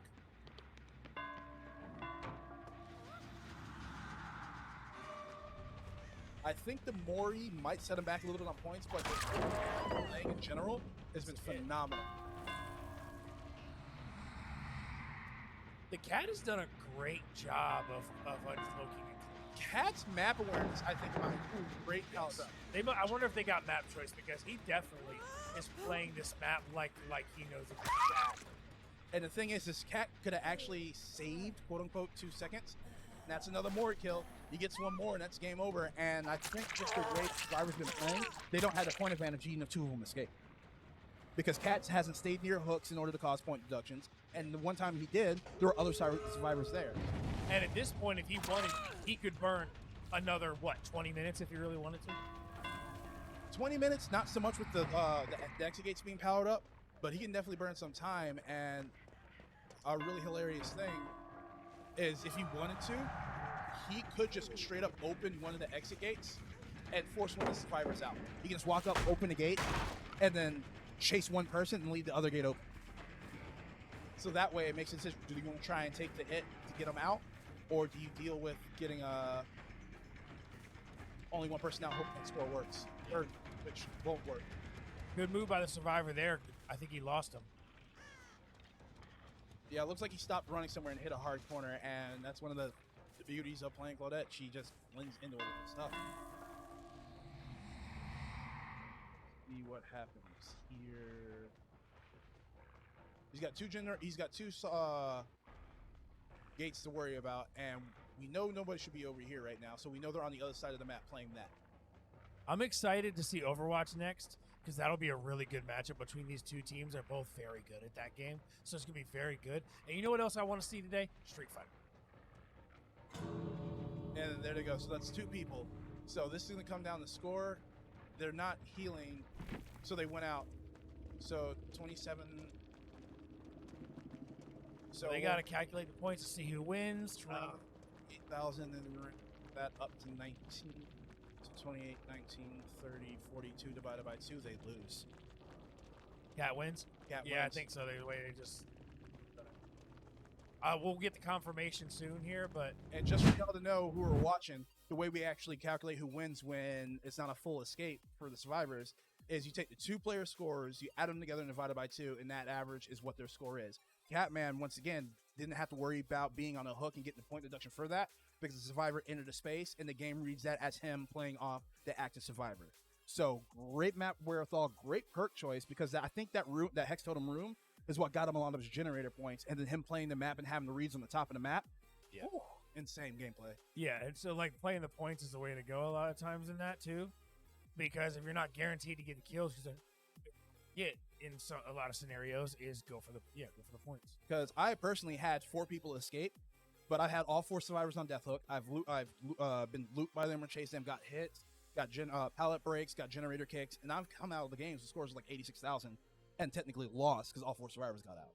Jeez. So like you can have some ridiculous score games, but hats off to Cat with the map wherewithal and a great perk selection. I stand corrected on that. Man, what a showing by the Reapers today. I don't think anybody expected this.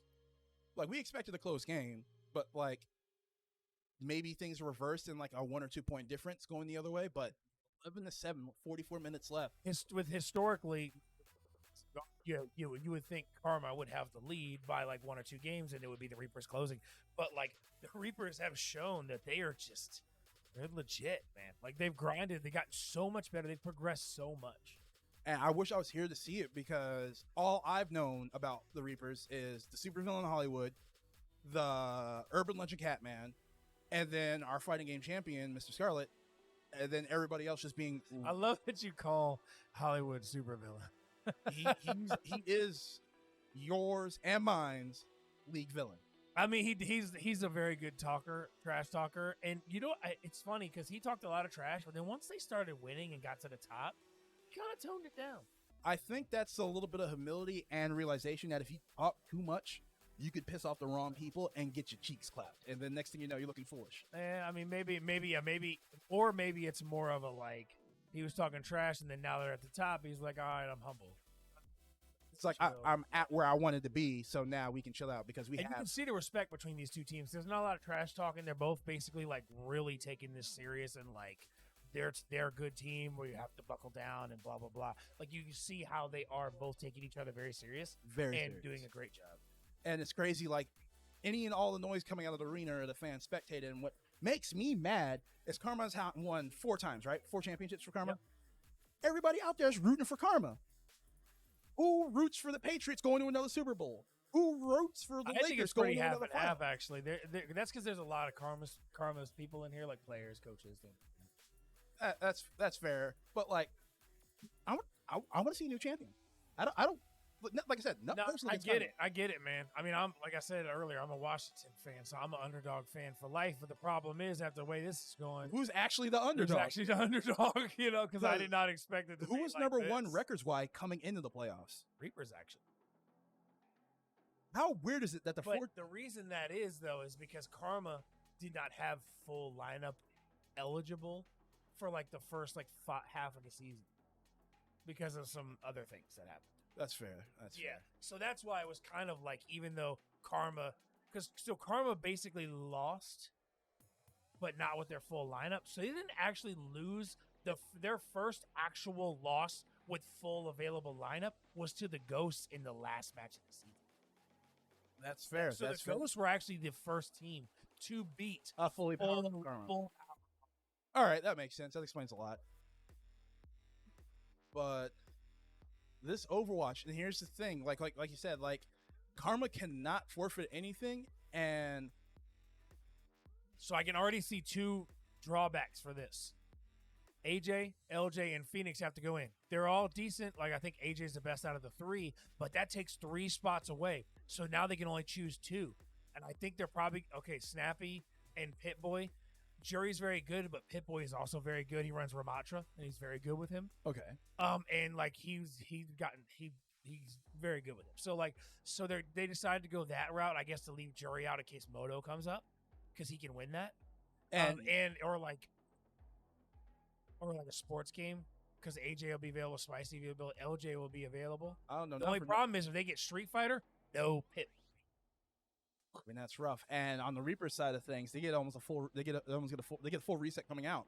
So if Street Fighter rolls, you have Mr. Scarlet, and I don't know how I felt about that Strive setup with Scarlet going first, but unfortunately, Karma had both their big hitters leading the charge, so he had to go like that. So Street Fighter, LJ and Pip-Boy are both very good, but if you don't have both of them against the Reapers, that could be tough. And then since they get the full reset coming out of this, that means you have Hollywood, who refuses to be a slouch in any game and be carried by anybody in his team, even though they're teammates, available. So you got Scarlet, you got Hollywood, you got Catman, who's just Hollywood won't go in for Street Fighter. You won't go in for Street Fighter? Okay, that's fair. They won't. They wouldn't put him in it anyway. I don't think. Nah, because they got Chicken, Scarlet, Garto. They probably go everybody but Hollywood and Za. Za looks like he plays Dudley. Or not Dudley. He's more of a sports. He's sports guy? Yeah. Man, Za, you disappoint me. I was hoping you'd be the underground Street Fighter guy. Everybody's like, you know what?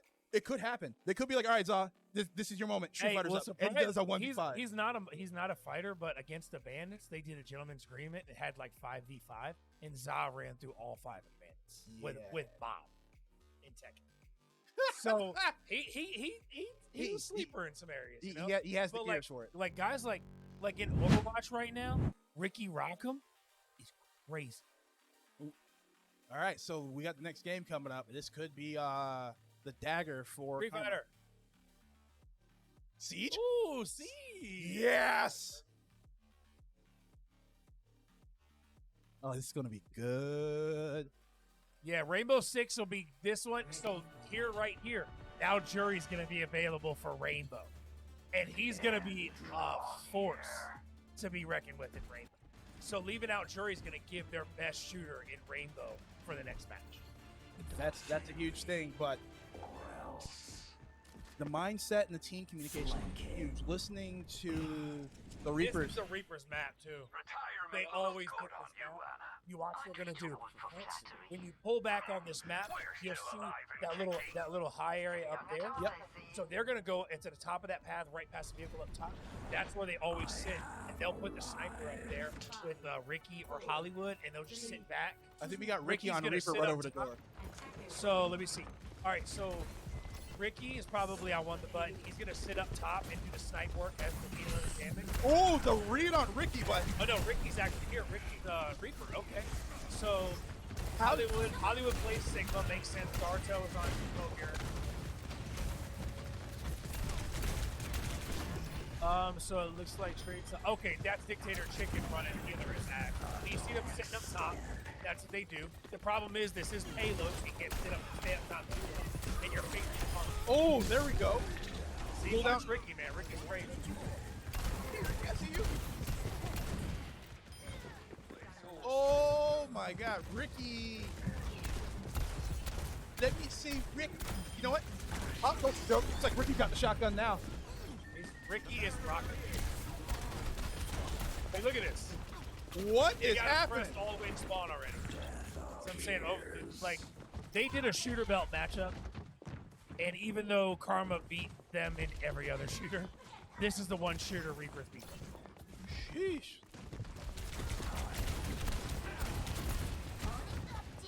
Yo, this is the worst case scenario right now because the D.Va went for the push. He has ult. And he's got his ultimate. Oh my god. Oh my god, he's hitting it.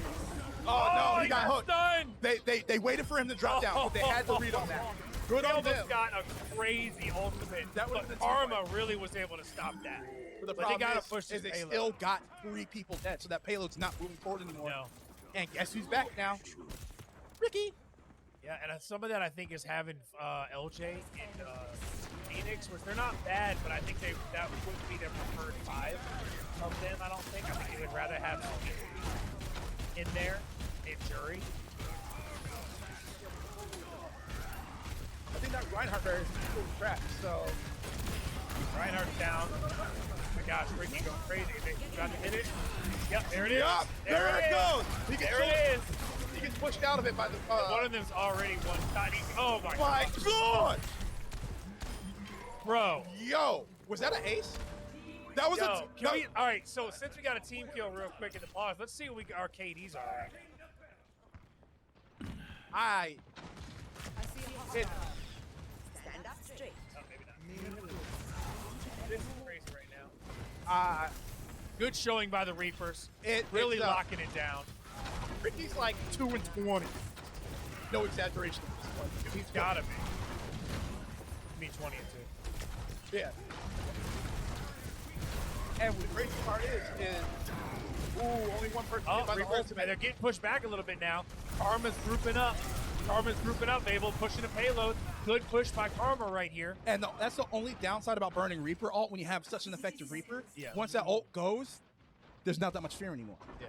So basically, what Karma's doing right now is what they should have done from the beginning. They weren't grouped up properly. That was a risky play by Ricky going in by himself. I mean, it kind of worked.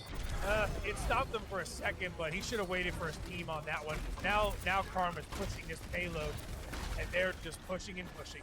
And now they got the first door open, and they're at the first checkpoint. Now we got extended time, which also could have been a strat by Reapers. Don't know. But right now, Karma is pushing, and they're doing a good job pushing. They're still up 4, and this is still going to take at least another, 10 minutes? Or 5, 6 per point? It could have been a strat. Maybe. Because if you notice, they didn't kill everybody, but got that movement. They got one person with the Reinhardt ult, and the Reinhardt ball was sold because. Actually, back there. That's all right. He still ain't Pizza Man. I don't know, man. Oh, good It's Reinhardt actually ult. surprising. I haven't seen him use Reaper too much. He usually runs different characters. But yeah, I guess he's just good no matter who he is. Yeah. So we got the Junkrat picking now. All right, so good push by Karma. They're already about to be at second checkpoint now. Maybe they character switched and were able to kind of lock it in. It's looking like that. But I think this is where Junkrat plays a huge part now. Because Junkrat traps are going to be huge right here. And also its ultimate. This is a very good, where they're going to have a great opportunity to kind of lock them in place and not let them move. If they do it right. And we got an Elite ultimate coming up here now. So that's the meet you. Why is Hollywood Oh, he gets the ultimate though. Gets killed. Hollywood usually runs Sigma and does better than that, so surprising. But Garto's got the ultimate right here. If he hits it, this would be a good time for So it. we got Gardo that needs to hit his ultimate, and then we also have Ricky with his ultimate up. So They're they're about about the to wheel finish right now. this Wheel now. coming in. Karma's about to be finished with this one. Almost There's the there. re-roll. Oh, he takes out the Reinhardt. That's a team kill. Oh, what a last-minute team kill push by Reaper. I think that tire turned everybody's head around to look for it and destroy it before it got there, and that just gave Ricky the chance to get in and drop in on everybody, and it worked out perfectly. Did Garto use his ultimate yet? Yes, he used it Ricky was pushing in. So as they started, Karma started shooting into the spawn. One of the who was it? See the Snappy right here has the Reinhardt ultimate. If he can get close enough to use it. Oh, he's deflecting the shots from him. Sometimes forget you can do that with Reinhardt. All right, that shield's taking a beating. They need that shield to help with pop. Oh, that was And he gets sleeped out of it. Yep. Amazing That's sleep why from they Hannah. use Axe to put the ultimate sleep. It's a smart tactic. We've seen the Reapers do that many times. All right, we got a hook. Ricky's down. We have no hook. Wait, I meant on. I knew exactly. Let's see. We got. All right, I think we're gonna wrap up this round with this map. Oh man, are they really gonna stop them that close? Karma's got to push this in. They're so close. They're right there. AJ is putting a lot of pressure on Reaper. He's contesting it, keeping it in. AJ is keeping them alive, keeping them in right now. Reaper for Reaper battle. Oh no, he's taking an ultimate again by Garto. Oh, the tire hit. And Pip-Boy ultimate right back. Oh, Petty. I love it. Oh, Ricky geez. I can't believe they stopped him so close. Ricky is feeling himself right now, and he has earned it.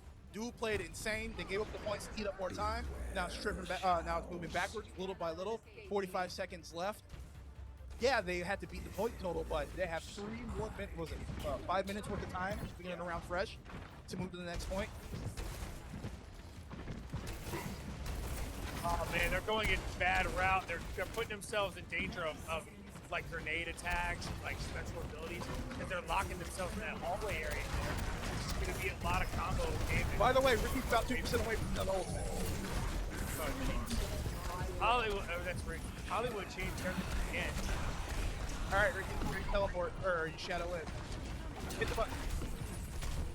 They had to read on it. They had to read on it, but that read was important. That stopped them from getting to him. Oh, tagged Ricky him up. is trolling right now. Bet not bring your kids. Hollywood with the ultimate triple kill, overtime finishes, but still 2 points by Karma. They're playing UEL right now.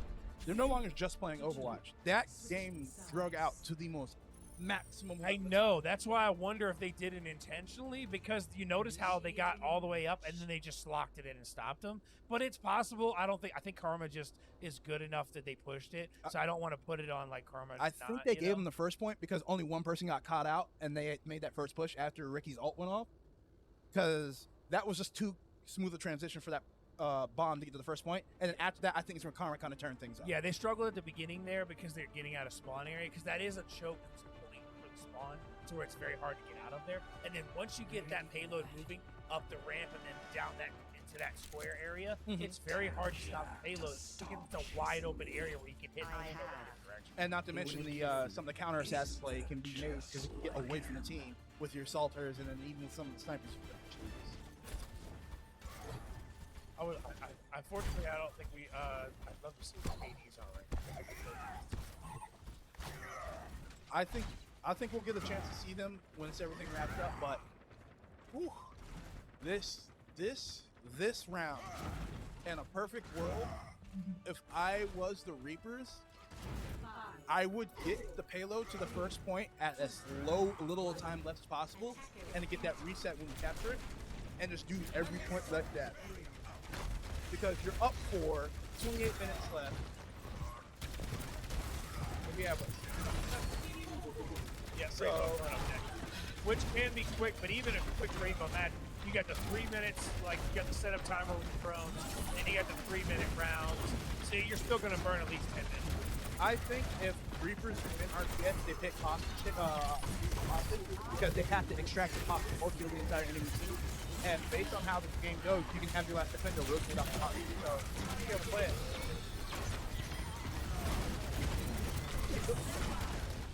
Okay, good push so far.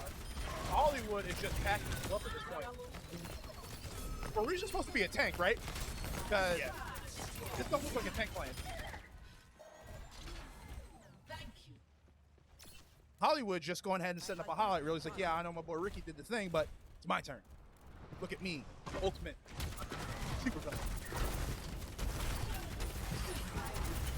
Good block on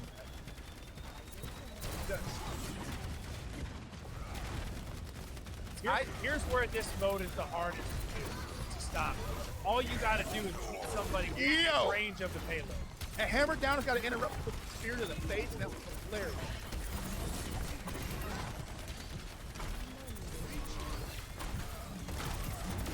Hollywood is just. Yo, they're all talking about hallway when he gets his ultimate. That's bad news. Oh, he's gonna hold it. He's gonna hold it.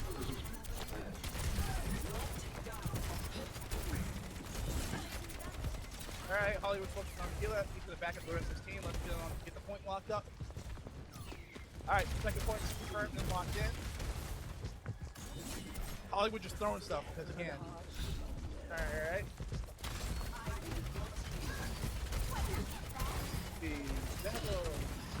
They don't seem to have a hard team that can like set up an easy or regional ult.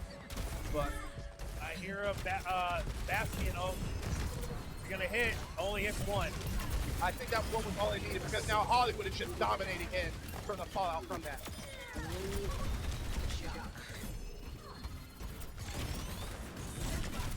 Yo! Hollywood said, Ricky's my boy, but I'm the dad. I'm getting this.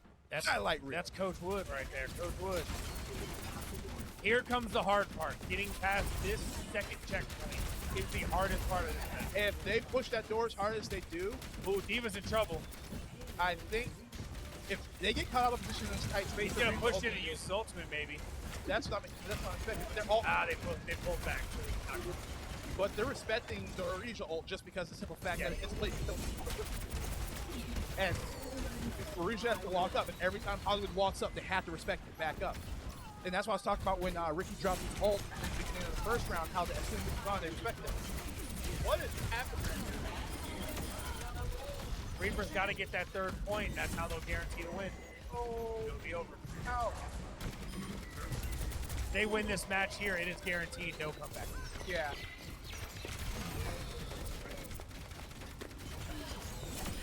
Oh!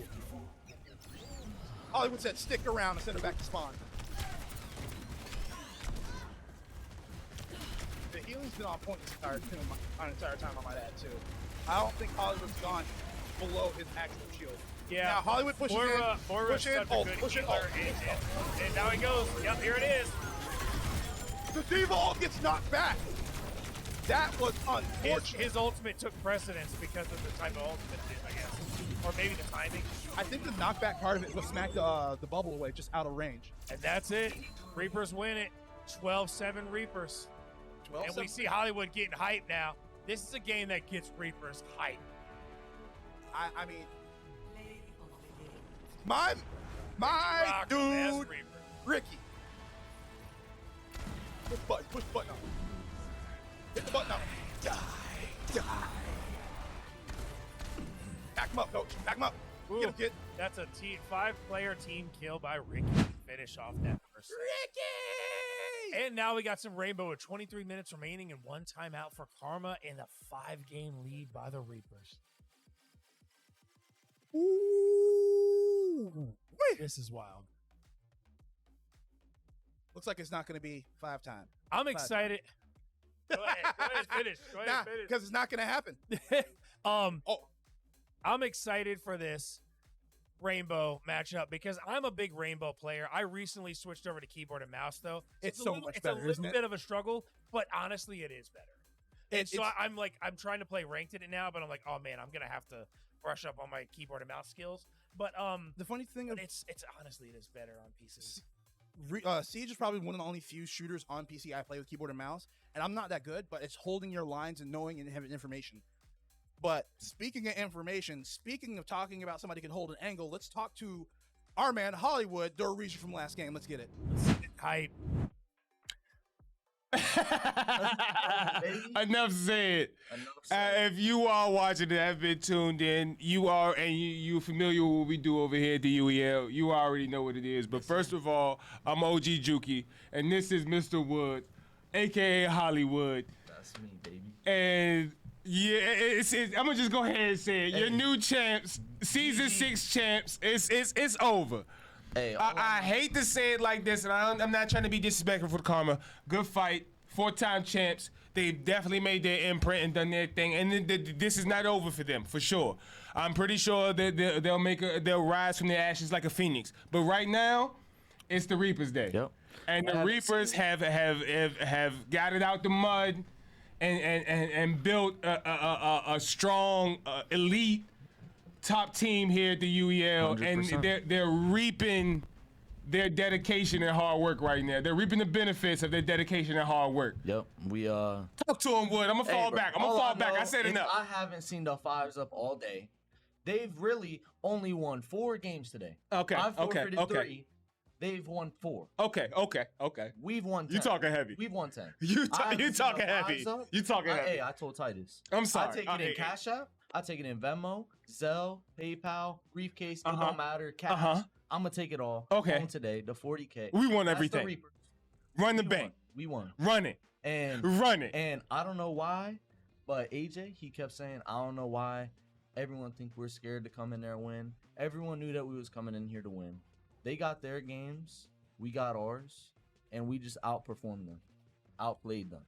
Kudos. I must say it now, but I will be seeing you to get. I ain't gonna give you too much prayer. I'm gonna wait till the boys get ahead to give you a lot. To give y'all do it. Just do. But you know, they still got 20 minutes left on the clock. But it's pretty much sold up at this point. There's they don't have enough time left on the clock to come back. And I will say, bro, I have been here for a short period of time, but in that short period of time, I watch you guys run the show. A win streak that hasn't been stopped yet, and you took it all the way to the finals. I want to say one last thing too. Everyone kept saying, well, Karma kept saying, the only reason they was losing because they didn't have their full lineup. We didn't have our full lineup the first 2 games. We didn't have our first lineup the first 4 games. Both full lineups here. We won. And by a good margin. Great margin. Y'all shake the building, man. Y'all shook the building, and but you just went off in that Overwatch game. Kudos to you once again. Y'all are fire, bro. There's a reason why my son loves you guys. He said it when he was like, he just based off the logo, he was like, the logo and the name, he was like, I like them. And he stuck with y'all sister. He said they gonna win it all, and he got it. Hey, bro, shout out your kid, bro. Love that. But I'm gonna let you get back. Y'all still got a little bit of work to do. I'm gonna be seeing you again real soon. Yes, sir. You see me about back to you guys. Just sprinkle it. Sprinkle disrespect. Sprinkle it. Just a little bit. Just right on the top. Jun Ken Ha. Jun Ken Ha. All right. Jun Ken Ha. Jun Ken Ha. Jun Ken Ha. Yeah, let's go. He beat me. All right, 2-1. 2-1. One for me. But Hollywood said everything he needed to say. The proof is in the pudding. The records are I think there. I said that right, but that's how they do it in DBZ in the Japanese. Jun Ken Ha. Jun Ken Ha or something like that. I don't know. Whatever. You get it. DBZ fans, you get it. But the proof is in the pudding. The Reapers have won 10 games compared to Karma's 4. I know. Won games that Karma should have won. Were the Kings not hungry enough for it? I don't think that's what it is. I think it's honestly, I don't take nothing away from Karma. I think what it really comes down to, they were sitting pretty at the top for so long. I think the league finally has enough talent that is just getting better. Just like case in point, there's been no sweeps this finals. Every match has been neck and neck competition from all the way down to the Trolls and Gorillas and Bandits, all the way up to Karma and Reapers. The league itself has just gotten so much better that it's kind of like Karma is going to have to branch out a little bit. They're going to have to work on some things. They're going to have to improve. For seasons, they haven't really had to do anything because they just win. And that's the crazy And thing. To a think lot about. of thing is that people don't forget sometimes. If you're already at the top, What are you What do working you go on? home and what are you working on? Exactly. And that's the so I think difference between that's the difference between people say like dynasty, a legacy and a dynasty. Yeah. Like you can have a legacy being a 4-time team, but a dynasty is a team that the Patriots, prime example. They always practice, always got better. Cheating aside, whatever. But at the end of the day, they still put the reps in order to put them in situations where cheating got them that last inch. Yeah, and like that's also like honestly, from what I see, you know what I'm thinking right now? Post loss Karma is gonna play with a fire and a passion and an anger that I think Karma next season is gonna come out very aggressive and swinging for the fence. I think they're gonna come out and they're gonna be like, okay, congrats, but never happening. Like they're gonna come back swinging heavy. because a loss on the biggest stage truly shows you where you're lacking. And coming up, like Hollywood said, we won 10, they have won 4. Yeah. So that means there's 6 games that Karma naturally wins, that they drop, whether it's rotational choices or advantages. That's what he was talking about too. Like a lot of those games Reapers won were their games, but they also won a couple of Karma's games. That's exactly what I'm That's saying. where it comes down to, where he said they outperformed them today. But that's something that the Reapers have done. Honestly, this 7 right here for the Reapers has really done it. It's like this season, that 7 is like they. You know what it is? Karma always had a chemistry and a teamwork with their lineup, and no other team had that team chemistry. And then the Reapers had that chemistry. The Reapers have. And as things slowly progressed, the skills came in, and then the confidence came in, and then, like you said, the trash talk was early to get everybody to buy in. Yeah, we out here, we better than you. Yeah, and then once people realized they were legit, now they've been a little. It's like, all right, cool. Y'all know what it is. You know what we're doing, so we're gonna go back to working on ourselves. Good luck. Next thing you know, they blow up a team during a game of League. Yeah, but and it's then all Scarlet drops 2nd place in F1. Yeah. What? I don't think anybody second expected place. Scarlet to go out in F1 and just shine like that. Also, AJ did very well too. Didn't expect AJ to be good at F1 either. He didn't do as good as Scarlet, but he did. I pretty buried good. him a little bit because I forgot that he is sports and racing is a separate genre. So I apologize on that, little Harlow. I think the biggest shock of today was Jury losing CTR. No, not like, just listen, losing, and that forcing is- a forfeit. That is not a knock on Cat, because the Cat is good, but even the Cat in Hollywood, in their minds, thought from day one till now, oh, Jury can't be beat CTR.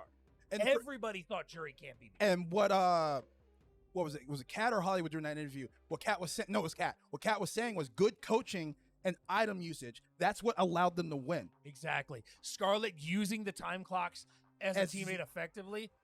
And this is also that, which also brings us to Scarlet's been around the league a while. And even though he's not like the star of the Reapers, that acquisition to the Reapers has worked for both sides, because he has had a chance to really prove outside of fighting games where his value is. And then the Reapers got another fighter player to kind of complete their lineup. It's like, hey, we got a couple of guys who know how to play fighting games, cool, but we need you to be that guy for our rotation. Yes. All right, cool. Because you got Chicken that's good at Street Fighter, you got Garto good at DBZ, you got but you really, what you need, you got Cat good at MK, but what they needed Is a was consummate fighter player. a fighter that is good at every fighter. Yeah, just And put that's him what in. they needed. A lot of teams need it. Trolls need it too. Trolls do have some decent fighters with like NSB and Spartacus, but they still need that ultimate kind of fighter that can play every fighter. Like everybody looks at him and it's like, all right, well they're up, so what do we do? Gorillas even they need that too. Now, especially after the trades, they need that what'd you say, consummate fighter? Yeah. Like, they need that consummate fighter. And there's a lot of teams like the Boos have like 2 or 3 of them. The Ravens have 2 or 3 of them. You know what I mean? It's like some teams are so stacked on fighters, but then they lose in the games. And that's where the crazy thing comes in, is that team composition and doing the practice. So Karma burned their last time out. So I'm pretty sure this is, based on the Siege game goes, we're going to have maybe one more game after this, and then we'll be celebrating our new champions. Because just mathematically speaking, I try to be positive. I'm trying to be positive. But mathematically speaking, the Reapers are going to be your new Season 6, or your new champions of Season 6. Yeah. The king has been dethroned. If you aim for the king, you better not miss. And 12-7 with only actually 14 game wins between the two teams. Man. Not to mention, we have so many good players coming in the draft in a week or two. Like this league, if you thought it was competitive and good now, just wait. When I tell you I have my work cut out for me as a commentator to actually know what's going on with these players when the next season starts up, and as a general manager to figure out how I want to build my team, who I'm looking for. And I'm looking at this right now. I'm just like, what do I do? So one of the things I'm looking for next season is a couple of key things. I want to see what team out of those 4 new teams, I want to see if one's going to be able to step ahead of the other 3 with a commanding good start to the league. And then I want to see out of the remaining teams now, with the change up and the mix ups, which one of these remaining teams is going to either stay on top or push to the top or fall. And it's going to be interesting because, once again, like you said, when a team's been ahead for so long and they hadn't really developed anything outside of everything they're already good at, how are they going to respond? Is it going to be a total? Karma hasn't really brought anybody new except for Rick Foci and Doomsday. And they just had their same people. And I don't know because I haven't seen a lot of Karma's games. I'm not going to sit here and lie because I only haven't been here that long. But I haven't seen a lot of those other names you mentioned being played. So has it always just been the same 7 with the other guys kind of popping up every once in a while for availability? For the most or what? part, yeah. For the most part, Karma's been around this lineup. Tegeta was in a lot more. He was in not much this season. I think he only played 1 or 2 games. Tegeta was usually in the lineup a lot more. Next season's got a lot of game changes, and there's still some shooters, but some different shooters.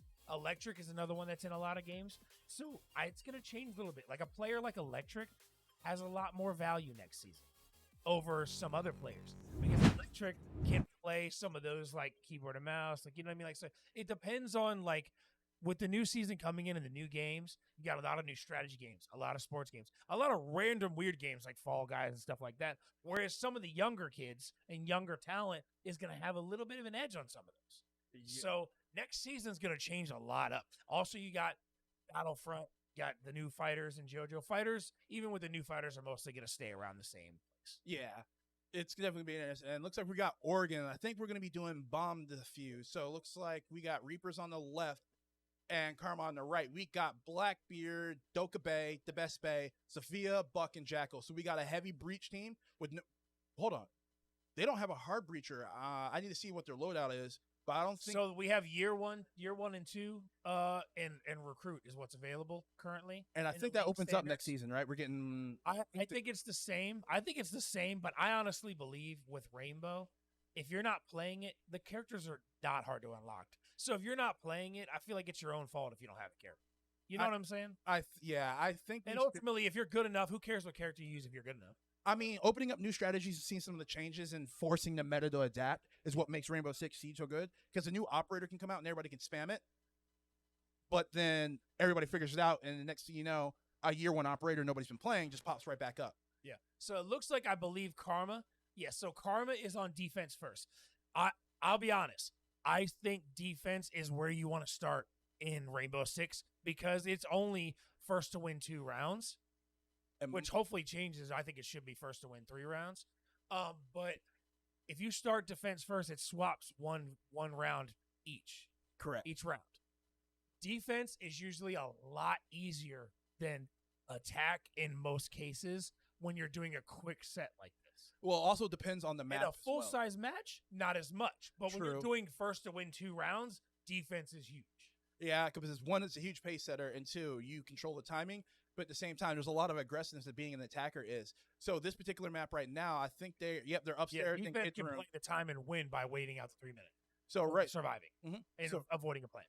So right now we have Karma set up on Kids Room and Backside Tower. Right now, the Reaper's going with the default pushing double windows and bunk beds, and you got 1 person on the back side of the map, or is that just on the if you didn't already know, Reapers don't care. They already won this. They're gonna win. Their mindset is we're gonna win this game, and we're gonna go into whatever's next and win that too. That's their mindset. Now, given the time, depending on how long this goes, they might have to call a timeout for a next game. I don't think. That's a head tap. That's a kill. 3-4 right now. 3-4, and that was Ella. Yeah, that's who I use in the year 1 and 2 set a lot of times. I like Ella because Frost is very good in the year 1 set. I like Frost, but I think as this as next season rolls around, teams are going to start slowing down, and that's what Frost punishes the easiest is your high octane teams that like to just force push everything.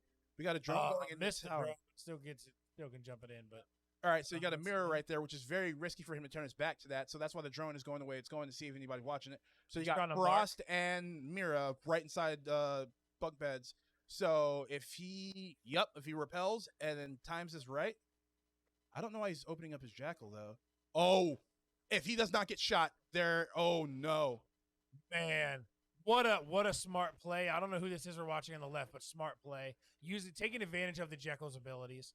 Another perk about this, even though since we're limited on people, there's no bans.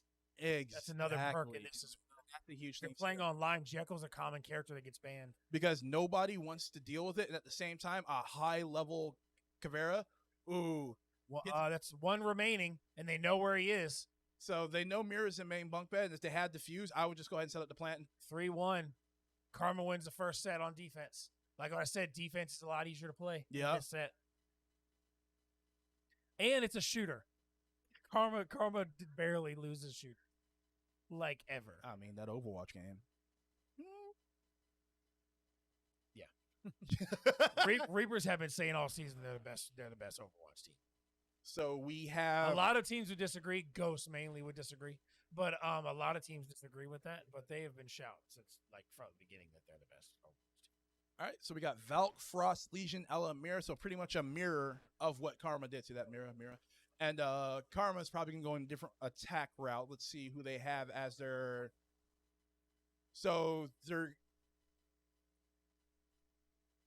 13 minutes left in the match. And then we got Ying, Jackal, Habana, who's that? Zafia, and Dokkaebi. So you have Jackal and Dokkaebi as your information gatherers for Karma.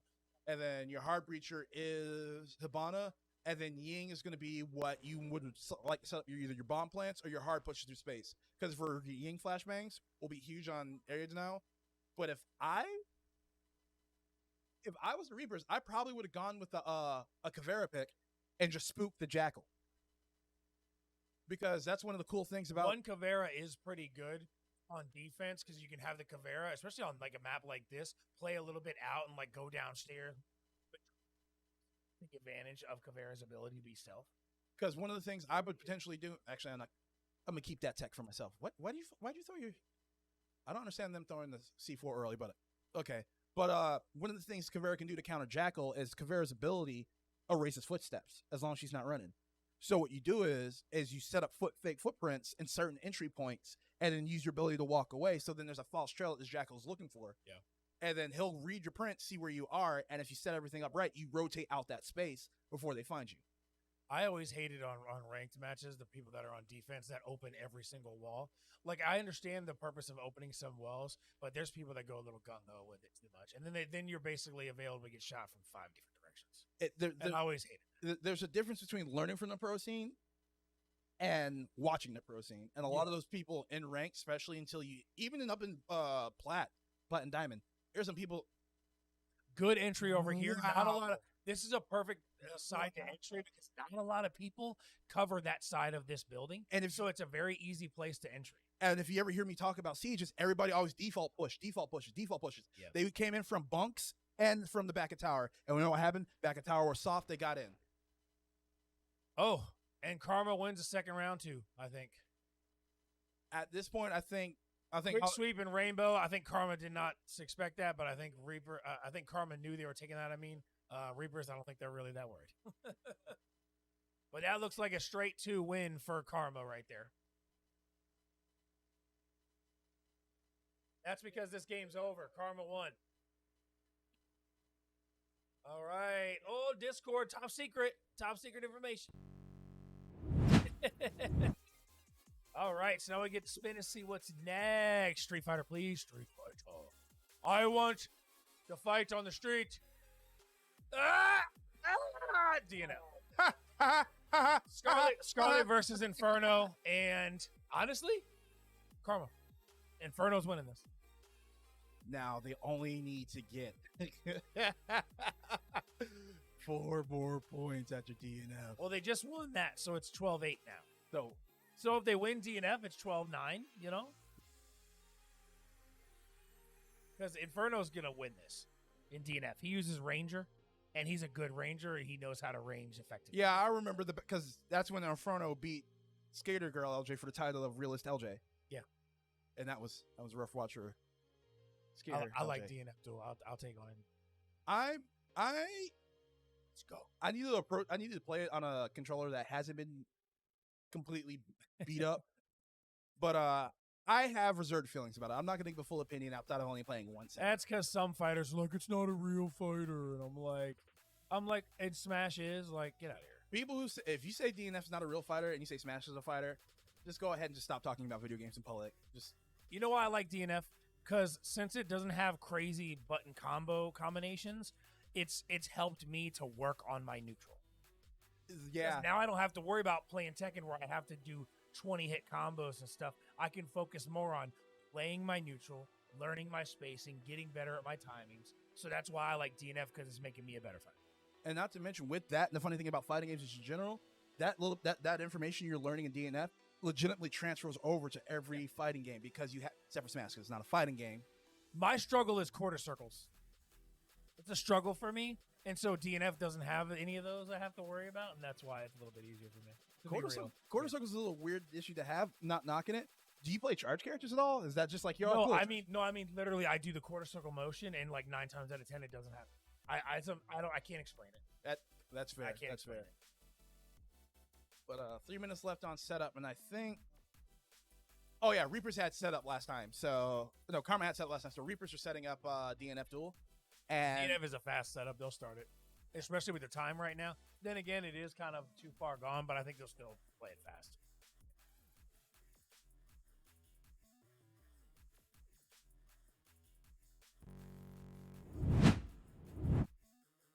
So Karma's decided they don't want to play the last game. They're going to run the time and finish it off. The Reapers are Reapers are running the clock. So what they're doing is what you're seeing is the hand cam out here to show the crowd out here and what's going on. But to finish it off, we'll listen to the hand cam for a couple minutes on this. But congratulations, Reapers, on being the first team to dethrone the king. It was hard fought. I think they just kind of took a kid's lunch money, but either way, it was a great match. There's great strategies on both sides. Some things didn't work out, and I think this is going to be an opportunity for Karma to come back even stronger and more dangerous. But the Reapers, they got the first championship. Now they're going to be looking for the next one.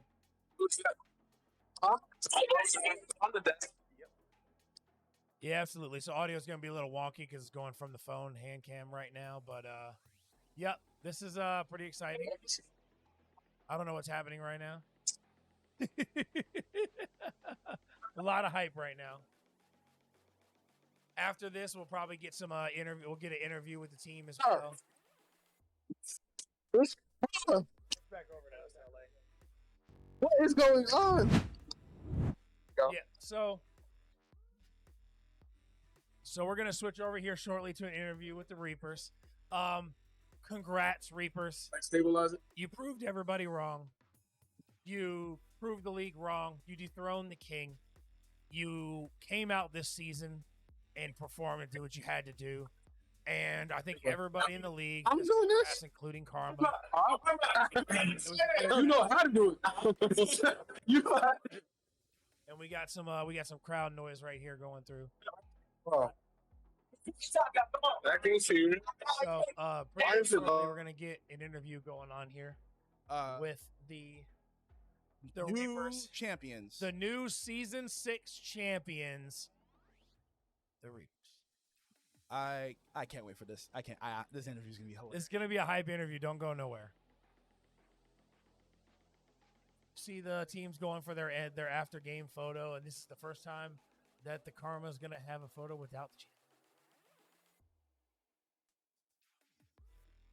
All right, man. I still can't believe how easy the Reapers made it look. Like, it was dominant. Yeah, it was dominant. Congratulations. Yeah, it's all you can say at this point. And here we go to the winners. Your champs, the Reapers. OG Juki, and I'm here with your season 6 champions, the Reapers.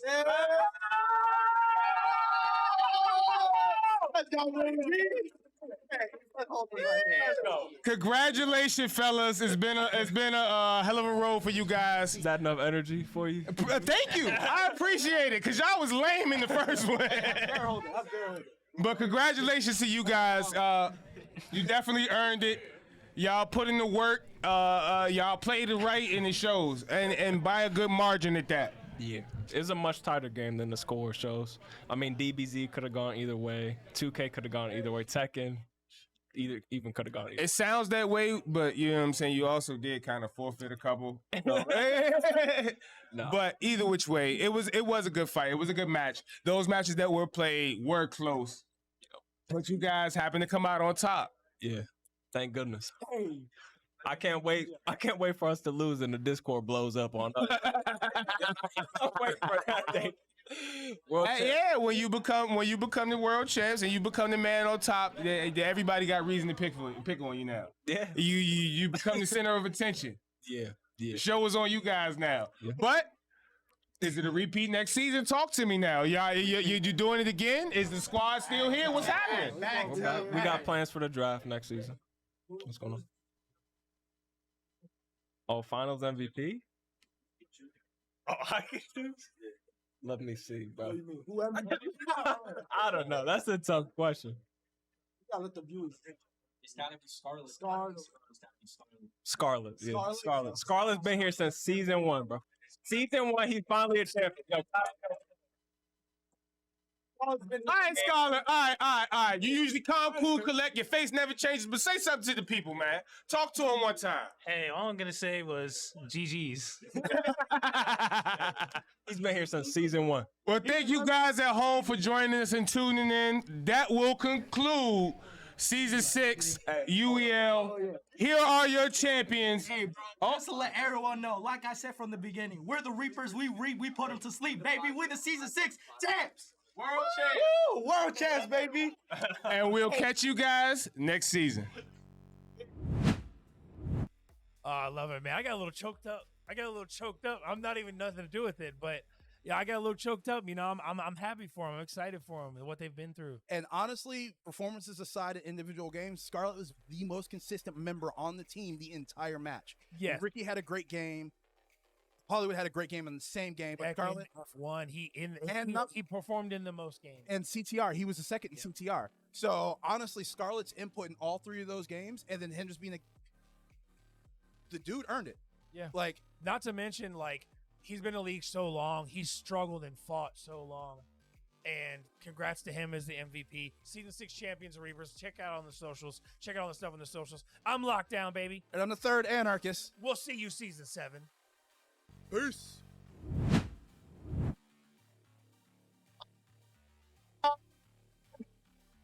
It's freezing out.